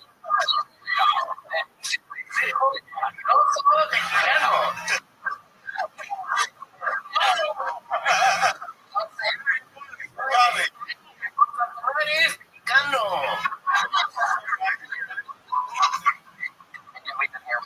Sized brown joke. Just for MC, right? Take a winner up here real quick, ladies and gentlemen. We have one waiting in the wings. This guy originally from England is just and everybody else that we like his style. Like everyone's on the wildly great system. Extreme jokes. Make some noise for the return of some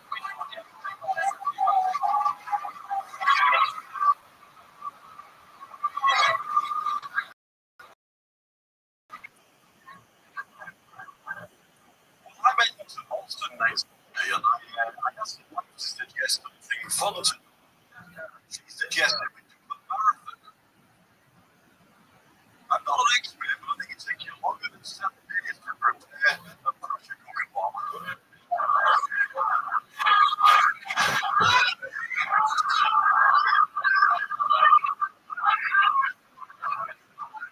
Supermarket on the weekend, and in Dover, you know what you don't see in the supermarket these days? Nancy Guthrie. Oh, it's I'll tell you what you don't see. Toddlerism. There was this annoying toddler. His parents were pleased what he was doing. Wandering around his house, running towards me in my shopping cart. Now I could have been the good guy and moved out the way, but no, I thought I'm going to take you to the Nancy. There are consequences for running around at the store.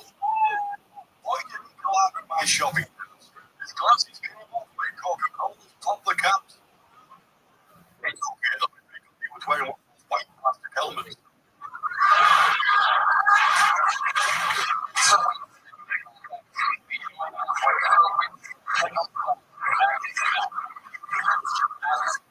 Dress for the job you want. The man fully prepared, never in shorts, always 100% spectacular. A true showman and unbelievably executed dark your brand jokes right down the middle. How do you feel, Winston Pickles? I'm just happy to be here. Absolutely. Fantastic stuff. Love the jokes. That's real good. The Nancy Guthrie, really happy. Love that. Real misdirect there. Did not see that coming. What's your process? So Winston Pickles, do you write in the paper or do you write? Also, I asked him what I write jokes while I'm at the supermarket.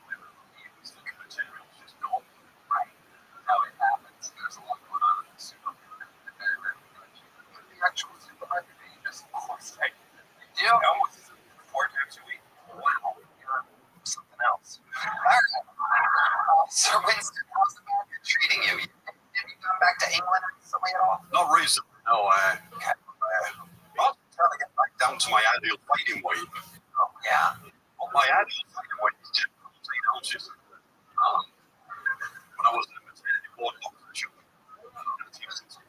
All right. What's all my one? You want next? Pickles?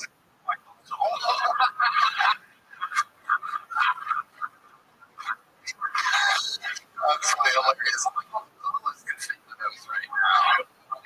There. I love that acting. He's a little fella. Alright, so Winston, what else is going on in the world? Isn't there new suit? You always have that custom suit.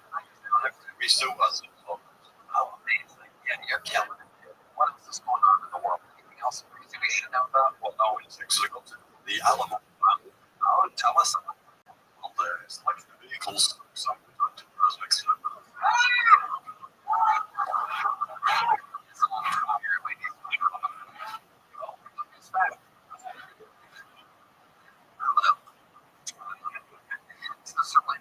Anything else you should know about? What else is going on? I'm thinking of going back to it, visit to my family, but they're crazy over there right now.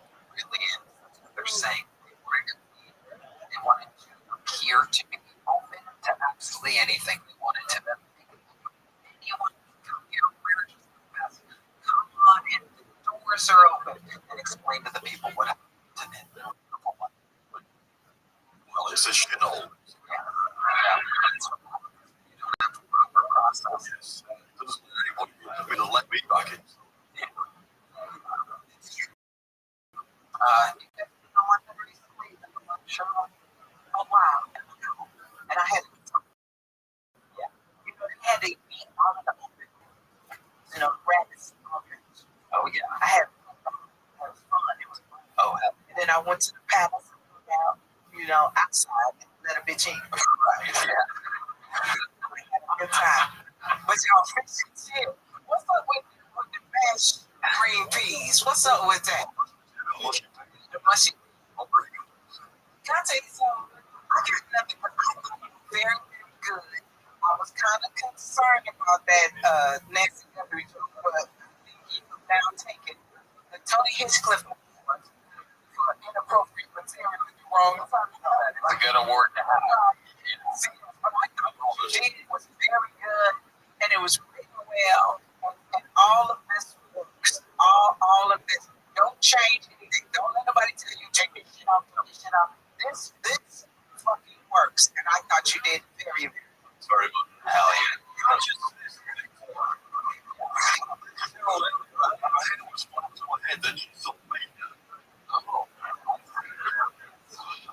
Yes. So Winston Group jokes. I mean, just on brand. You can like, yeah.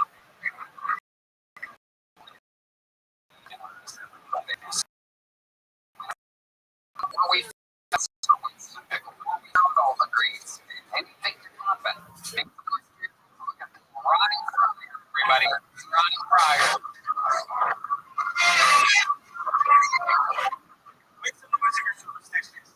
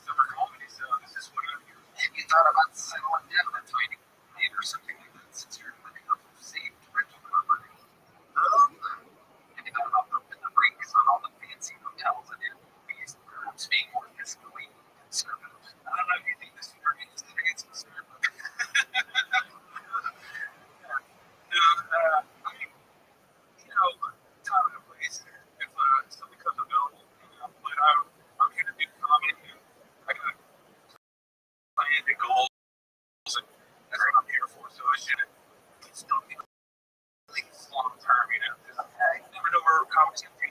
Okay. Perfect. Stay right on your feet. When you're living in a house. Interesting fun facts about Ronnie Fryer. So, this is I got to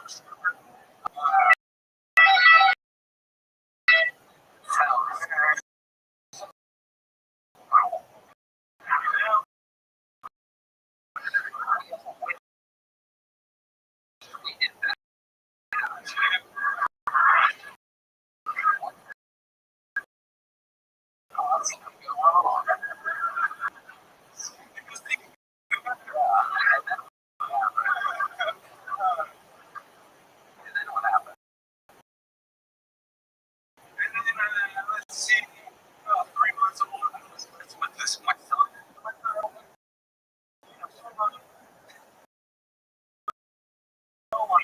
I've been right to my son by myself for Long now. he's 9 now. It's like, stay up.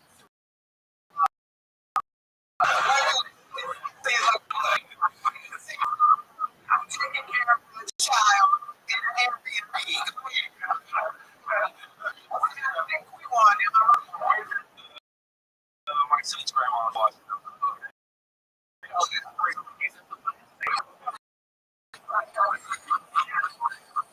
Great.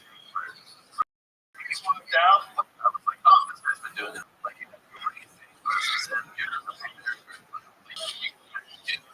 gotta do all the things. All the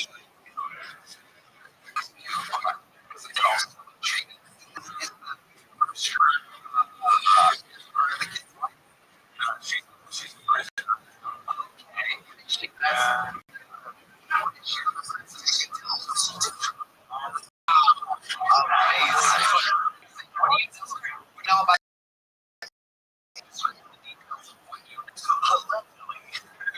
Allegedly.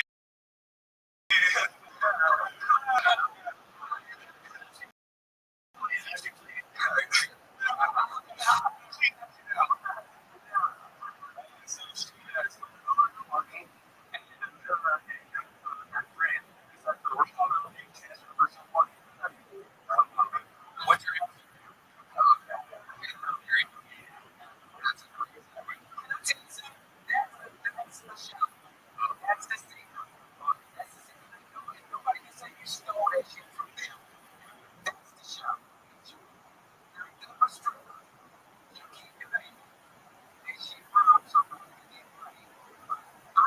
your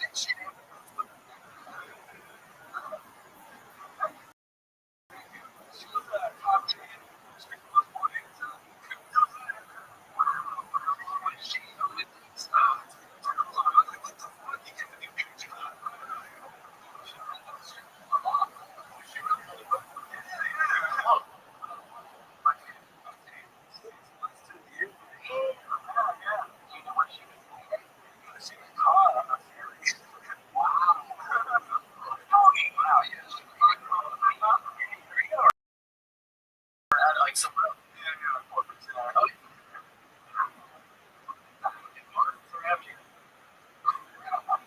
and then when she dropped off your son at 3 months, what did she say? I just anymore. What was the verbiage that she used? She didn't want to be, she wants to go. There was more other options. So, And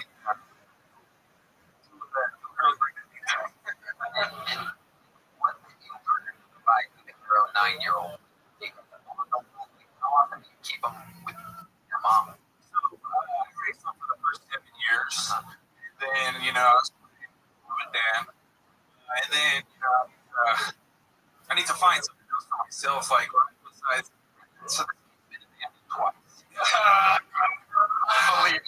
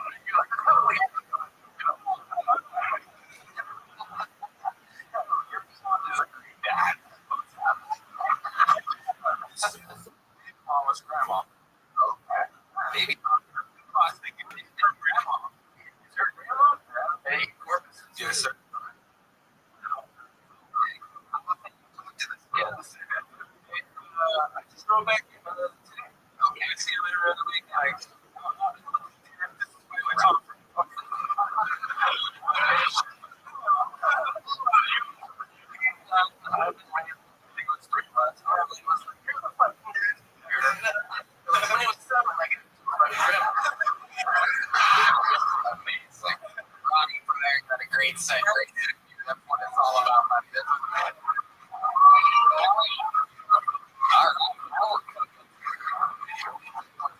Money prior, everybody. And I believe this cider is okay. This is representing the audience tonight. This guy was inside and signed up. Make some nice cheap pow, everybody. Here goes cheap pow.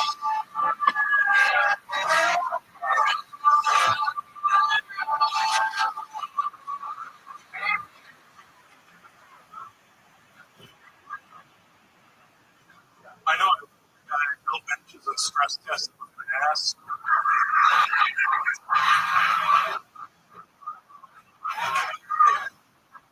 I know I look like a carpenter fleet paralysis standing.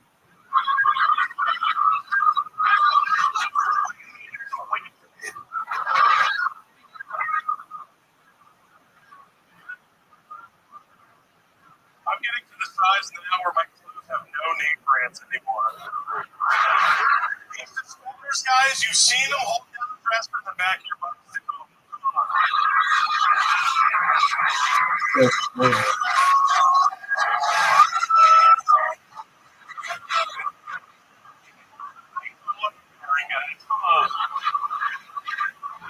I've been trying to do something about it. I've been going to Readers Anonymous. It's like, hey, any for, people. It's not working. It's really not working. It's real. First visit, guys, they give you a gold coin as a commemorative thing. And I immediately put foil on the outside.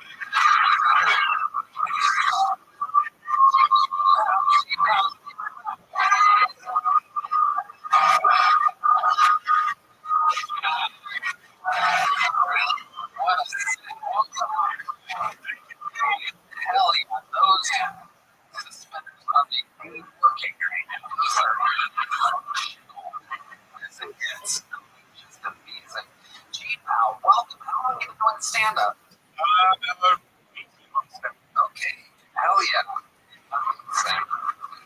You're doing all of it here in Austin, Texas. I started up in New Jersey and then I moved in here about 8 months or so. So what made you start now? How old are you? I'm 33. What made you start at 32? Honestly, I got a great girlfriend and she's the one who said, you would just be funny enough to do something. I love that. Did she live down here with you? Yeah, she did. I'm in a unique relationship, guys. You guys know what an age gap relationship is. So yeah, I'm 33. There's 17 years between us. Yeah, so she's not 16.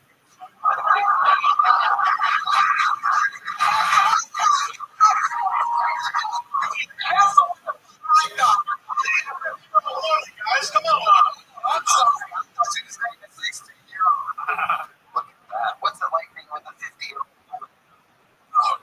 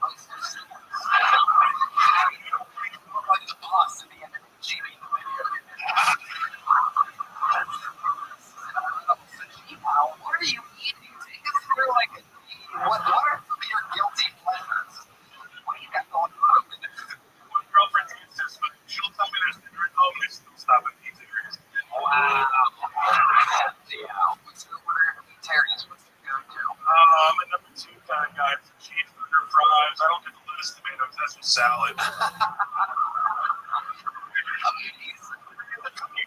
one. I know my board player is playing Batman.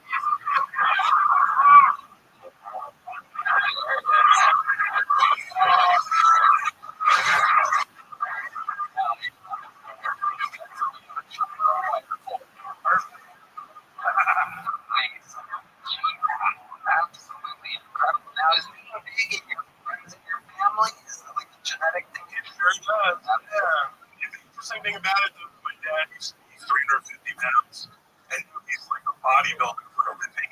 How do you do it? Of course. And are you married to this 50-year-old? No, we're just dating. She did the whole marriage thing. Into it anymore. Right. That makes sense. I'm a step grandfather, though. Oh, wow. Oh, my goodness.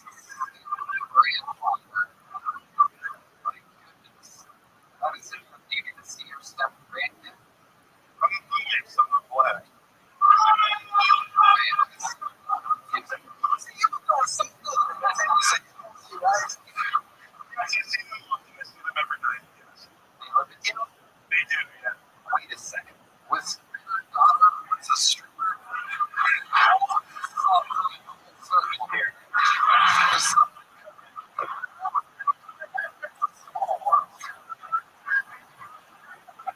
Now tell us on your life. We might find interesting or something. I mean, you don't realize it looking like this, but I am mixed race. So my dad is not black. He's Palestinian and like 6 of them.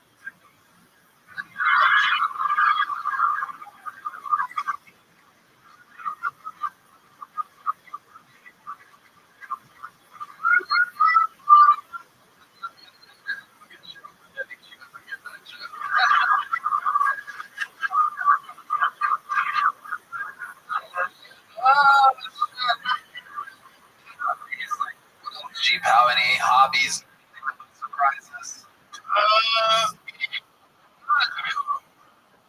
don't have any pets. I have a sea monkey, which is pretty interesting. Just one. Yeah, that's the thing, right? Yeah. Normally they come in thousands, but for some reason there's like one in the jar with a season giant bubbles. I don't know. It's just weird to me because what happened to the rest of them? Okay, stop thinking that. Easy. Tell me, Sarah, what do you think about Jeep? How you did a puzzle for a long time.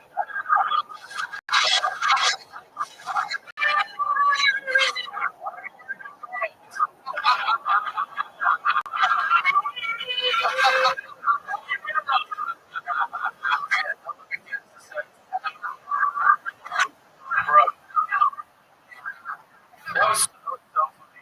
You were so fun. Can come forward with this. I wanted to hear you joke like and then you had to make the joke about the suspenders. But I want to hear you before you get to the suspenders. Explain more about like just know that you exhaust that because that's such a funny thing that Chloe doesn't do.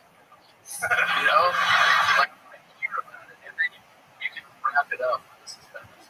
Like I mean, like you can exhaust those topics. But dude, like so funny, like great joke writing. By far, put out.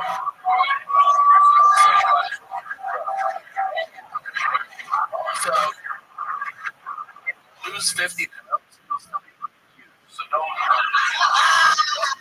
like, oh, I can't wait. Otherwise, you can lose 100 and that's the biggest thing you've ever seen.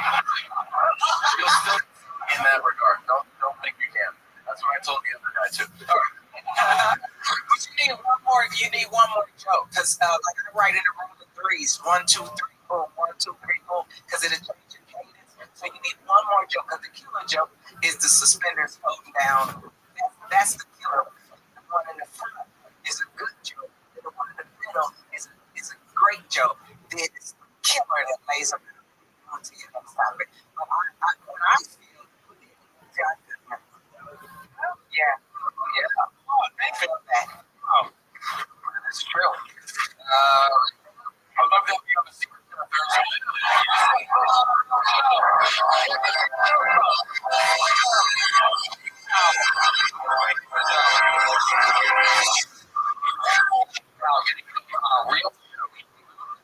Texas, and now he's on a secret show on Thursday.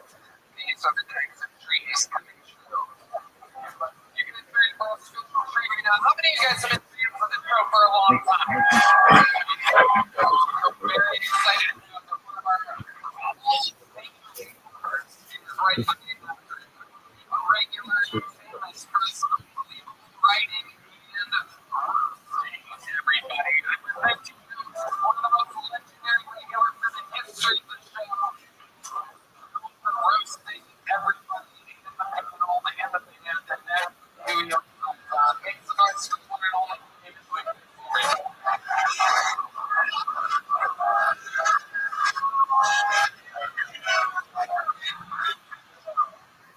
I'm the last nigga in black.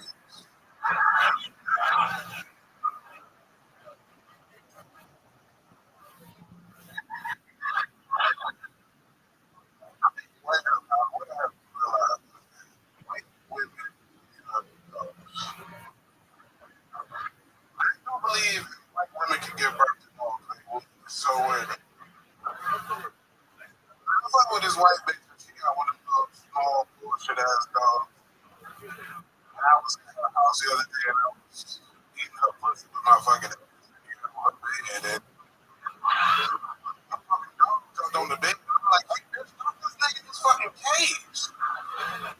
Like, my ass is open. I knew I should have laid down in this type of position in this pussy, bro. That's the best position in your pussy, fucking super nigga. You can fucking keep your ass. You know? I'm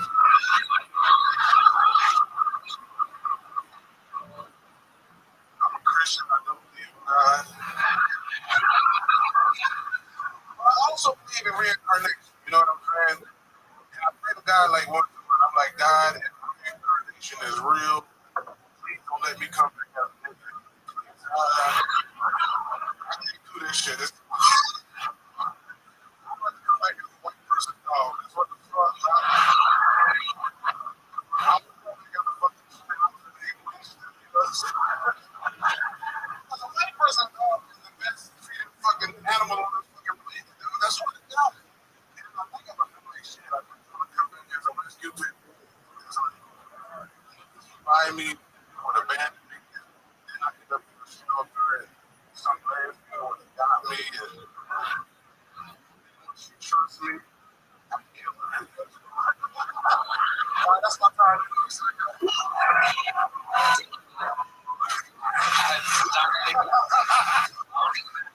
What amazing. 2 minutes and 10 seconds. You worked harder than you had to. Taking that energy you don't speak and utilizing it. Make sure you wear camo boots to blend effect your building an ice cream. All at the bottom. Bigger is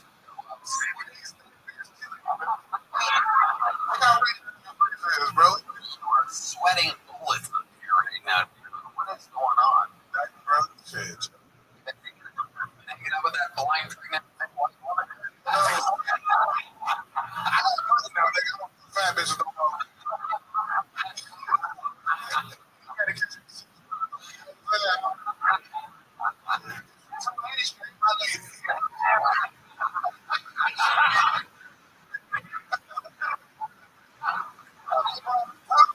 Like the first generation.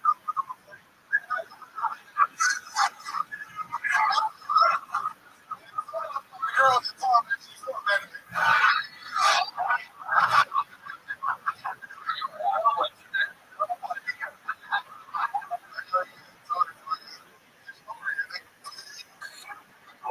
Hilarious. You are a master racer. You helped me with the race of Kevin Hart. I did all the racist jokes. Yeah, I make all the Sparrow jokes. All the shit down there. I love the Sparrow. But I don't think since I was a kid, man, me and Sparrow were too. She's so she's a girl. So thank you so much.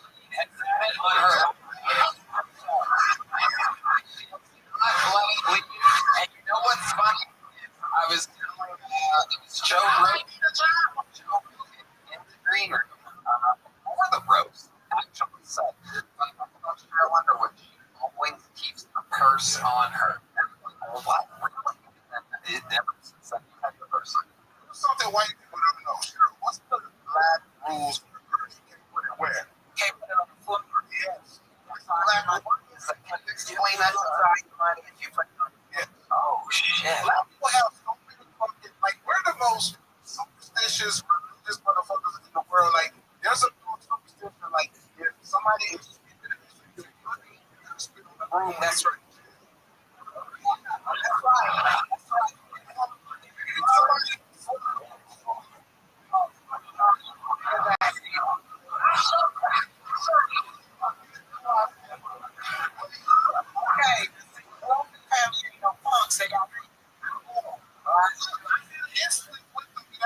Like 15.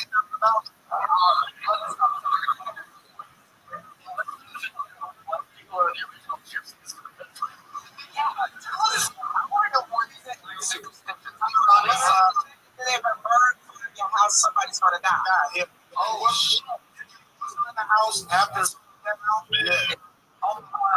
Sit on my bed. Sit on my bed. Side clothes. Yes. You can watch on Sundays or you can watch something about your family. Yes. Oh my God. I listened to my buddy's house on Saturday and I went. Well,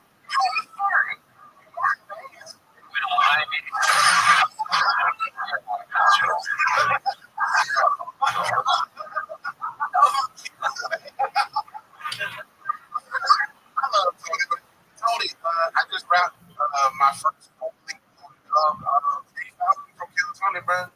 Wow, that's it. Johnny the Main like Okay. filmed it in the worst city possible. They like, what the fuck? I was like, yeah, this stuff is around. Motherfucker there, they don't know that slavery is over. Like, they were like, what you doing? That's like the beach capital or something like that. Did you know? They have this House of Cards. I'm a big fan of head actor Kevin Spacey. He is the senator from Gaffney, I think. Bro, the best restaurant there is Cracker Barrel. What do you think? You go there.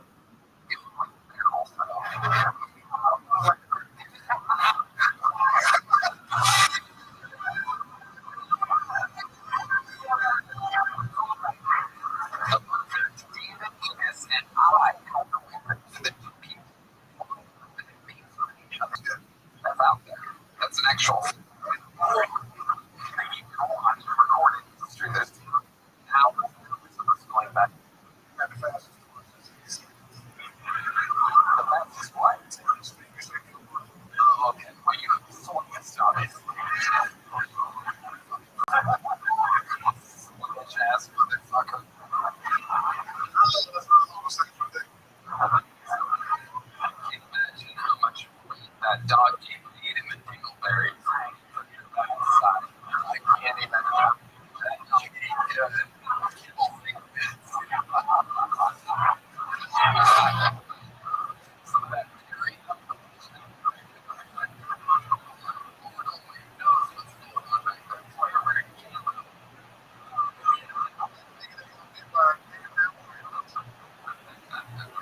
All right. Well,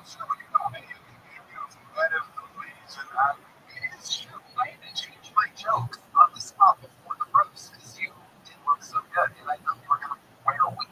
You came out with a beautiful head of hair. I was gonna joke about you would be wearing, and then you went back. I just used the Laffy Taffy in the dryer. I like the whole thing. What are you talking about? You being on the phone, so that was funny. Tony, so most of the money don't wear wigs anymore. They wear wigs.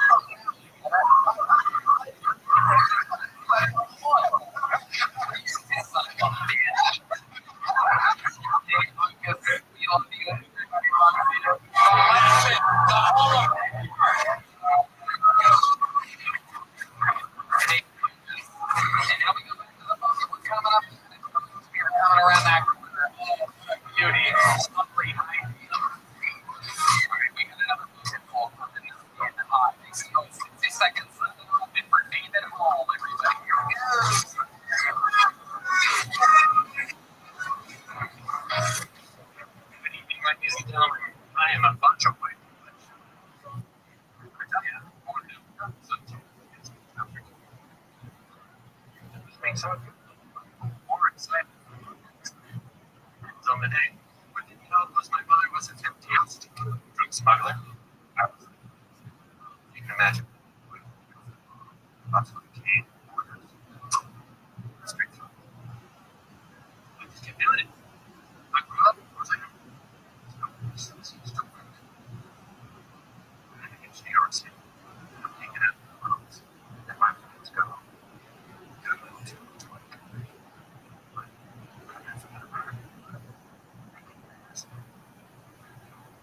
but after that, we went out and it really saw my friends. And I was smart and it's funny. So we were waiting for it. I was flying and I ended up on the park. So I didn't have to wait for it. And at the end of the day, I'm asking them for money and they go, shit. Maybe you are. Okay. David, so what do you mean you're African? You were born in Africa? Really? Yeah, you were not. Okay. And it's my parents. One is raised in Texas. Uh-huh. Uh-huh. Thank you for that. And father was English. Wow, amazing. What's up with your eye? So before I came out, I was like, what are you doing? So I was working in the mountains, as you know, with a big knife. I like to big machine for a film, kind of plugged in my eye. Wait a second. He doesn't just like, and I'm like, I'm standing there, knife in the eye. This isn't funny. All right, get to it. That's what I said. Okay, that's so you lost your eye. No, still didn't look like the but not too good. But it doesn't work. No, you look like well, they're on okay, so is there a reason why you just walk around with your eye closed instead of wearing a patch or something? You keep losing your eye patch? Yeah. Is that something right around your head? That's a couple dreams. So, the eyeball jokes. You drink a lot. Oh, okay, just lose your patch a lot. Yeah. Alright. What does this do? Does it bring baby inside? And then it'll never come this. Okay. See, I was hoping for some pirate jokes.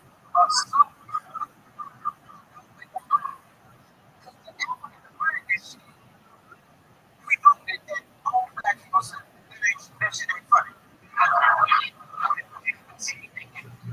don't want to see it anyway. But I do think you could be pirate. I didn't know. Great. Okay, David, let's take it one step at a time. How long have you been doing stand-up comedy? Never done stand-up comedy, but I've circus appearances. So the answer is, this is your first time doing stand-up comedy. Are you a drunk or on? Just you. Just quiet. Shy. Yeah, I guess when you first did it, I guess quiet. Okay. What's the deal in a real circus? I want you in a carnival. That's not real. It's real. Circus. What'd you do? Presented the show, and then I read the bar afterwards. Like, sort of way out. Okay, circus is that. Okay, it's almost bring it up. So circus is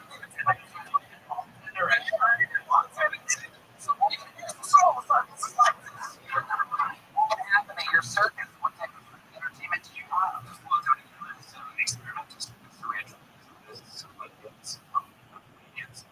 clowns. Actual fun. Clowns. The goddamn clown. I love it. It's called, yeah. I just great continue to respond to so I got that hard.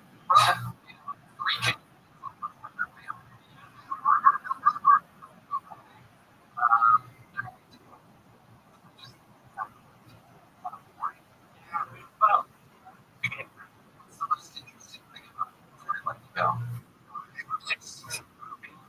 My wife, and one of our she's a East German refugee from the communist bloc. She dropped me, hey, followed me just about told me that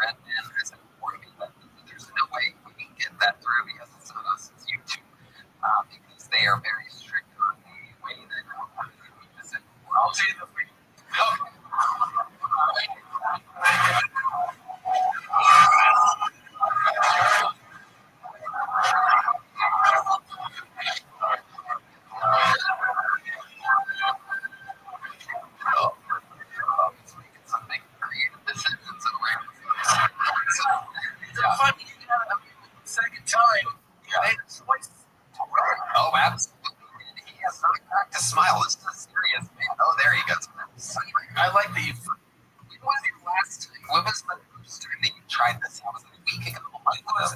Shit. Wait, what's the question? 2 weeks. 2 weeks ago. And you're like, this is it. I was like, yeah, good. You're perfect. No, I mean, you're getting it here too. How old are you? 40.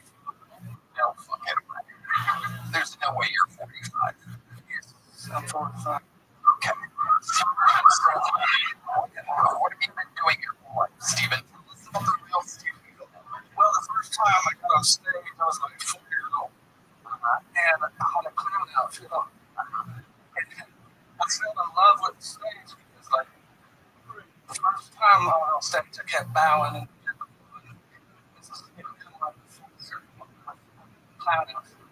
So I started hoping I could recapture that. You just did it. Yeah. So the more I bow, the more you're hot.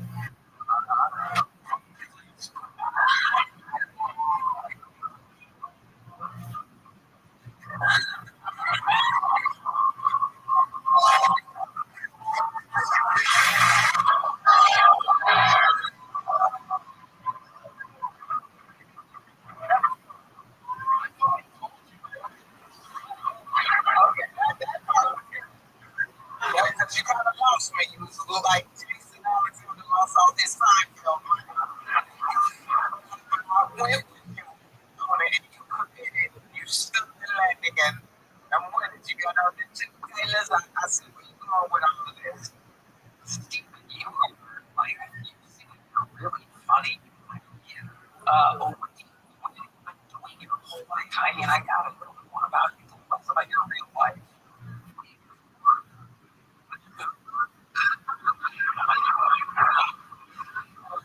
Try just regular people.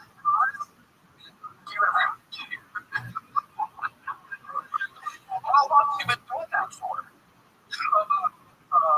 6 months. Okay, what were you doing before that? Everybody wants to know. Well, I gotta take that. What's up with your mom? Oh my God. Well, I'm there when my dad passed away, and so I kind of get my bed funny. She's not going to be around forever.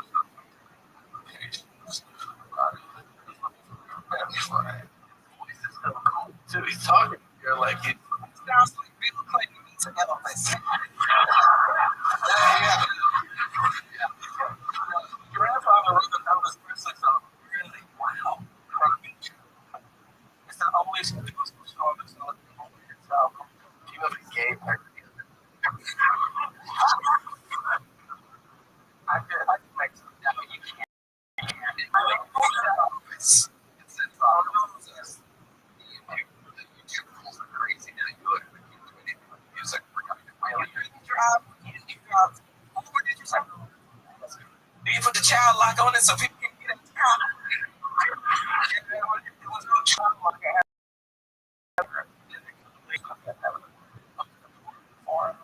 And then 67 sometime. What did you do like previous, like 25 years ago? I was a child actor for Catholic Ministry. For what? You were a child actor for what? What Did you say Open Ministry? What are you doing? I'm trying to work on that hair. Okay. What? Say it again. God damn it. I was a character on a series of ministry called Commander Kelly and the Super Kid. My name was Rabbi. The guy who was the nerd Super Kid was black, but they gave me Rabbi part because I was on the money page before the checks. How long did they take on this? I mean, there for about 8 to 10 years. You're over 10 years? Yeah. Right. What was your name on the show? What was the character's name? Rapper. Rapper. That's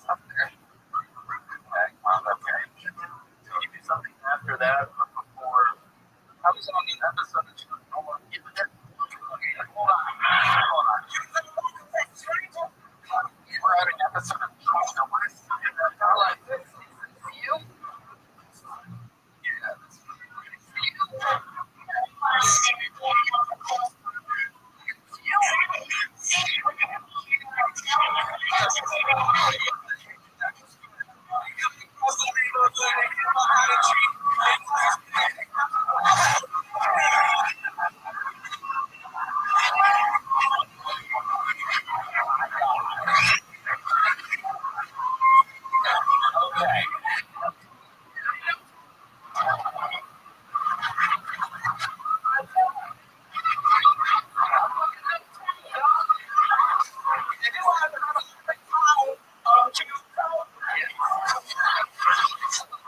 Remains between. What the fuck have you been doing the whole time? My mom says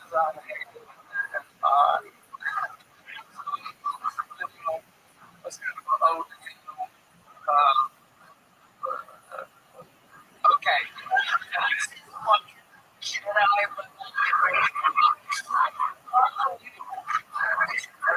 Respect. It is something else. When you see an episode of Chuck Norris, which is the name of an actor, I guess that you were up right? Okay. Can you describe your character over Texas Ranger? So, okay, do you remember the name of the episode or the name of your character? The scene got okay. It's like it's so new on this episode. There's no way we're going to be able to get around that cheers. Like, it's going to be like start with your interview and people, the listeners will understand the uniqueness of the cheers thing. Because truthfully, we won't be able to do it. It's going to cost like $20,000.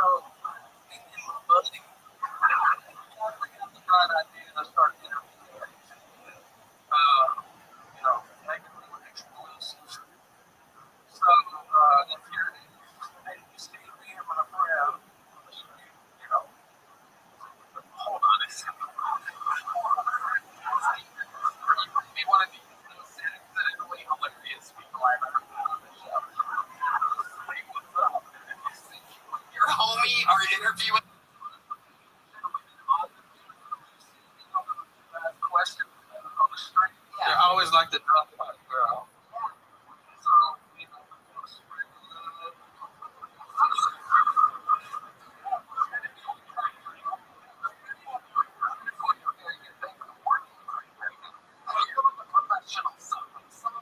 Happening here.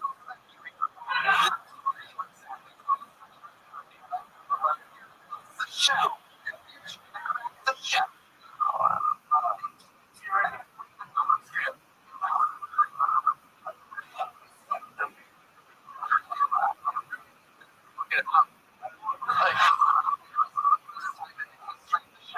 Every question results in me having 25 more questions. How many women have you interviewed on the street? Yeah, you had to give us a ball for this show that you and your supposedly do or have been doing. So,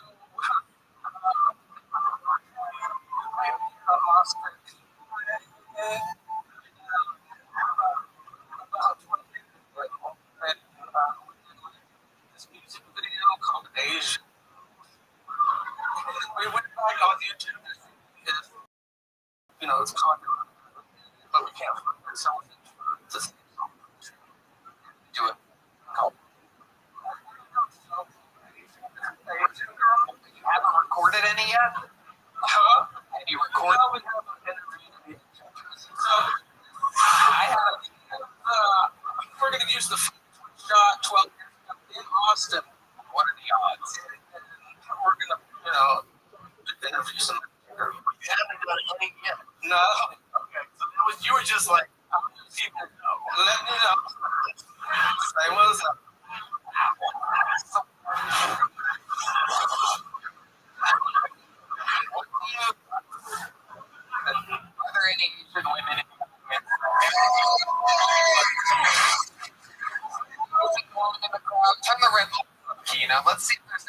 woman in the crowd that might want to be interviewed? Is there an Asian woman that's willing to come up here and get interviewed by Stephen Miller?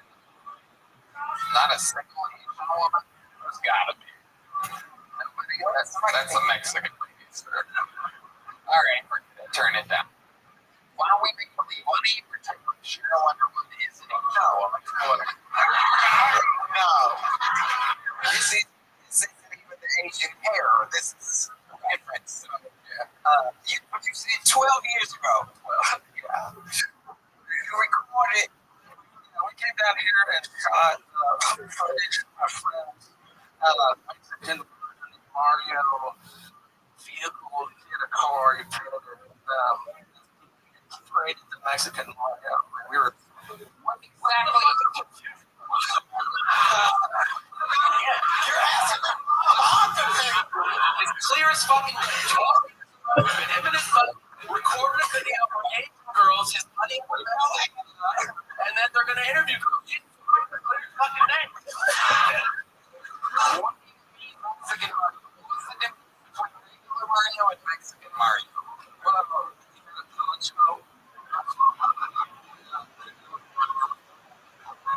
Okay. We might be. I love it. You need to go audition for Saturday Night Live. Okay. I think you will be amazing. Enjoy the ride. What the ride was? I love the ride. I had so many fun with this. It's like you've been cranked crazy.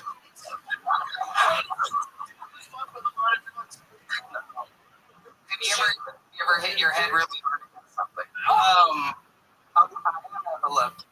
So, have you seen me on the left? Okay, so he's flopping around and stuff.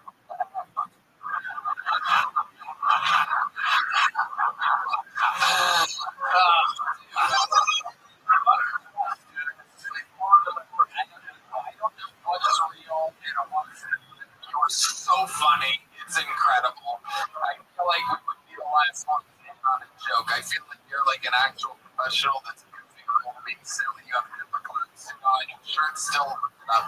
You are something else. I love your style. Here's a great joke.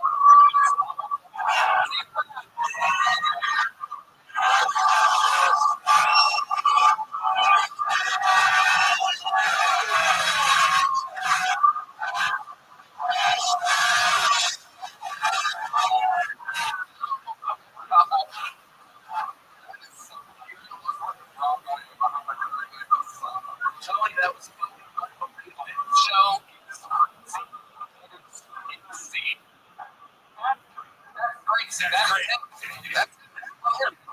That's him as the rapper. Jesus, this is all crazy. This is all. One final bucket poll that has to follow that, everybody. They will go by the name of Sweet McCoy. One minute, I'm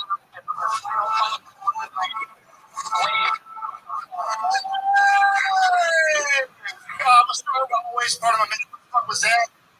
I almost didn't see the shirt. It was why? You don't see that. It's sad underneath there. Here's my minute. Fuck Big Daddy, dude. Fuck me. I know you like him, but I don't like him. I don't like the guy. I think the worst thing he ever did was music.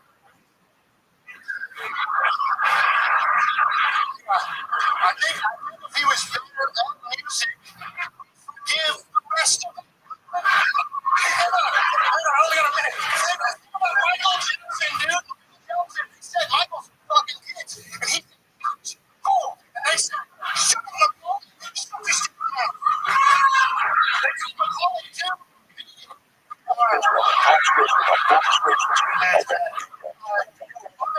R. Kelly pissed on one. He didn't beat. Wordplay. Thanks, guys. I'm Sweet McCoy. Sweet boy.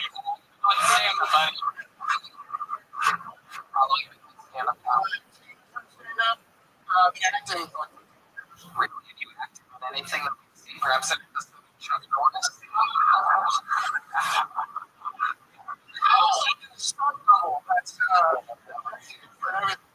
That's music he's actually my friend's years Rothschild. Okay. Well, what have you did anything with No, I'm just gonna say my dad's doing stuff. I don't do much. all right. So, how do you make a living? I work for a company called Location. Oh, okay. I like what you The clap sounded good, but you're doing okay. Yep, good bits. How long you worked with them? 4 years. I'm more of a no. No, come on, it's okay. It's okay. Till the kids sponsor. I'm a Dakota guy. I'll figure that out. I'll talk to your dad for me, whatever. So sweet. Tell us more about your life. What else? I grew up in a small town in East Texas. My dad did music for a long time, so I toured for a little while. What is your dad famous? Can you say his name? He's a country singer, Neil McCoy. Okay. Neil McCoy? Okay. Stop. My Mexicans are they know Neil McCoy. So the Mexicans and the Asians love him. Perfect. I love it when I talk to him. Oh, yeah. Neil McCoy, legend. Professionally, it's Neil McCoy. It's Neil McCoy. He changed his name. Yeah, I stole it. He's the McCoy thing. Look at McCoy, how it's spelled on there. It's like 9 letters long. Okay. So any other fun facts about your life? What else is crazy? My 7 years, I left because I got real big gunpoint. Did I fight? Yeah. Cops around, right?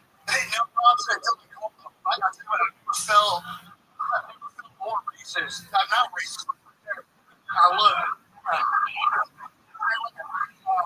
never felt more racist than when I tried to describe the guys that robbed me to the police. That's something about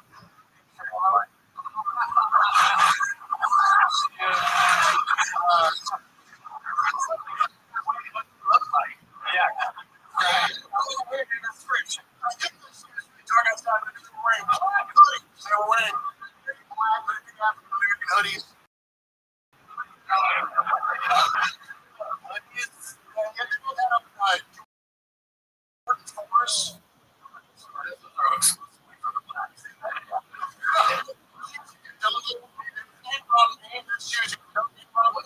What'd you say to the one? I said, hey, free? And I said, yeah. They sent over, what do you call them? Got one, 2 6-foot tall white guys with a mustache.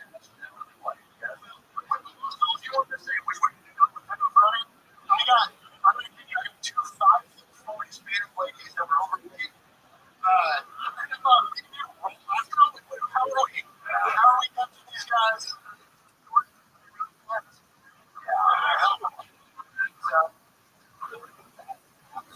Did this really happen?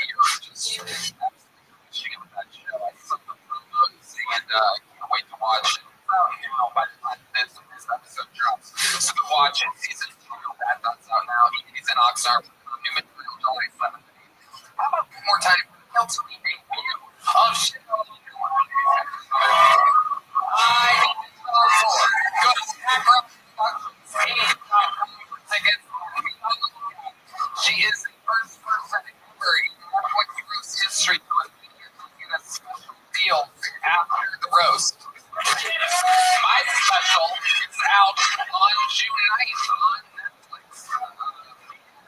People, which is what I am, you know what I mean? I'm just a man of the people, often misunderstood.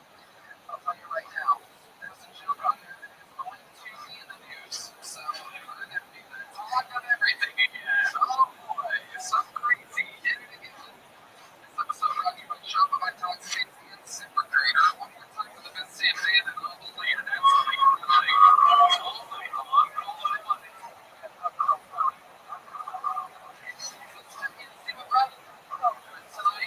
Oh shit, yep, there's a little bit of everything over there. I'm sure I'm over my thoughts like that.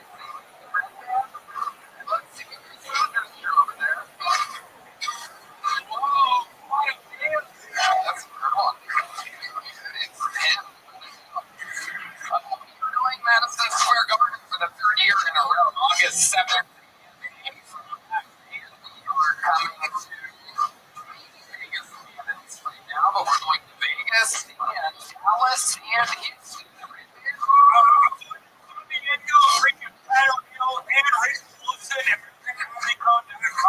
Love you guys so much. Show it. Everybody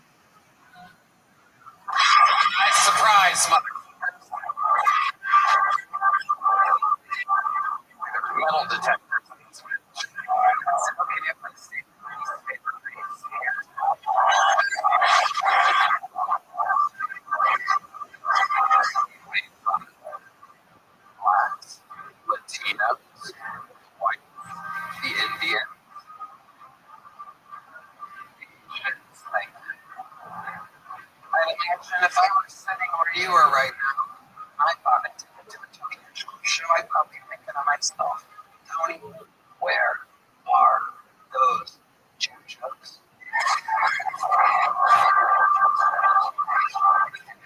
EMS for Puerto Rico.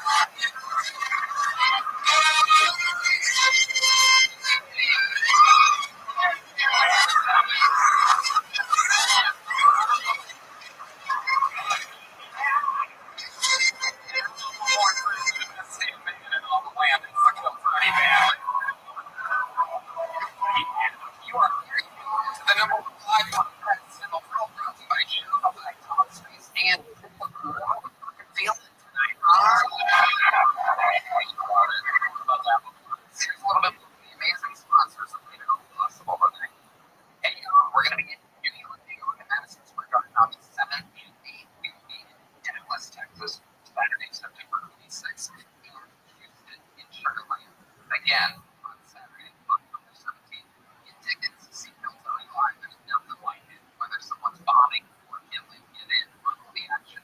Go to TonyHitchcock.com for tickets. Are you getting ready to start tonight's fucking show or what? We are just business is booming right now. I feel so good about things, and I feel so good about tonight's damn movie. Two of the best comedians in the world. You know them, you love them. Make some noise for tonight's guests, Tom Segura and Cheryl Underwood.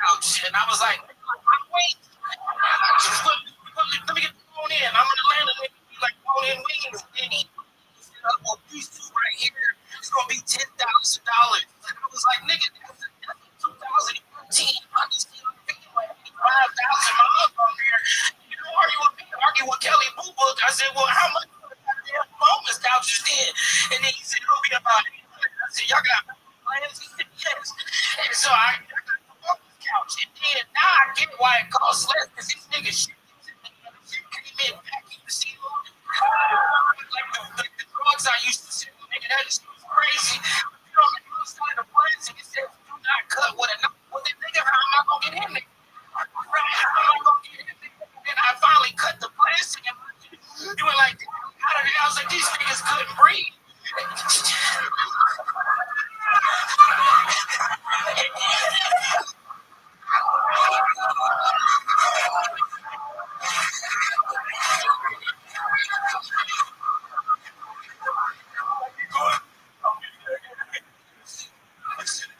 So nigga, I just spent fucking $800. I get when my grandmama couch was wrapped in plastic. Like, all that y'all niggas do, y'all come to my house and I ask you to have a seat, you better sit the fuck down, nigga. I gotta get my I'll pull my good like this. And then put that fucking $75 throw bucket on, nigga. Get comfy. Let me shit my ball. You wanna see my paper, nigga? You wanna see I got this nigga, $100 fucking nigga. You drinking a smoothie. I guess that's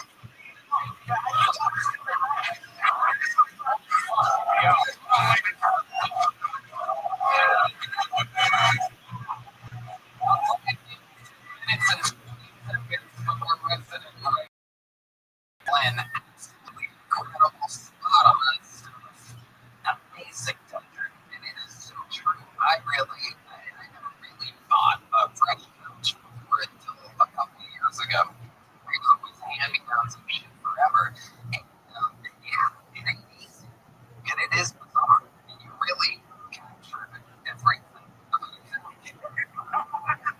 You really capture it. Not easy. I noticed a lot of couches were hard. A lot of people think I like to sit on hard things.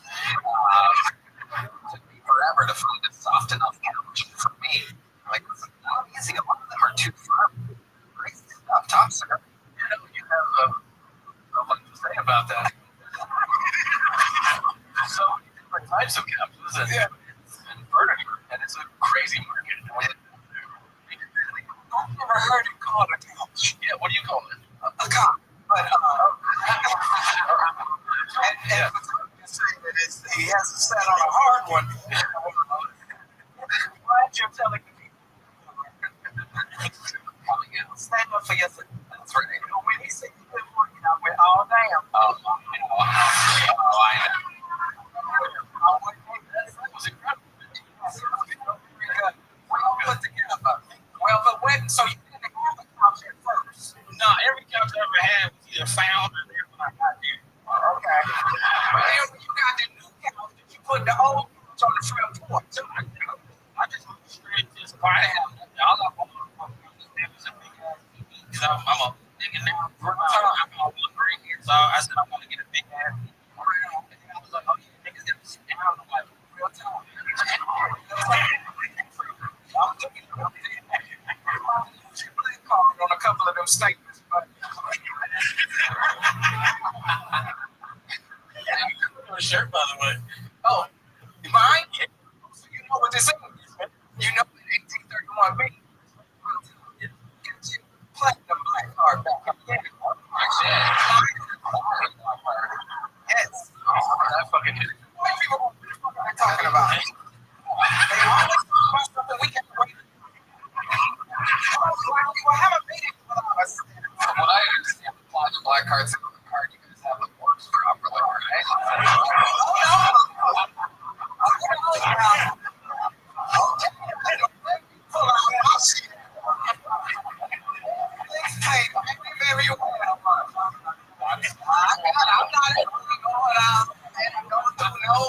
I got an account.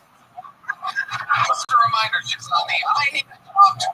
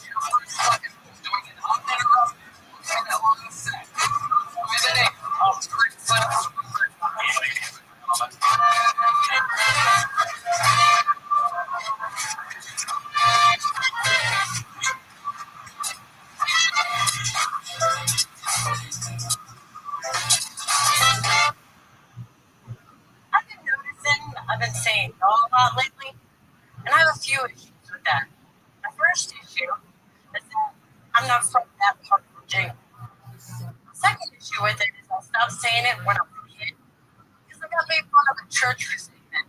And yes, it was a Catholic church. Catholics are horrible people. I should know I'm one of them. And you can tell I'm a practicing Catholic because I don't go to church. I try to get to confession. Every time I get walking in the right direction, I end up being turned around by some Latter-day Saints. So I'm assuming that's how I ended up here. But I can say this. Going to Catholic church as a child has benefited me greatly for one thing as an adult. And that is, it's given me incredible fixed posture. Stand, beautiful. And I can say that just in good taste because when I went to Catholic church, I didn't identify as a little boy. Okay, Princess Robert, ladies and gentlemen, welcome to Princess Robert. The very religious sound. Thank you. Yes, you, My crucifix just okay, absolutely. thank you. Amazing. My ducky's backstage. Okay, there's a lot going on there. So, Princess Robert Ducky, I'm guessing you practice blind faith?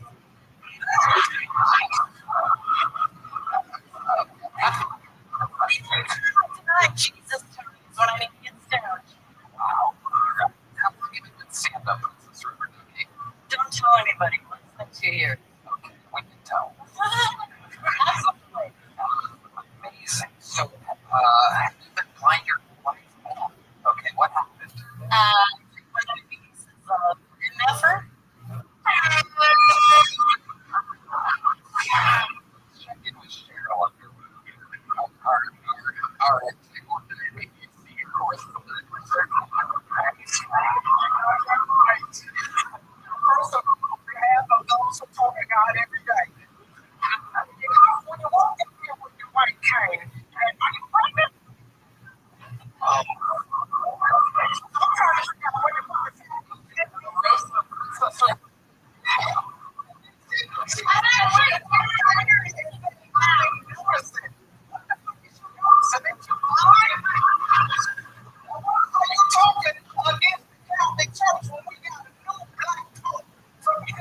By way of Chicago.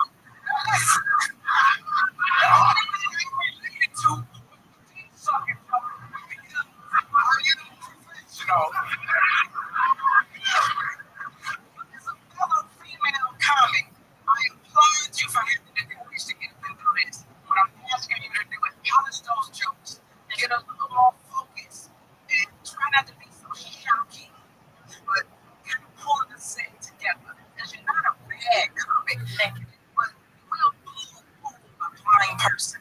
You don't give a fuck. I see it coming. I heard that blind people hearing. You heard it. Oh, your ass like Showtime at the Apollo. Oh, you around here.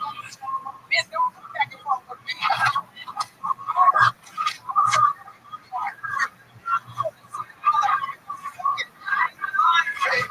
Talking about God. Talking about diabetes.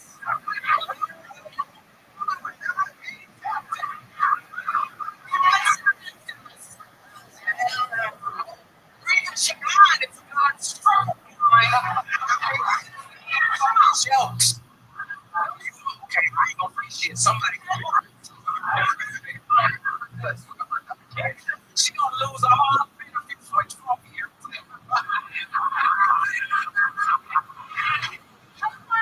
All right, relax. We're not here. Remember, she's never here.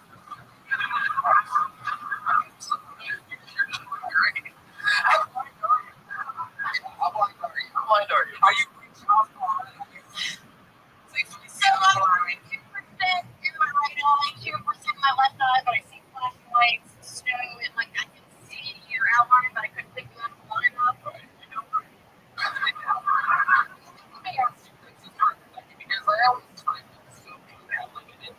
So what exactly did you consume or do to make this happen?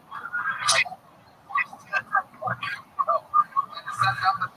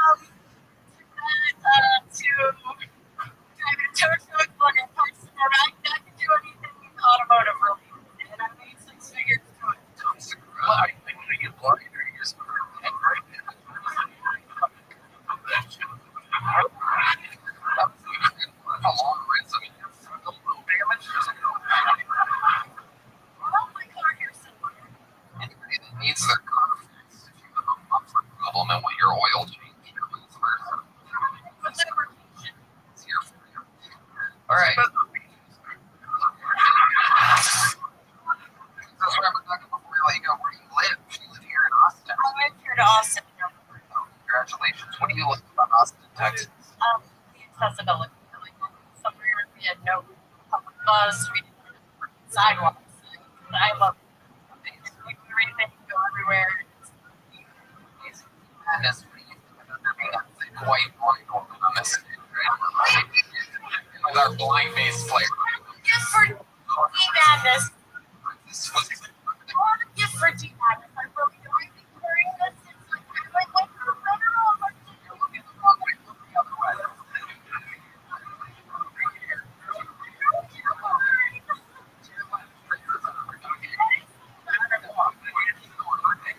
A little bit more. There you go.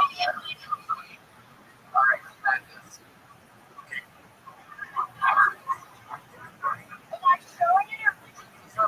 Shut the fuck up.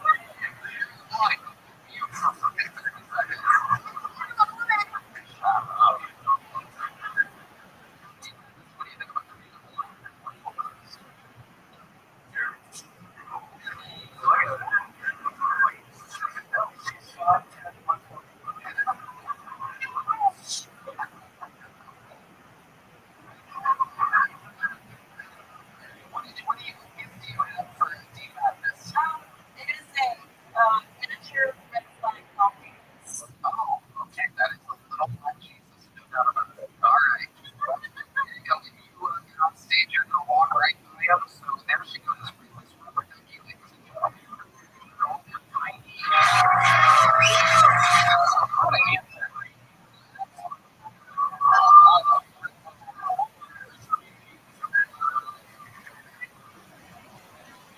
See, when Rothschild came out, the only thing I thought was his reform and after TLP1. Here's what it is. It's the reform after. Blind is the reform. Hiding is the after.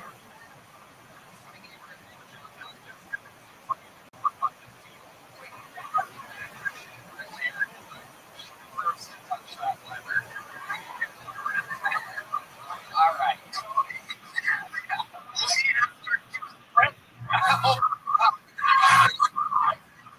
I think she's got an 8 ounce, 7 ounce tumor in her mouth. A note about it. It was a good question, by the way. She didn't look pregnant. What kind of man is face the fat like this? How bad do you want to see? And then she said she called him up. How do you know? Even all okay. I'm sorry. This is great. Sure, wonder what survived. Sports summer, you can make all your picks on Prize Picks. The WNBA school are getting up with big tennis slams and major tournaments on the horizon. You can make your picks for all these things and more all summer long on Prize Picks. Number one is now. NBA Finals. The action doesn't stop on the Champions Round. Women's basketball and baseball are heating up. So we've got the world's biggest soccer tournament on America's soil for the first ever MMA fight on the White House lawn. 12 major picks on all these events and more this summer on Prize Picks, America's #1 big fan. The thing I love about Prize Picks is how it is the fall sports and the influence. You know, I'm not the biggest sports fan, but I'm making picks on the NBA playoffs, NBA soccer, even baseball. Prize Picks makes it easy to make picks all summer long. All you need to do is pick more or less of 2 to 6 player stats, and I submit my lineup and I follow along with the numbers on the end. It makes watching the games even more exciting when every goal and every pass could win me money. Yeah, see, you can make a lot of money from the WNBA. I'm telling you, Prize Picks is available in certain states, including California, Texas, Georgia, and Florida. That's very interesting. I have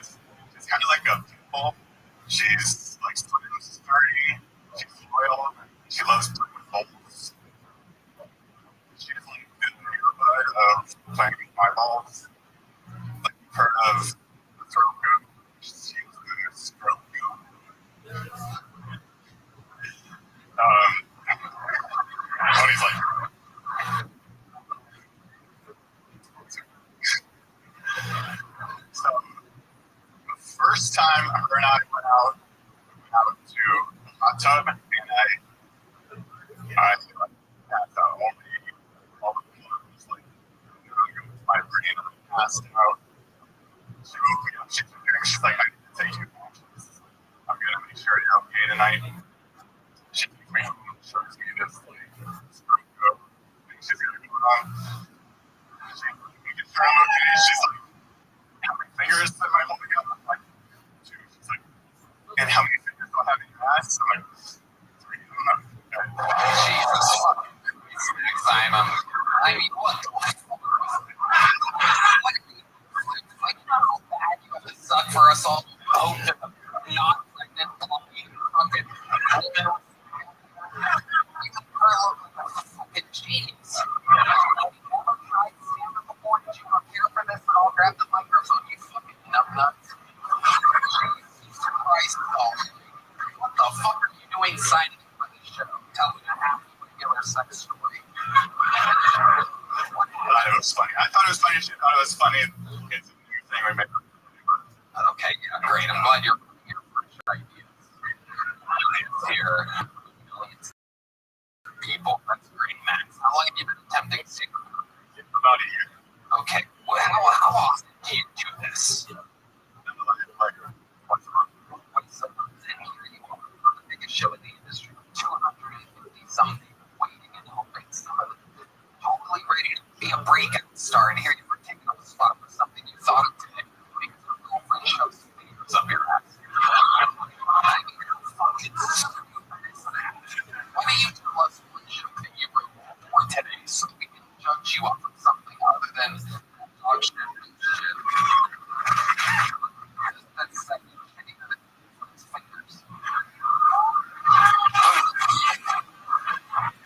It was just a quick joke. The quickest, shortest joke that you wrote. I'm like, I'm so old now. My favorite drug used to be mushrooms, ibuprofen. Let me tell you something. For everybody. It's like that. It's just a fact. That's not even a joke. Whenever you and your girlfriend, whenever you guys do jokes or something, you guys on crystal meth or something, what are you guys doing over there? Ibuprofen. Okay, well, still, you just know how to take the energy and open it up, squeeze a drop. Great, Cheryl. Okay, if you're gonna tell I'm so old joke and the punchline is, what did you say it was? Ibuprofen. Change it to, change it to something that old people take, right? In order to get a better joke. I don't think he was, I think the material was lacking. I could tell you were nervous, right? And when the way you were describing it earlier, I thought you were talking about the blind bitch. Because that's why I can point back. I got to take me some kind of shit. And have you now or ever been a gay man? Because I know it come harder when you say this thing. Suckers know what I'm just saying. Because you stick your finger in the head. You do the real. Okay. Too much information on the blind guys now tapping me on my shoulder.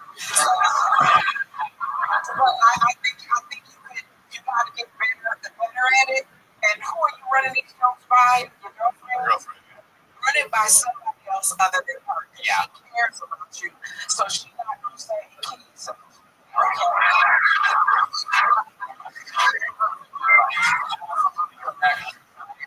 Dr. Cheryl Underwood's diagnosis of look, man.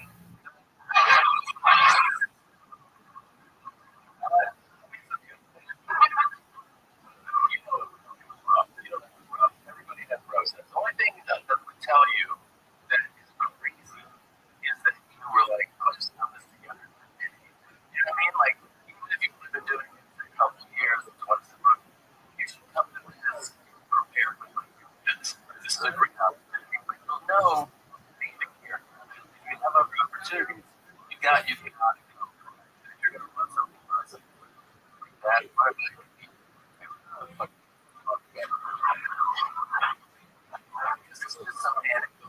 you know what I mean? Like it was lacking because you couldn't get that. You know, you can actually, if you ran that this week like 6 times, you would know that real Tony. You know what I mean? You have to just do the work. Once I do it, you gotta do the work. Yeah, you know you mad when white men turn on you. The black woman was telling you, the white dudes turn on you. But I was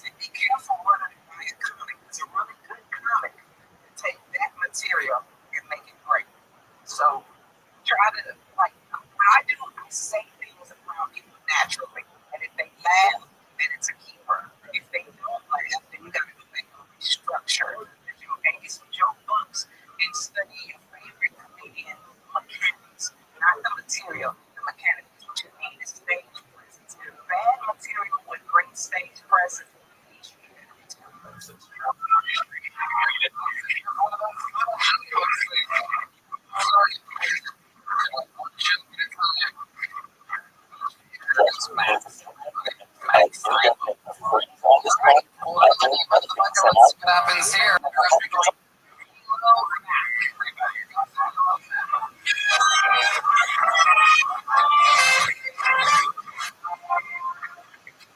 that was the perfect intro music, guys. Thank you very much, Trailer Hitch. I thought I had a better chance at the fucking name. Lately, I've been thinking of the golden age of American advertising. You know, when the nice, gently dressed, blue clothes explained, if you got a fucking problem at your house, there's a fucking thing that will help you deal with your fucking thing. And this will help you better than the other fucking things. And then the husband comes down for a cup of coffee. Thank you, honey. This coffee tastes like absolute shit. You stupid fucking bitch. We already had this conversation twice. This country will be great again one day, damn it. There is a man. Commercials today, it's just a bunch of dancing platforms. How did that happen?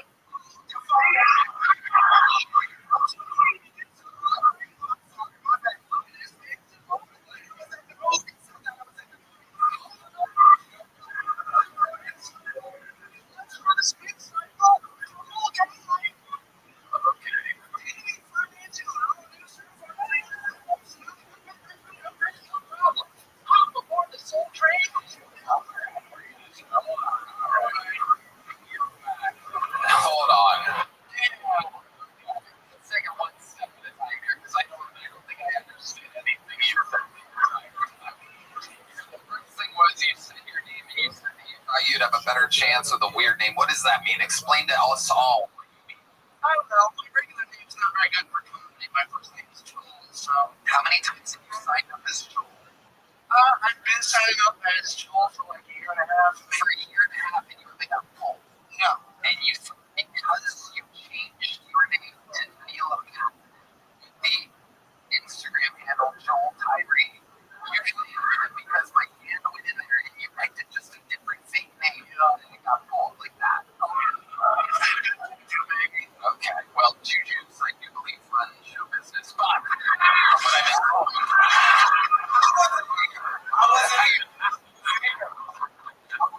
somebody else was here. Oh, let's see here. What's he got?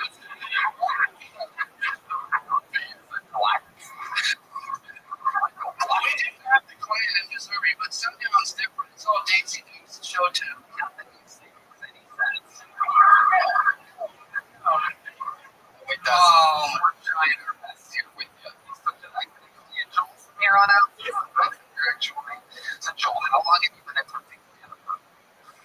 2 years. 2 years. All the way here in Austin, Texas. And what do you do for a living? Well, right now I make donuts. Well, looks like you're getting high on your own supply. Pretty sure you're on your way to type 2 diabetes.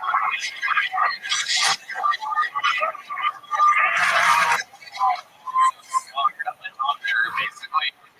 Are you detective?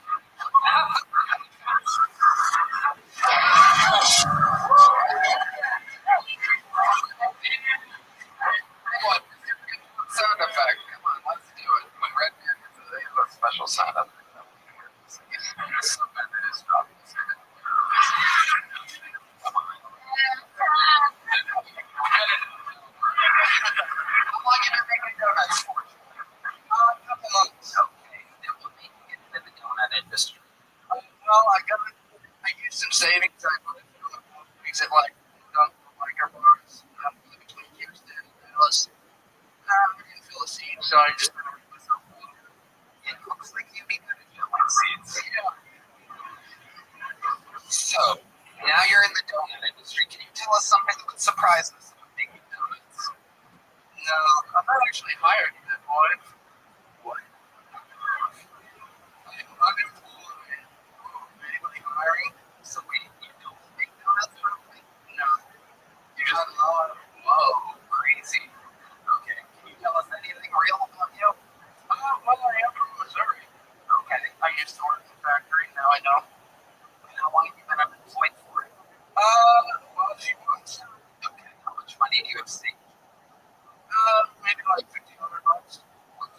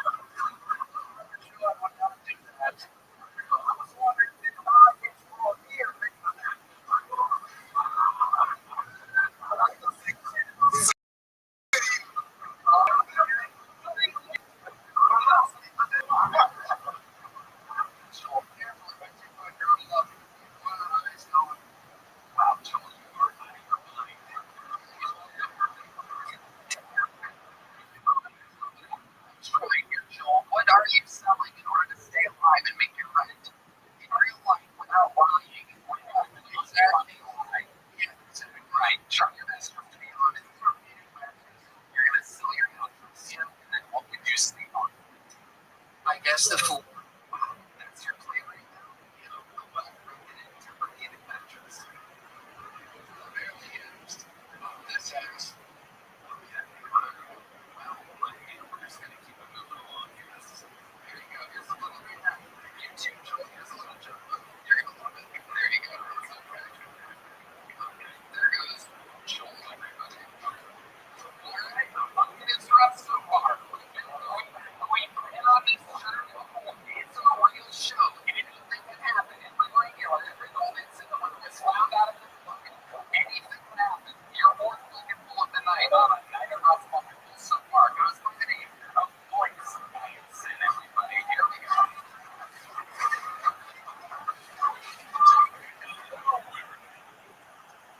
So, pepper spray sucks.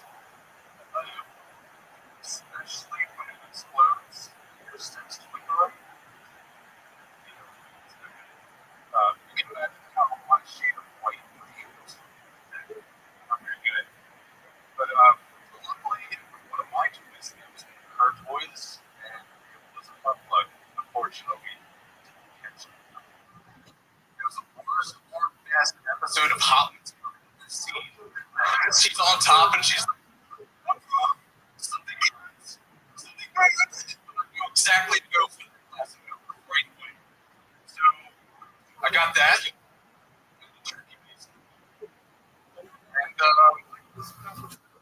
she got it.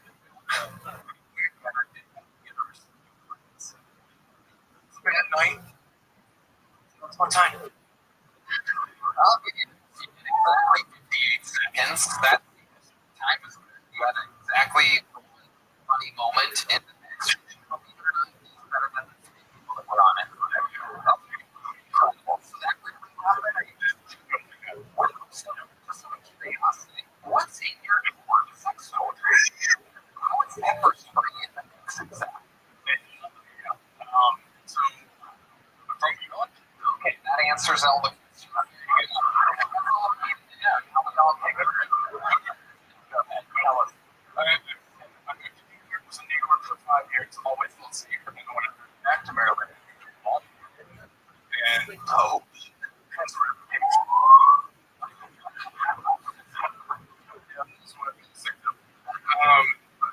I didn't feel people who were only friends like for the first 6 months. So and they got to know me placed on a wall on all 3 floors just in case. You looked at a 3-story place in a roundhouse. Okay. What do you do for work?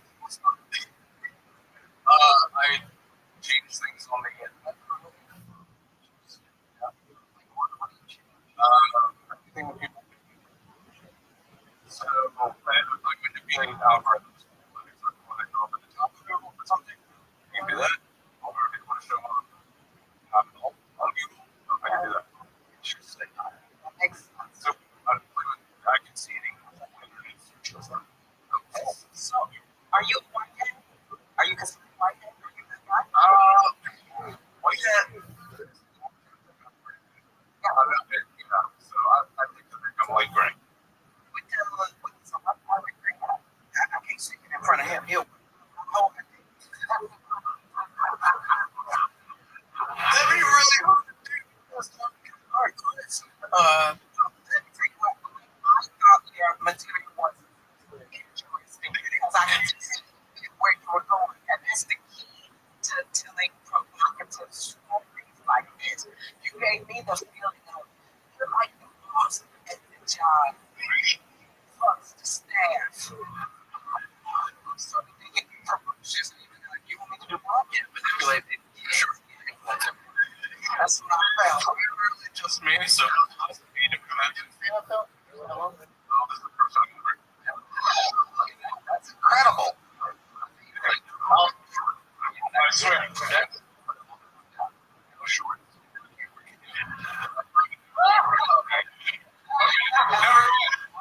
You got it.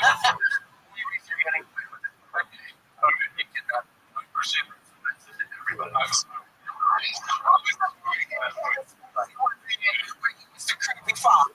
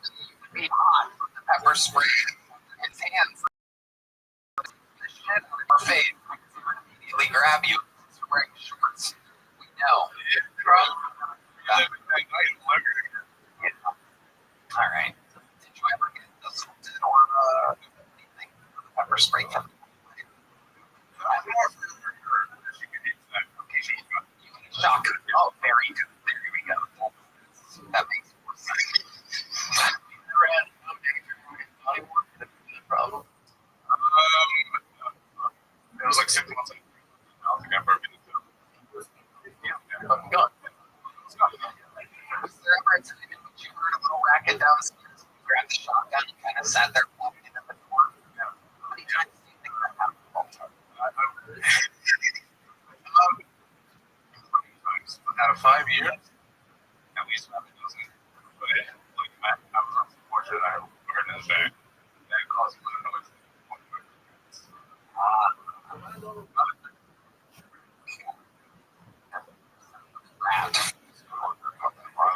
Oh, the blackest is the one.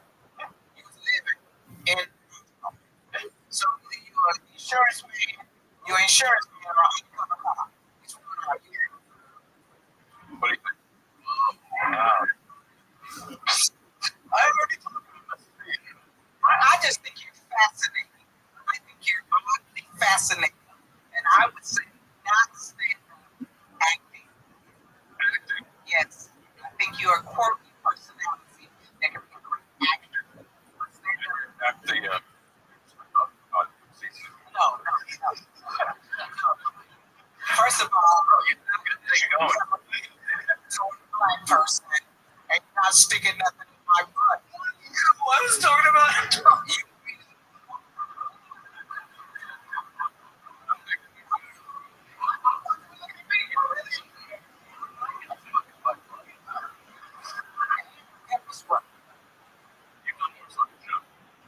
Your maker's great.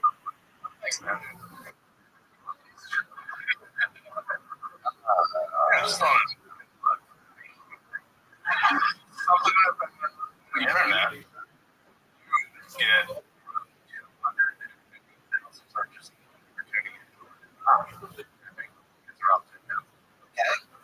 What's your point? something is censored. You get people that inquire and bring it to us together. Right.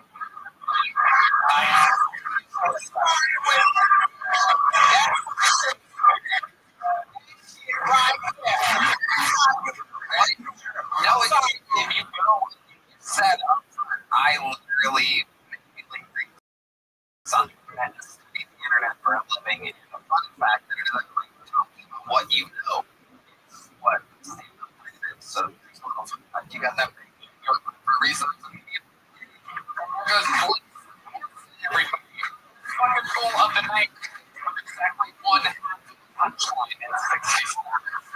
It is incredible. Having a hand with a lot of and plays. Stunning. Check out their podcast at HeidiRegina.com. And a special shout out to one of the team at Sportsman Finest. I think he gave us a brand new deal. We got you guys might notice. This is brand new. They do premium outdoor sporting goods right here in Austin, Texas. This is a brand new golden gold Python gun. How exciting! You guys are the first group of guys. It's still time. Check them out, Sportsman's Finest here in Austin. All right, your next fucking pool goes by the name of Chris Longoria, everybody. Here we go.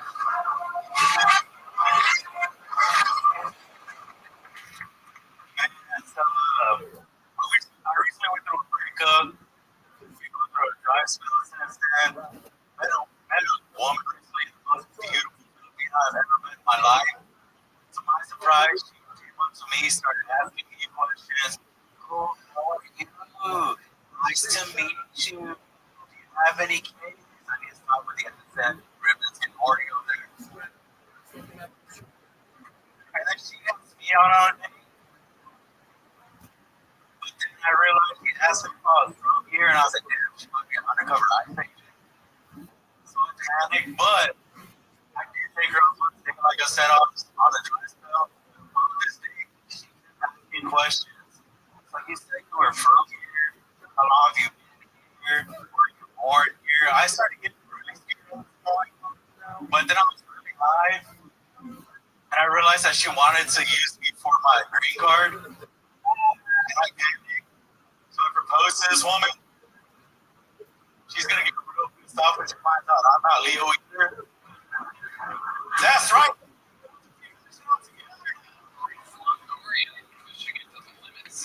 How long you been on stand-up? 2.5 years. We're at Corpus Christi, Texas. There's a scene out there. Been there. We've toured out there. I didn't start about you hit that Corpus. Yeah. You got arrested. Well, no, we didn't get arrested. No. We my friend, I talked about this. Right? Yes.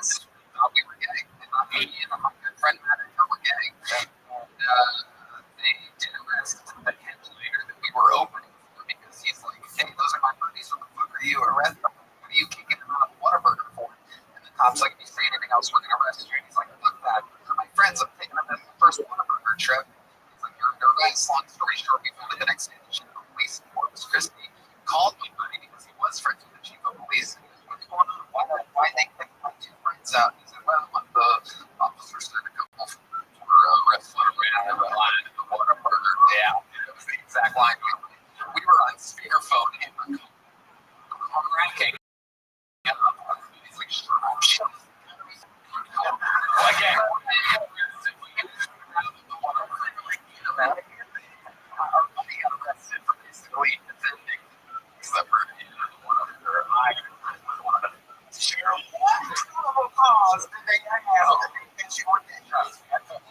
for a second and not whatever.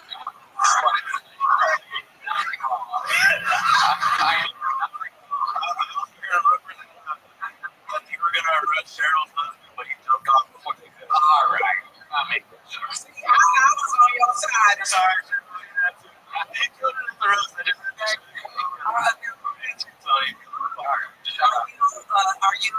Are you Latin?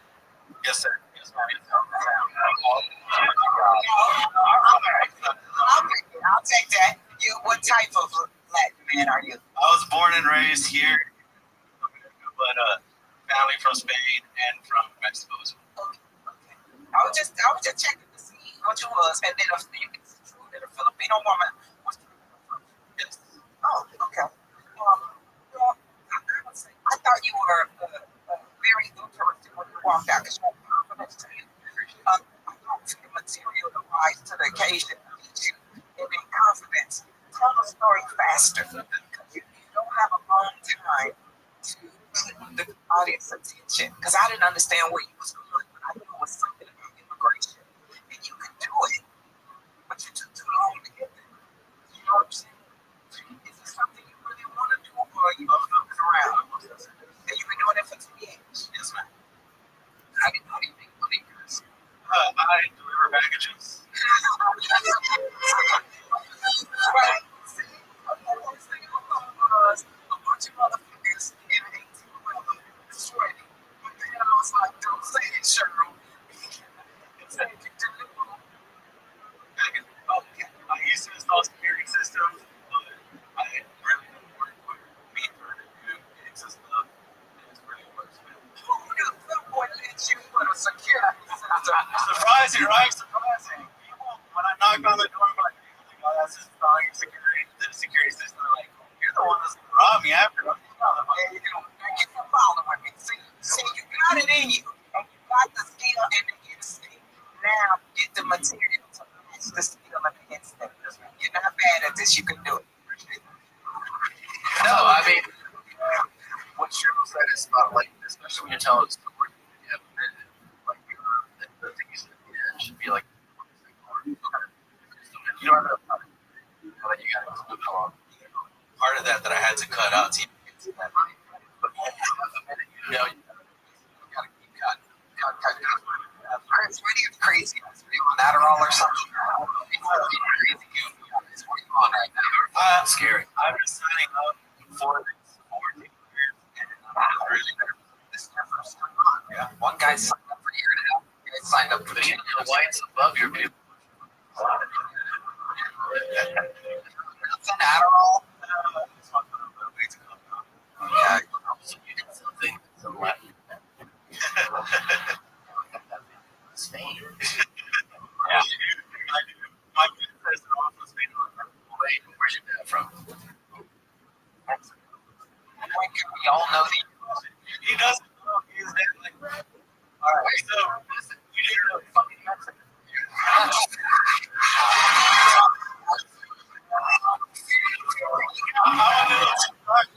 I'm here for Spain. I live on from Mexico. You are, goddammit. Oh, yeah.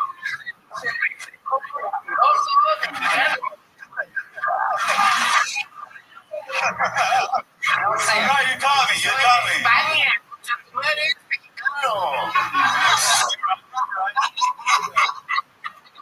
With a medium-sized brown. Just brown and there you go. Let's get a golden second winner, ladies and gentlemen. In the wings, from Illinois. Is just different than everybody else. We like his style, and every once in a great while he graces us with his extremely dark jokes. Make the noise to return. Those quick skin tingles.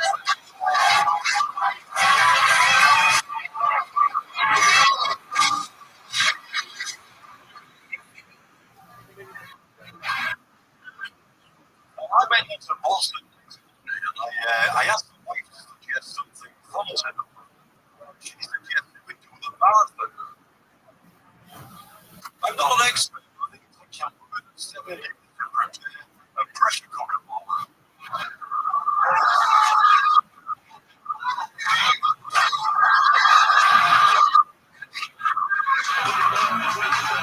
So I was at the supermarket on the weekend and he told me, you know what you don't see at the supermarket these days? Nasty golfers.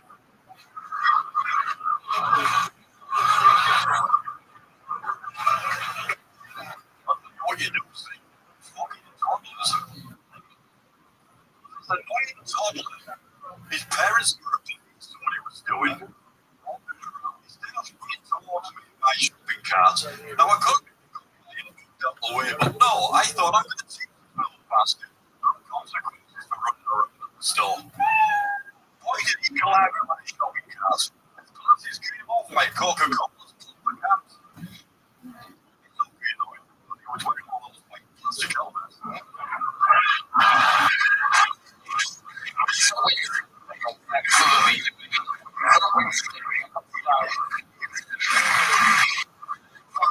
Dress for the job you want, and fully prepared, never in shorts, always 100% spectacular.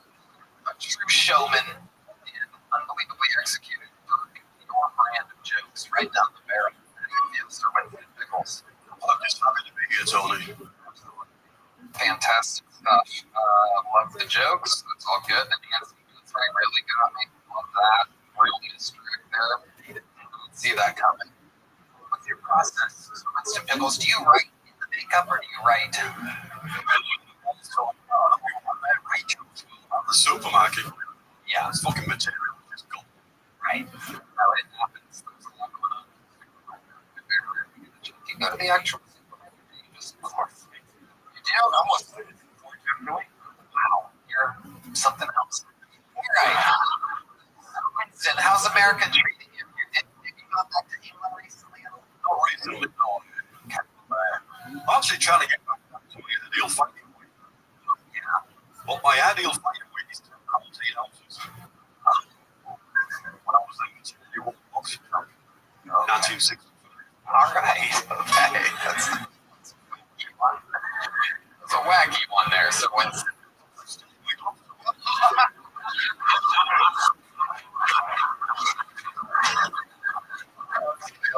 Michael Gonzalez could fit in those right now. He's all in. Right. So Winston, what else is going on in the world? What else should we know about? Is that a new suit? Have you always had this Winston custom suit? And I just got it.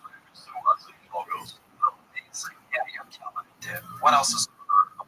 Anything else crazy you should know about? Well, no, it's actually got to visit the Alamo family. Tell us about it.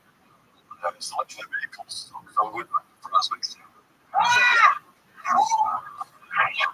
He's on fire. Oh, look who's back.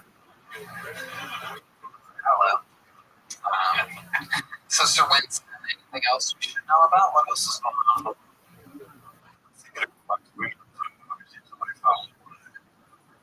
Crazy right now. It really is. That's what they're saying. They wanted to appear to be open to absolutely anything. They wanted to make it look like anyone can come here. We're just the best. Come on in. The doors are open. And explain to the people what happened. Beautiful London. That's what happens. You don't have the proper process. Just let anybody meet themselves. Yeah, it's true. You guys been to London recently? London? Oh, wow. Yeah. Ago. Yeah. Out of the open, out upside down. You know, we had this. Oh, yeah. I had a good time. It was fun. It was fun. Oh,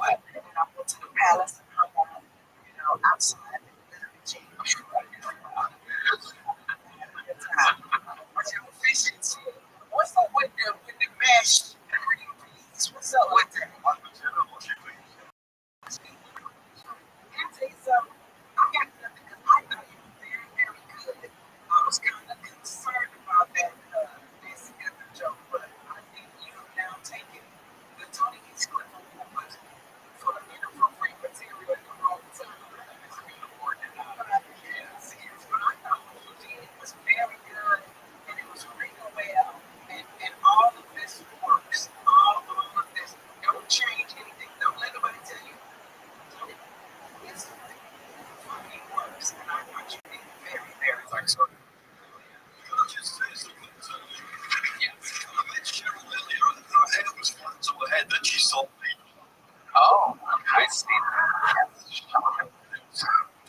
So it's great jokes. I mean, just on brand narratives, you guys. Ladies and gentlemen, that is what I mean. Taking winners, everybody. Sir Winston Nicholson, I think in the book of the go, where we found Sir Winston Nicholson, where we found all the greats. Anything can happen. It's no street next fucking pool. Ronnie Fryer, everybody. Here comes Ronnie Fryer. Make some noise when you're superstitious. I'm dealing with black cats. All these that man look, right? Like, if you see this man look across the streets of Bella, all I do is whenever I see a black cat, I think, there goes the neighborhood.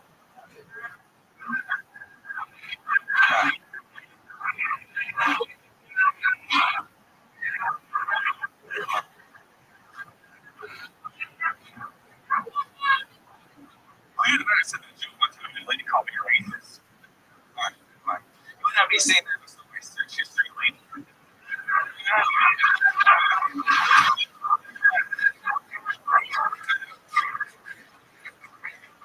Latinos and Asians.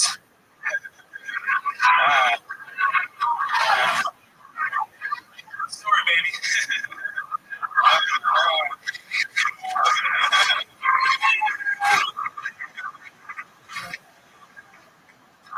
Ronnie, great stuff.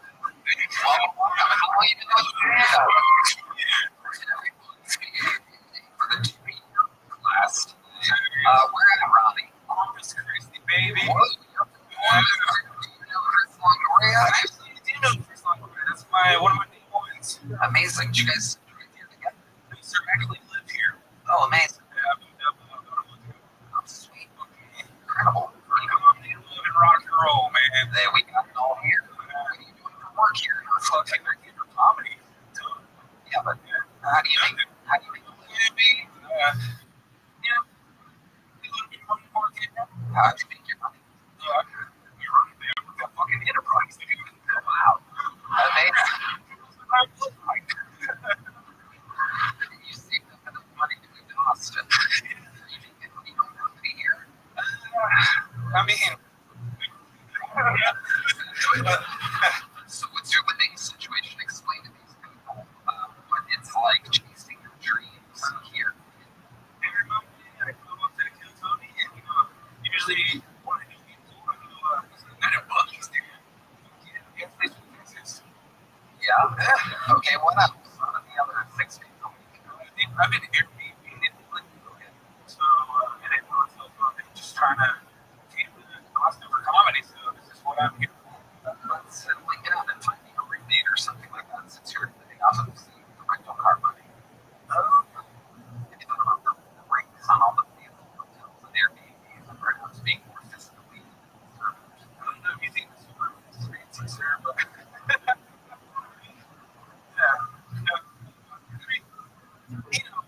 time and a place. If something comes available, I'm here to do comedy. I got plans and goals and things I'm here for. So it's just like everybody just talking about these things or just living over our conversation.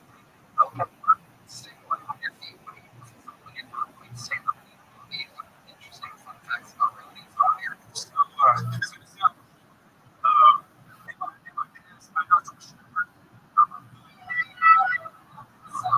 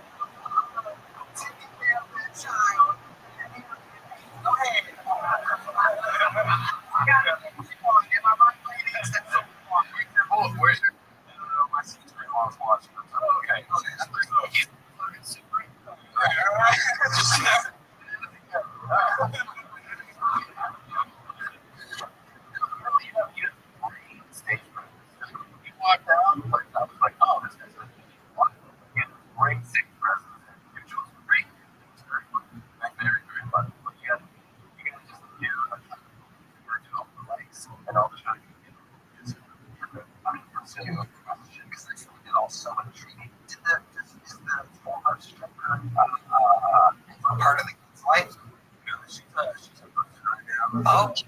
What did she do? What did she do? She Armor Rosary.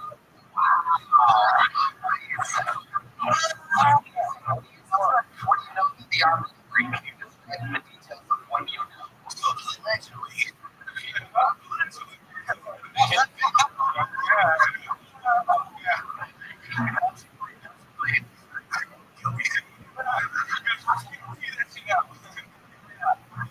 So someone voted for me, and her and her friend decided to recall it. Shepherd helped me do that.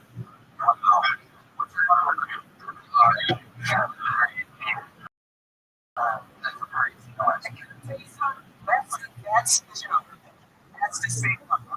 That's the thing. Nobody can say you stole that shit from. That's the shit that you knocked up a stripper. You keep the baby, and she robbed somebody to get money. I watch that shit every motherfucking day. She was at the top man. Corpus Christi was wanted. Wow. How old? Yeah. What the fuck?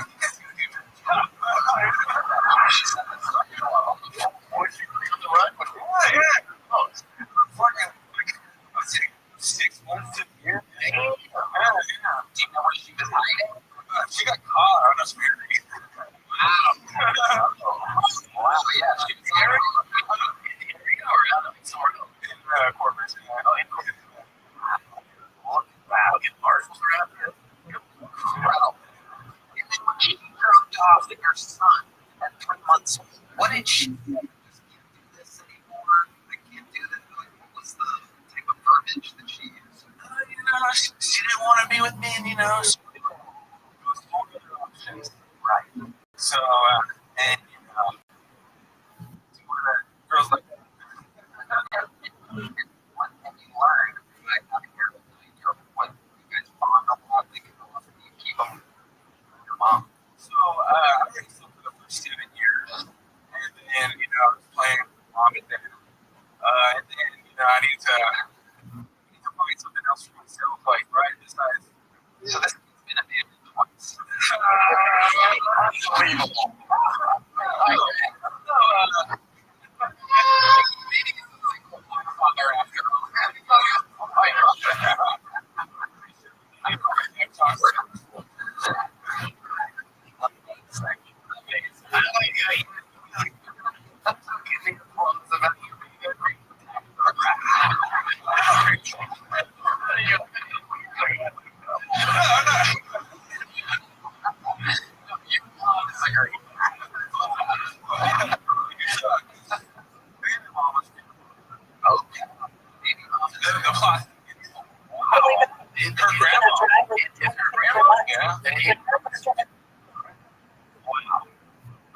How often do you talk to this man?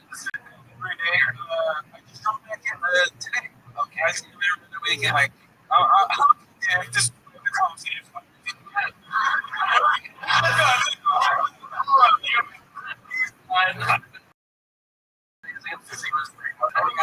The year. I gave him to It's like, you had a great set. That's what it's all about, buddy. That's okay. All right, now we're money for everybody. Fun. I do believe this. He's in the side, or he's back there. Okay, this is representing the audience tonight. This guy was in the side and signed up. It's for Now, everybody.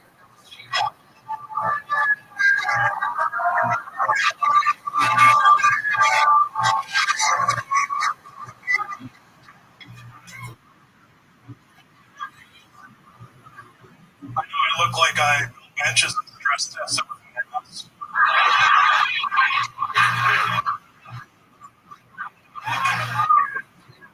I know I look like a carpenter's sleep paralysis demon.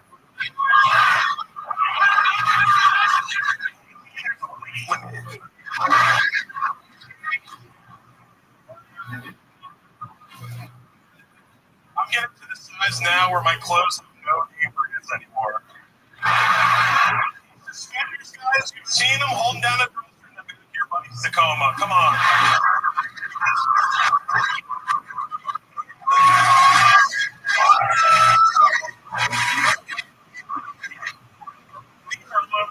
Guys, come on. I've been trying to do something about it. I've been going to Readers Anonymous. You know, it's like, hey, for, beautiful people. It's not working. It's really not working. It's really not. First, $50, they give you a gold coin as a commemorative thing. I immediately tried to pull a foil off it.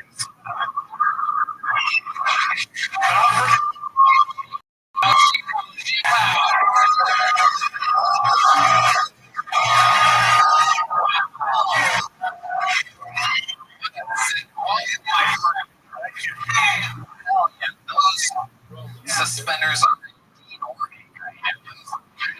functional as it gets. I mean, just amazing. G-Pow, welcome. How long have you been doing stand-up? About months now. Okay, hell yeah. Amazing.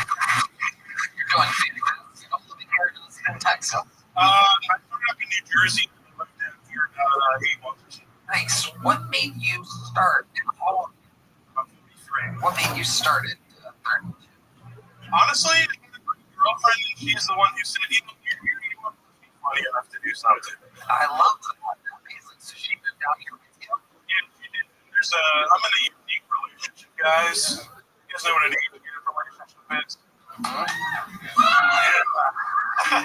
So, I'm 33 and there's 17 years between us. Yeah, so she's not 16 yet.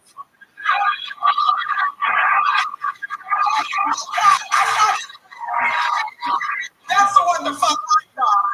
You're a woman, guys. Come on. I'm sorry. I thought you were saying a 16-year-old.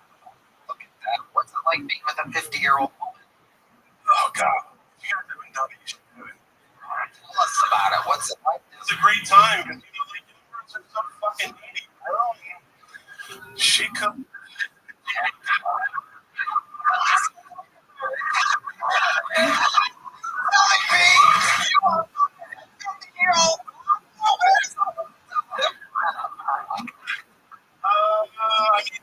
We're black, so she got the seasoning somewhere. Great dancer. Great dancer. What do you do for work? I work at Trader Joe's. Whoa. What the hell are you doing at Trader Joe's? Staples, you know?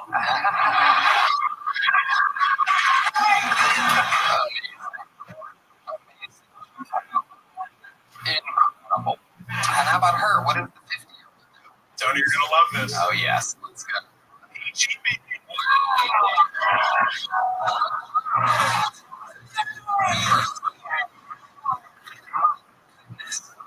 Does that cause any conflict in the household? The rivalry between HEB and Trader Joe's? It looks like you're winning in both stores. Like the boss at the end of HEB, the video game. How do you eat? Is there like a day? What are some of your guilty pleasures? What do you got going on over there? My girlfriend hates it, but she'll tell me there's dinner at Club, but I still stop at Pizza Hut. Hell yeah. What's your order at Pete Terry's? What's your go-to? I'm a number 2 kind of guy. It's a cheeseburger, fries. I don't love tomato. It's just salad. Amazing. Cookie or My player is playing.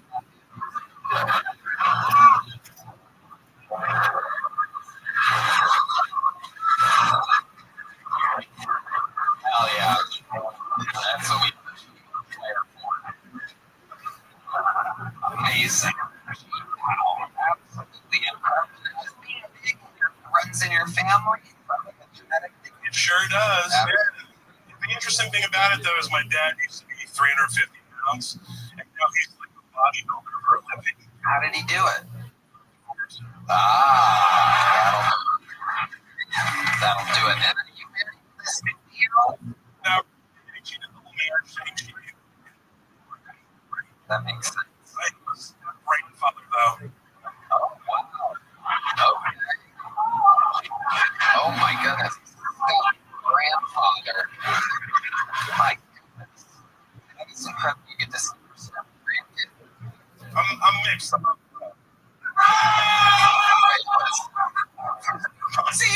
so good. I see them often. I see them every night. Yes. They live with you? They do, yeah. Wait a second. Was her daughter once a stripper? Coming full circle here. Something cooking. Horrible. Gee, now tell us another fun fact about your life that we might find interesting. You're such a... You don't realize it like this, but I have mixed race. What is it? So my dad's half black, he's Palestinian. I don't want the reason.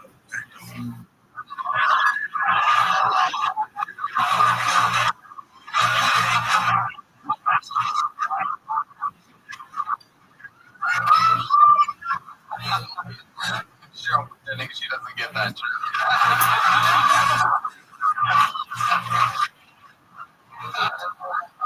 Oh, shit. Amazing. What else, Chief? Any hobbies? Anything that surprises? I don't have any pets. I have a seat. That's the thing, right? They come in thousands, but for some reason, there's like one in the garage with these giant balls. I don't know. It's just weird to me because it. I didn't eat them, okay?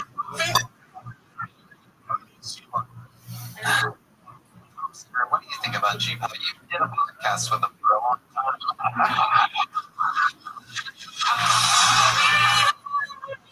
Why are you wearing a shirt over?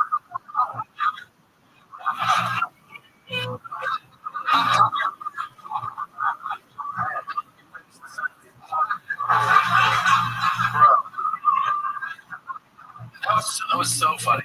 You were so funny. Just know, like, you definitely can go far. I would, you know, you had to joke, like, pretty close to something that you have labels, and then you had to joke about suspenders. But I want to even hear more before you get the suspenders. Explain more about like, just know that you can exhaust that, because that's such a funny thing. That clothes have labels. Hearing that, and then you round it up with suspenders stuff. Like, then you can exhaust those topics. But dude, like, so funny, like, great joke, right? By far stood out.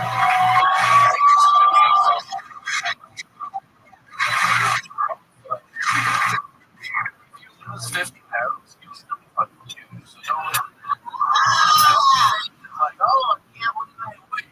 Like, you can lose 100 and you're like, that's the biggest fucking thing I've ever done. Be funny in that regard. Don't. But you need one more. You need one more joke. Like I write in the rule of threes. 1, 2, 3, boom. 1, 2, 3, boom. To change your cadence. So you need one more joke. The killer joke is the suspenders holding that. That's the killer one.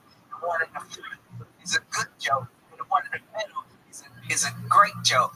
Then it's the killer that lays them out. And you move to your next topic. But what I feel is John could. Yeah. Oh, yeah. That's a lot. Okay. Wow. That is. Rabbi, love to have you at the Secret Show Thursday.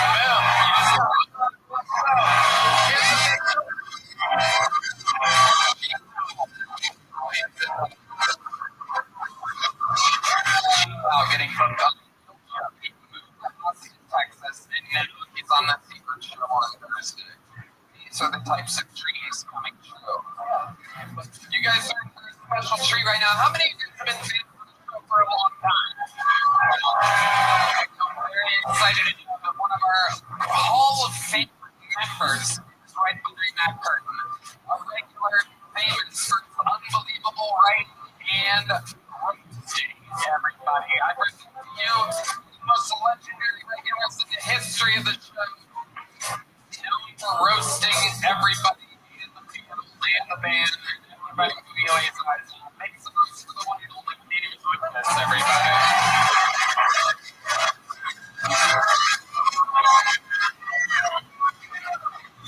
Yeah.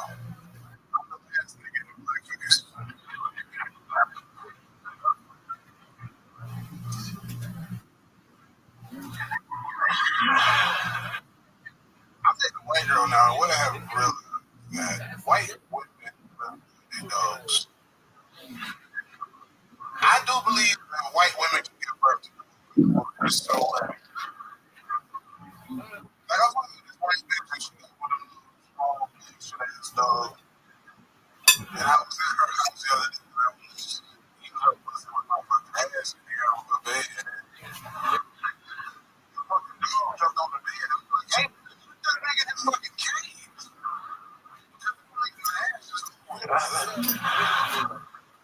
I knew I should have laid down in a sniper position, eating that bitch pussy burgers. That's the best position, eat pussy fucking sniper nigga pussy. You can fucking clench your ass cheeks and get some horsepower when you're done, you know?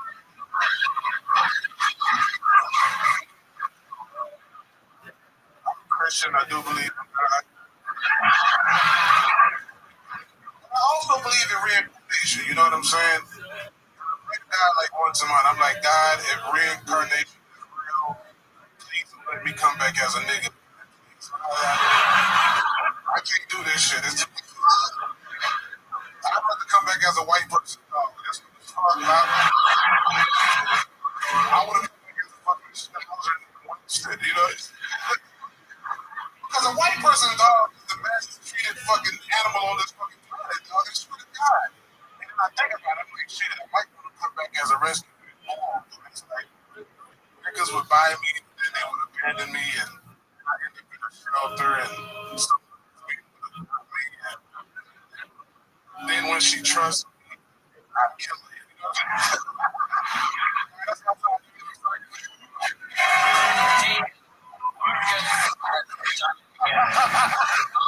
My friend, what an amazing set. 10 seconds. You worked harder than you want to. Taking all that energy you definitely spend in the gym and utilizing it here. Trying to wear camo pants to blend in protect your butt like a piece of cream. All at the bottom, bigger to go up. This therapy is killing me. You are sweating bullets up here. What is going on? You've been hanging out with that pregnant wife? Nigga, I don't fuck fat bitches no more. Yeah, he can't catch me 6 years ago. You know what I'm saying? She ain't my lady. You know?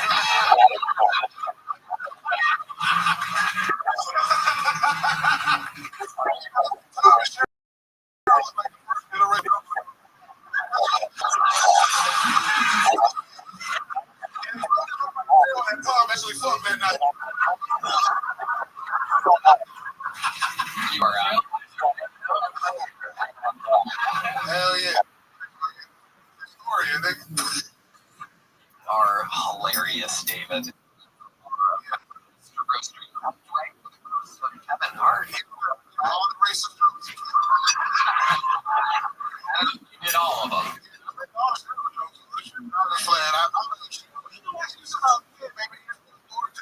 Yeah. She's so black, she's wearing her person. Has been on her lap the entire You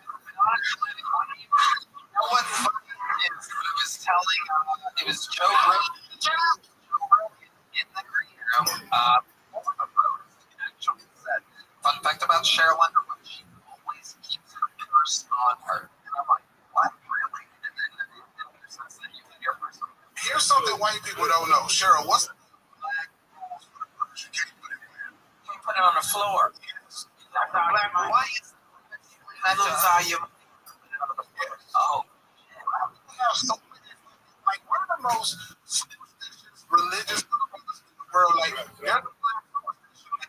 If somebody is sweeping and they sweep in the broom, that's right. Yeah, that's right. That's right. Everybody gets swept to the feet.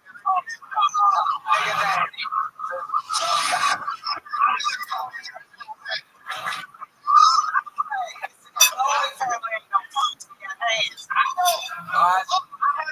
This with them, and that shit cost me like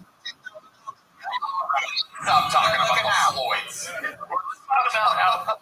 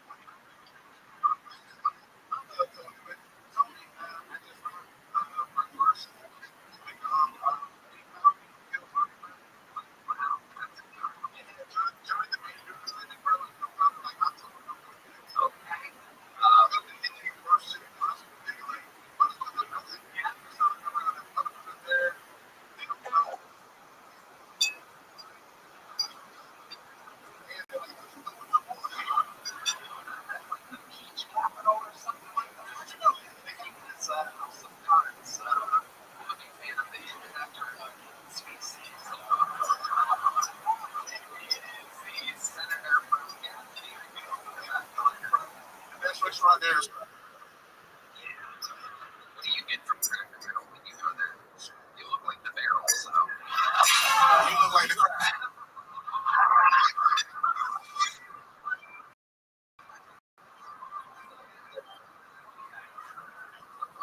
Davey Lucas and I have the record for the two people in the world that have made fun of each other the most. That's an actual fact.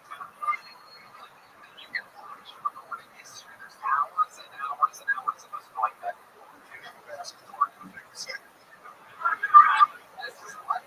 Maybe shake your booty. Oh, okay.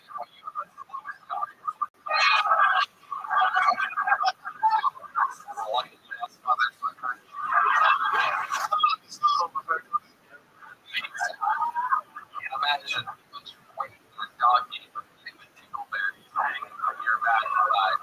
Can't even imagine it being good. Kibble bandits.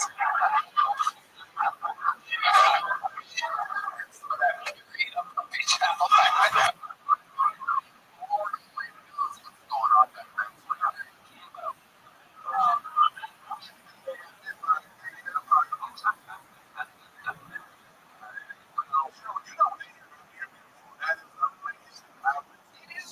I had to change my jokes on the spot before the roast because you did look so good, and I thought you were gonna wear a weave, and then you came out with that beautiful head of hair.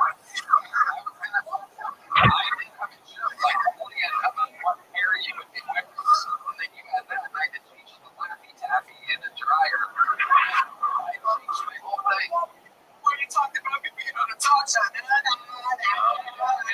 was fun. So most black women with money don't wear wigs anyway, wear wigs. Oh, what's the difference between a weave and a wig? A wig is solid in or up there. And a wig covers your whole head. Like when you get the wigs up here. Okay. Now I get it.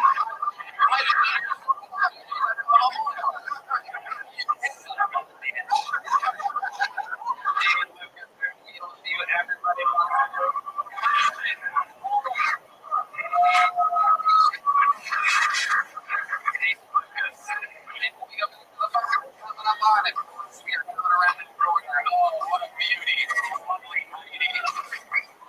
Alright, we got another bucket full coming.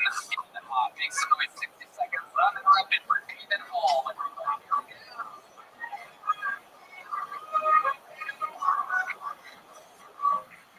Ladies, I am a bunch of white privilege.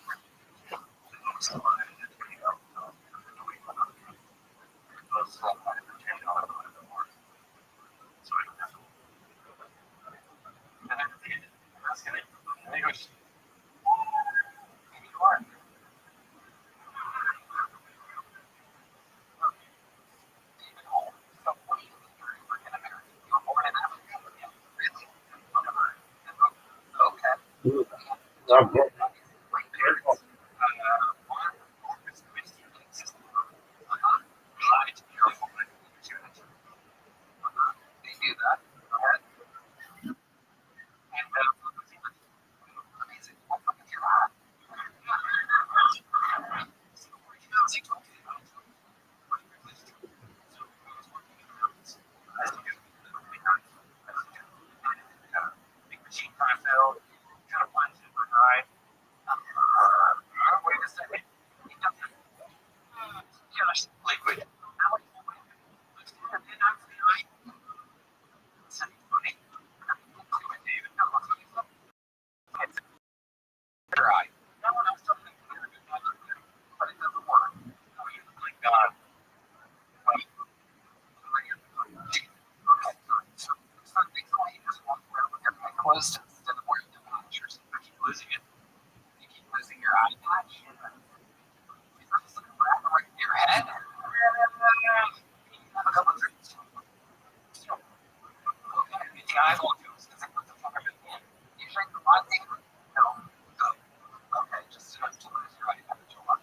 Yeah. I have classes too that I paid the outside, but then it just didn't do much. See, I was looking for some pirate jokes. Go with your eye. Because the African American shit, we voted and all the people said, hey, this shit ain't for you.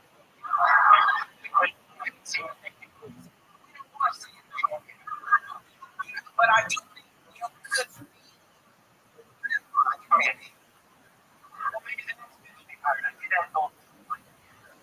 Okay, David, let's take a look at here. How long have you been on stand-up? I've done stand-up public circus in Paris. Okay, this is your first time doing a stand-up comedy. Are you like drunk or something?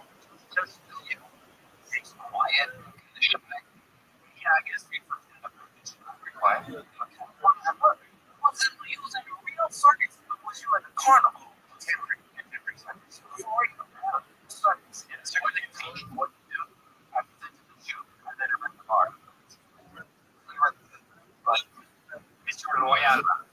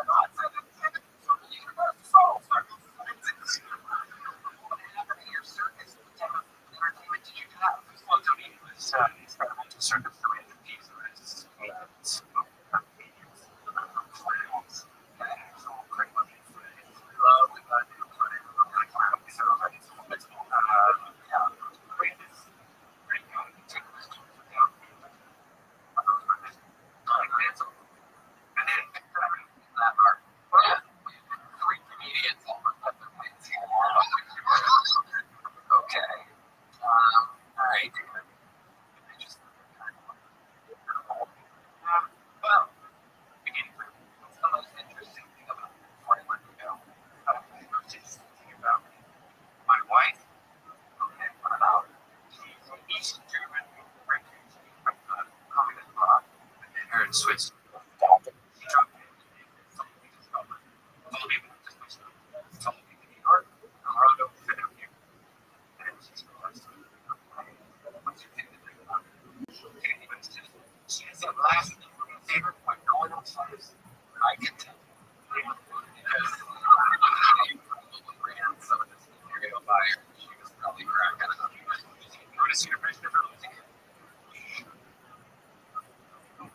David, I'm gonna give you.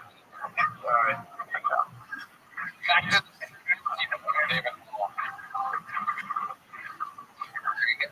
All right, we're gonna keep it moving along.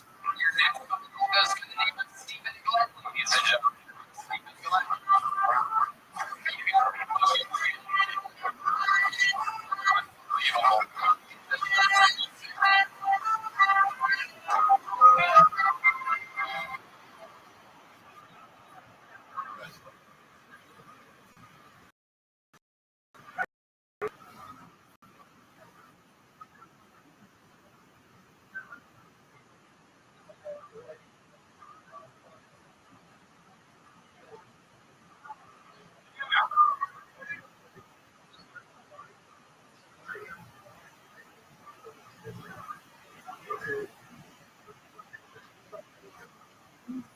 Sometimes you wanna go, girl, you wanna help me out, yeah. I'm cold.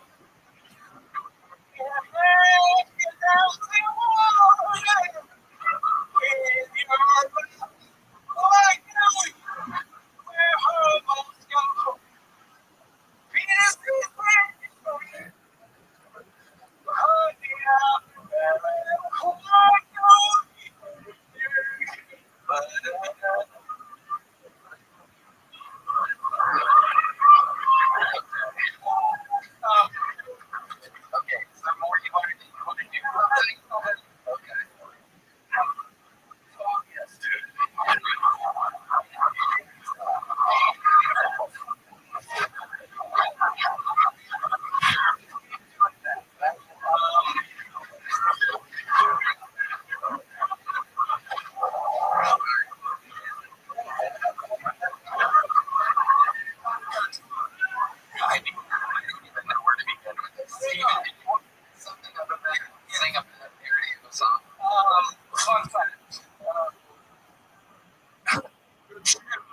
Okay.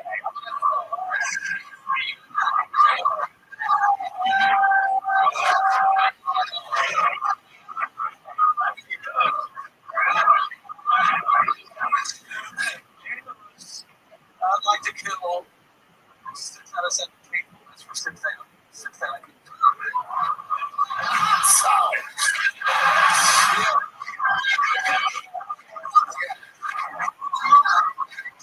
So, how did you get him out of here? Because I know there's some schools and some great people outside ready to whoop your fat ass. And why did you drop the clowns? That was the funny shit.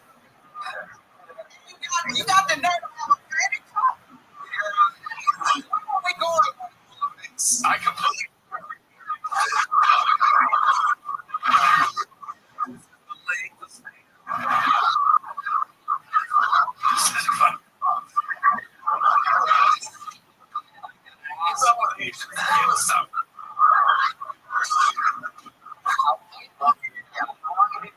Comedy, Steve. This is my second time. First time you did it, did you see the other way and then sing a parody of the Cheers theme song? Finger goes into the belly button. That is, he gets fingers his belly button. Tip. It's a tip.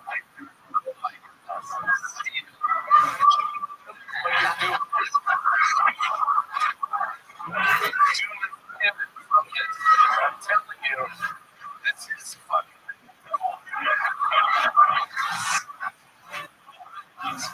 And I don't know how we're going to get around the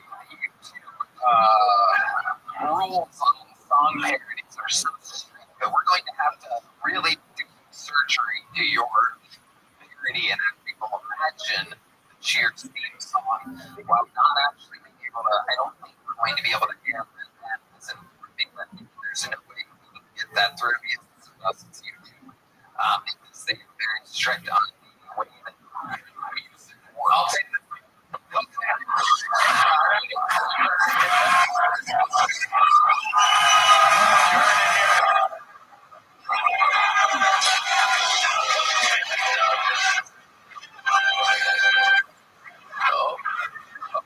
It's a big creative decision.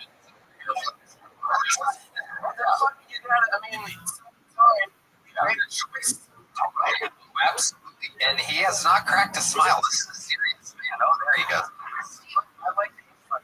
When was your last time? When was the first time that you tried this? That was at a week ago. It was When was the question? 2 weeks. 2 weeks ago. You're like, this is it already. yeah. Yo, You're getting it. How old are you? 40. No fucking way. There's no way you're 40. Okay. So, what have you been doing your whole life, Stephen? Well, the first time I got to stage, I was like 4 years old. Uh-huh. I fell in love with stage because, like, the first time I was on stage, and this is, kind of like a. So I was hoping I could, like, recapture that with body. You just did it, yeah. So the more I bring out the body, Uh-huh. please.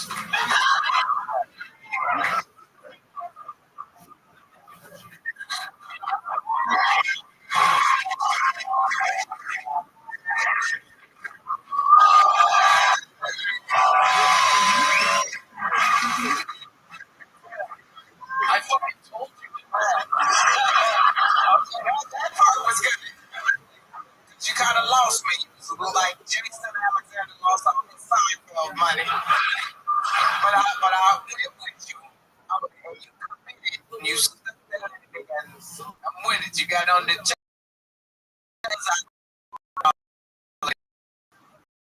Like, you seem to be really funny guy. Yeah. What else you been doing here? I mean, I gotta know more how you tell us about your real life. you do for work?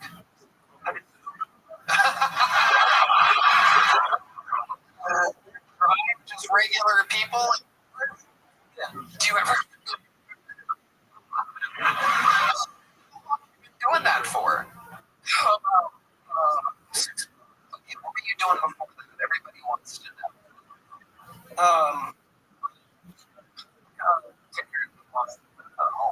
What's up with you? Well, I mean, so I thought I'd be my best friend. And,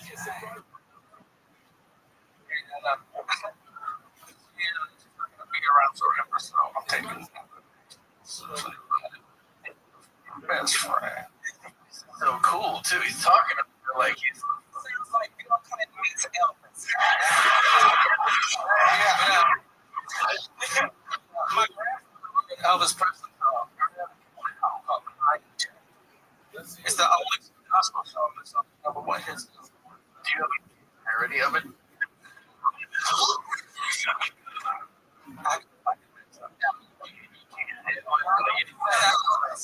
It sets off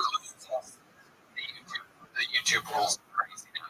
We can't do anything. It's like we're going to break it. What did you say? Do you put the child lock on it so people can get it?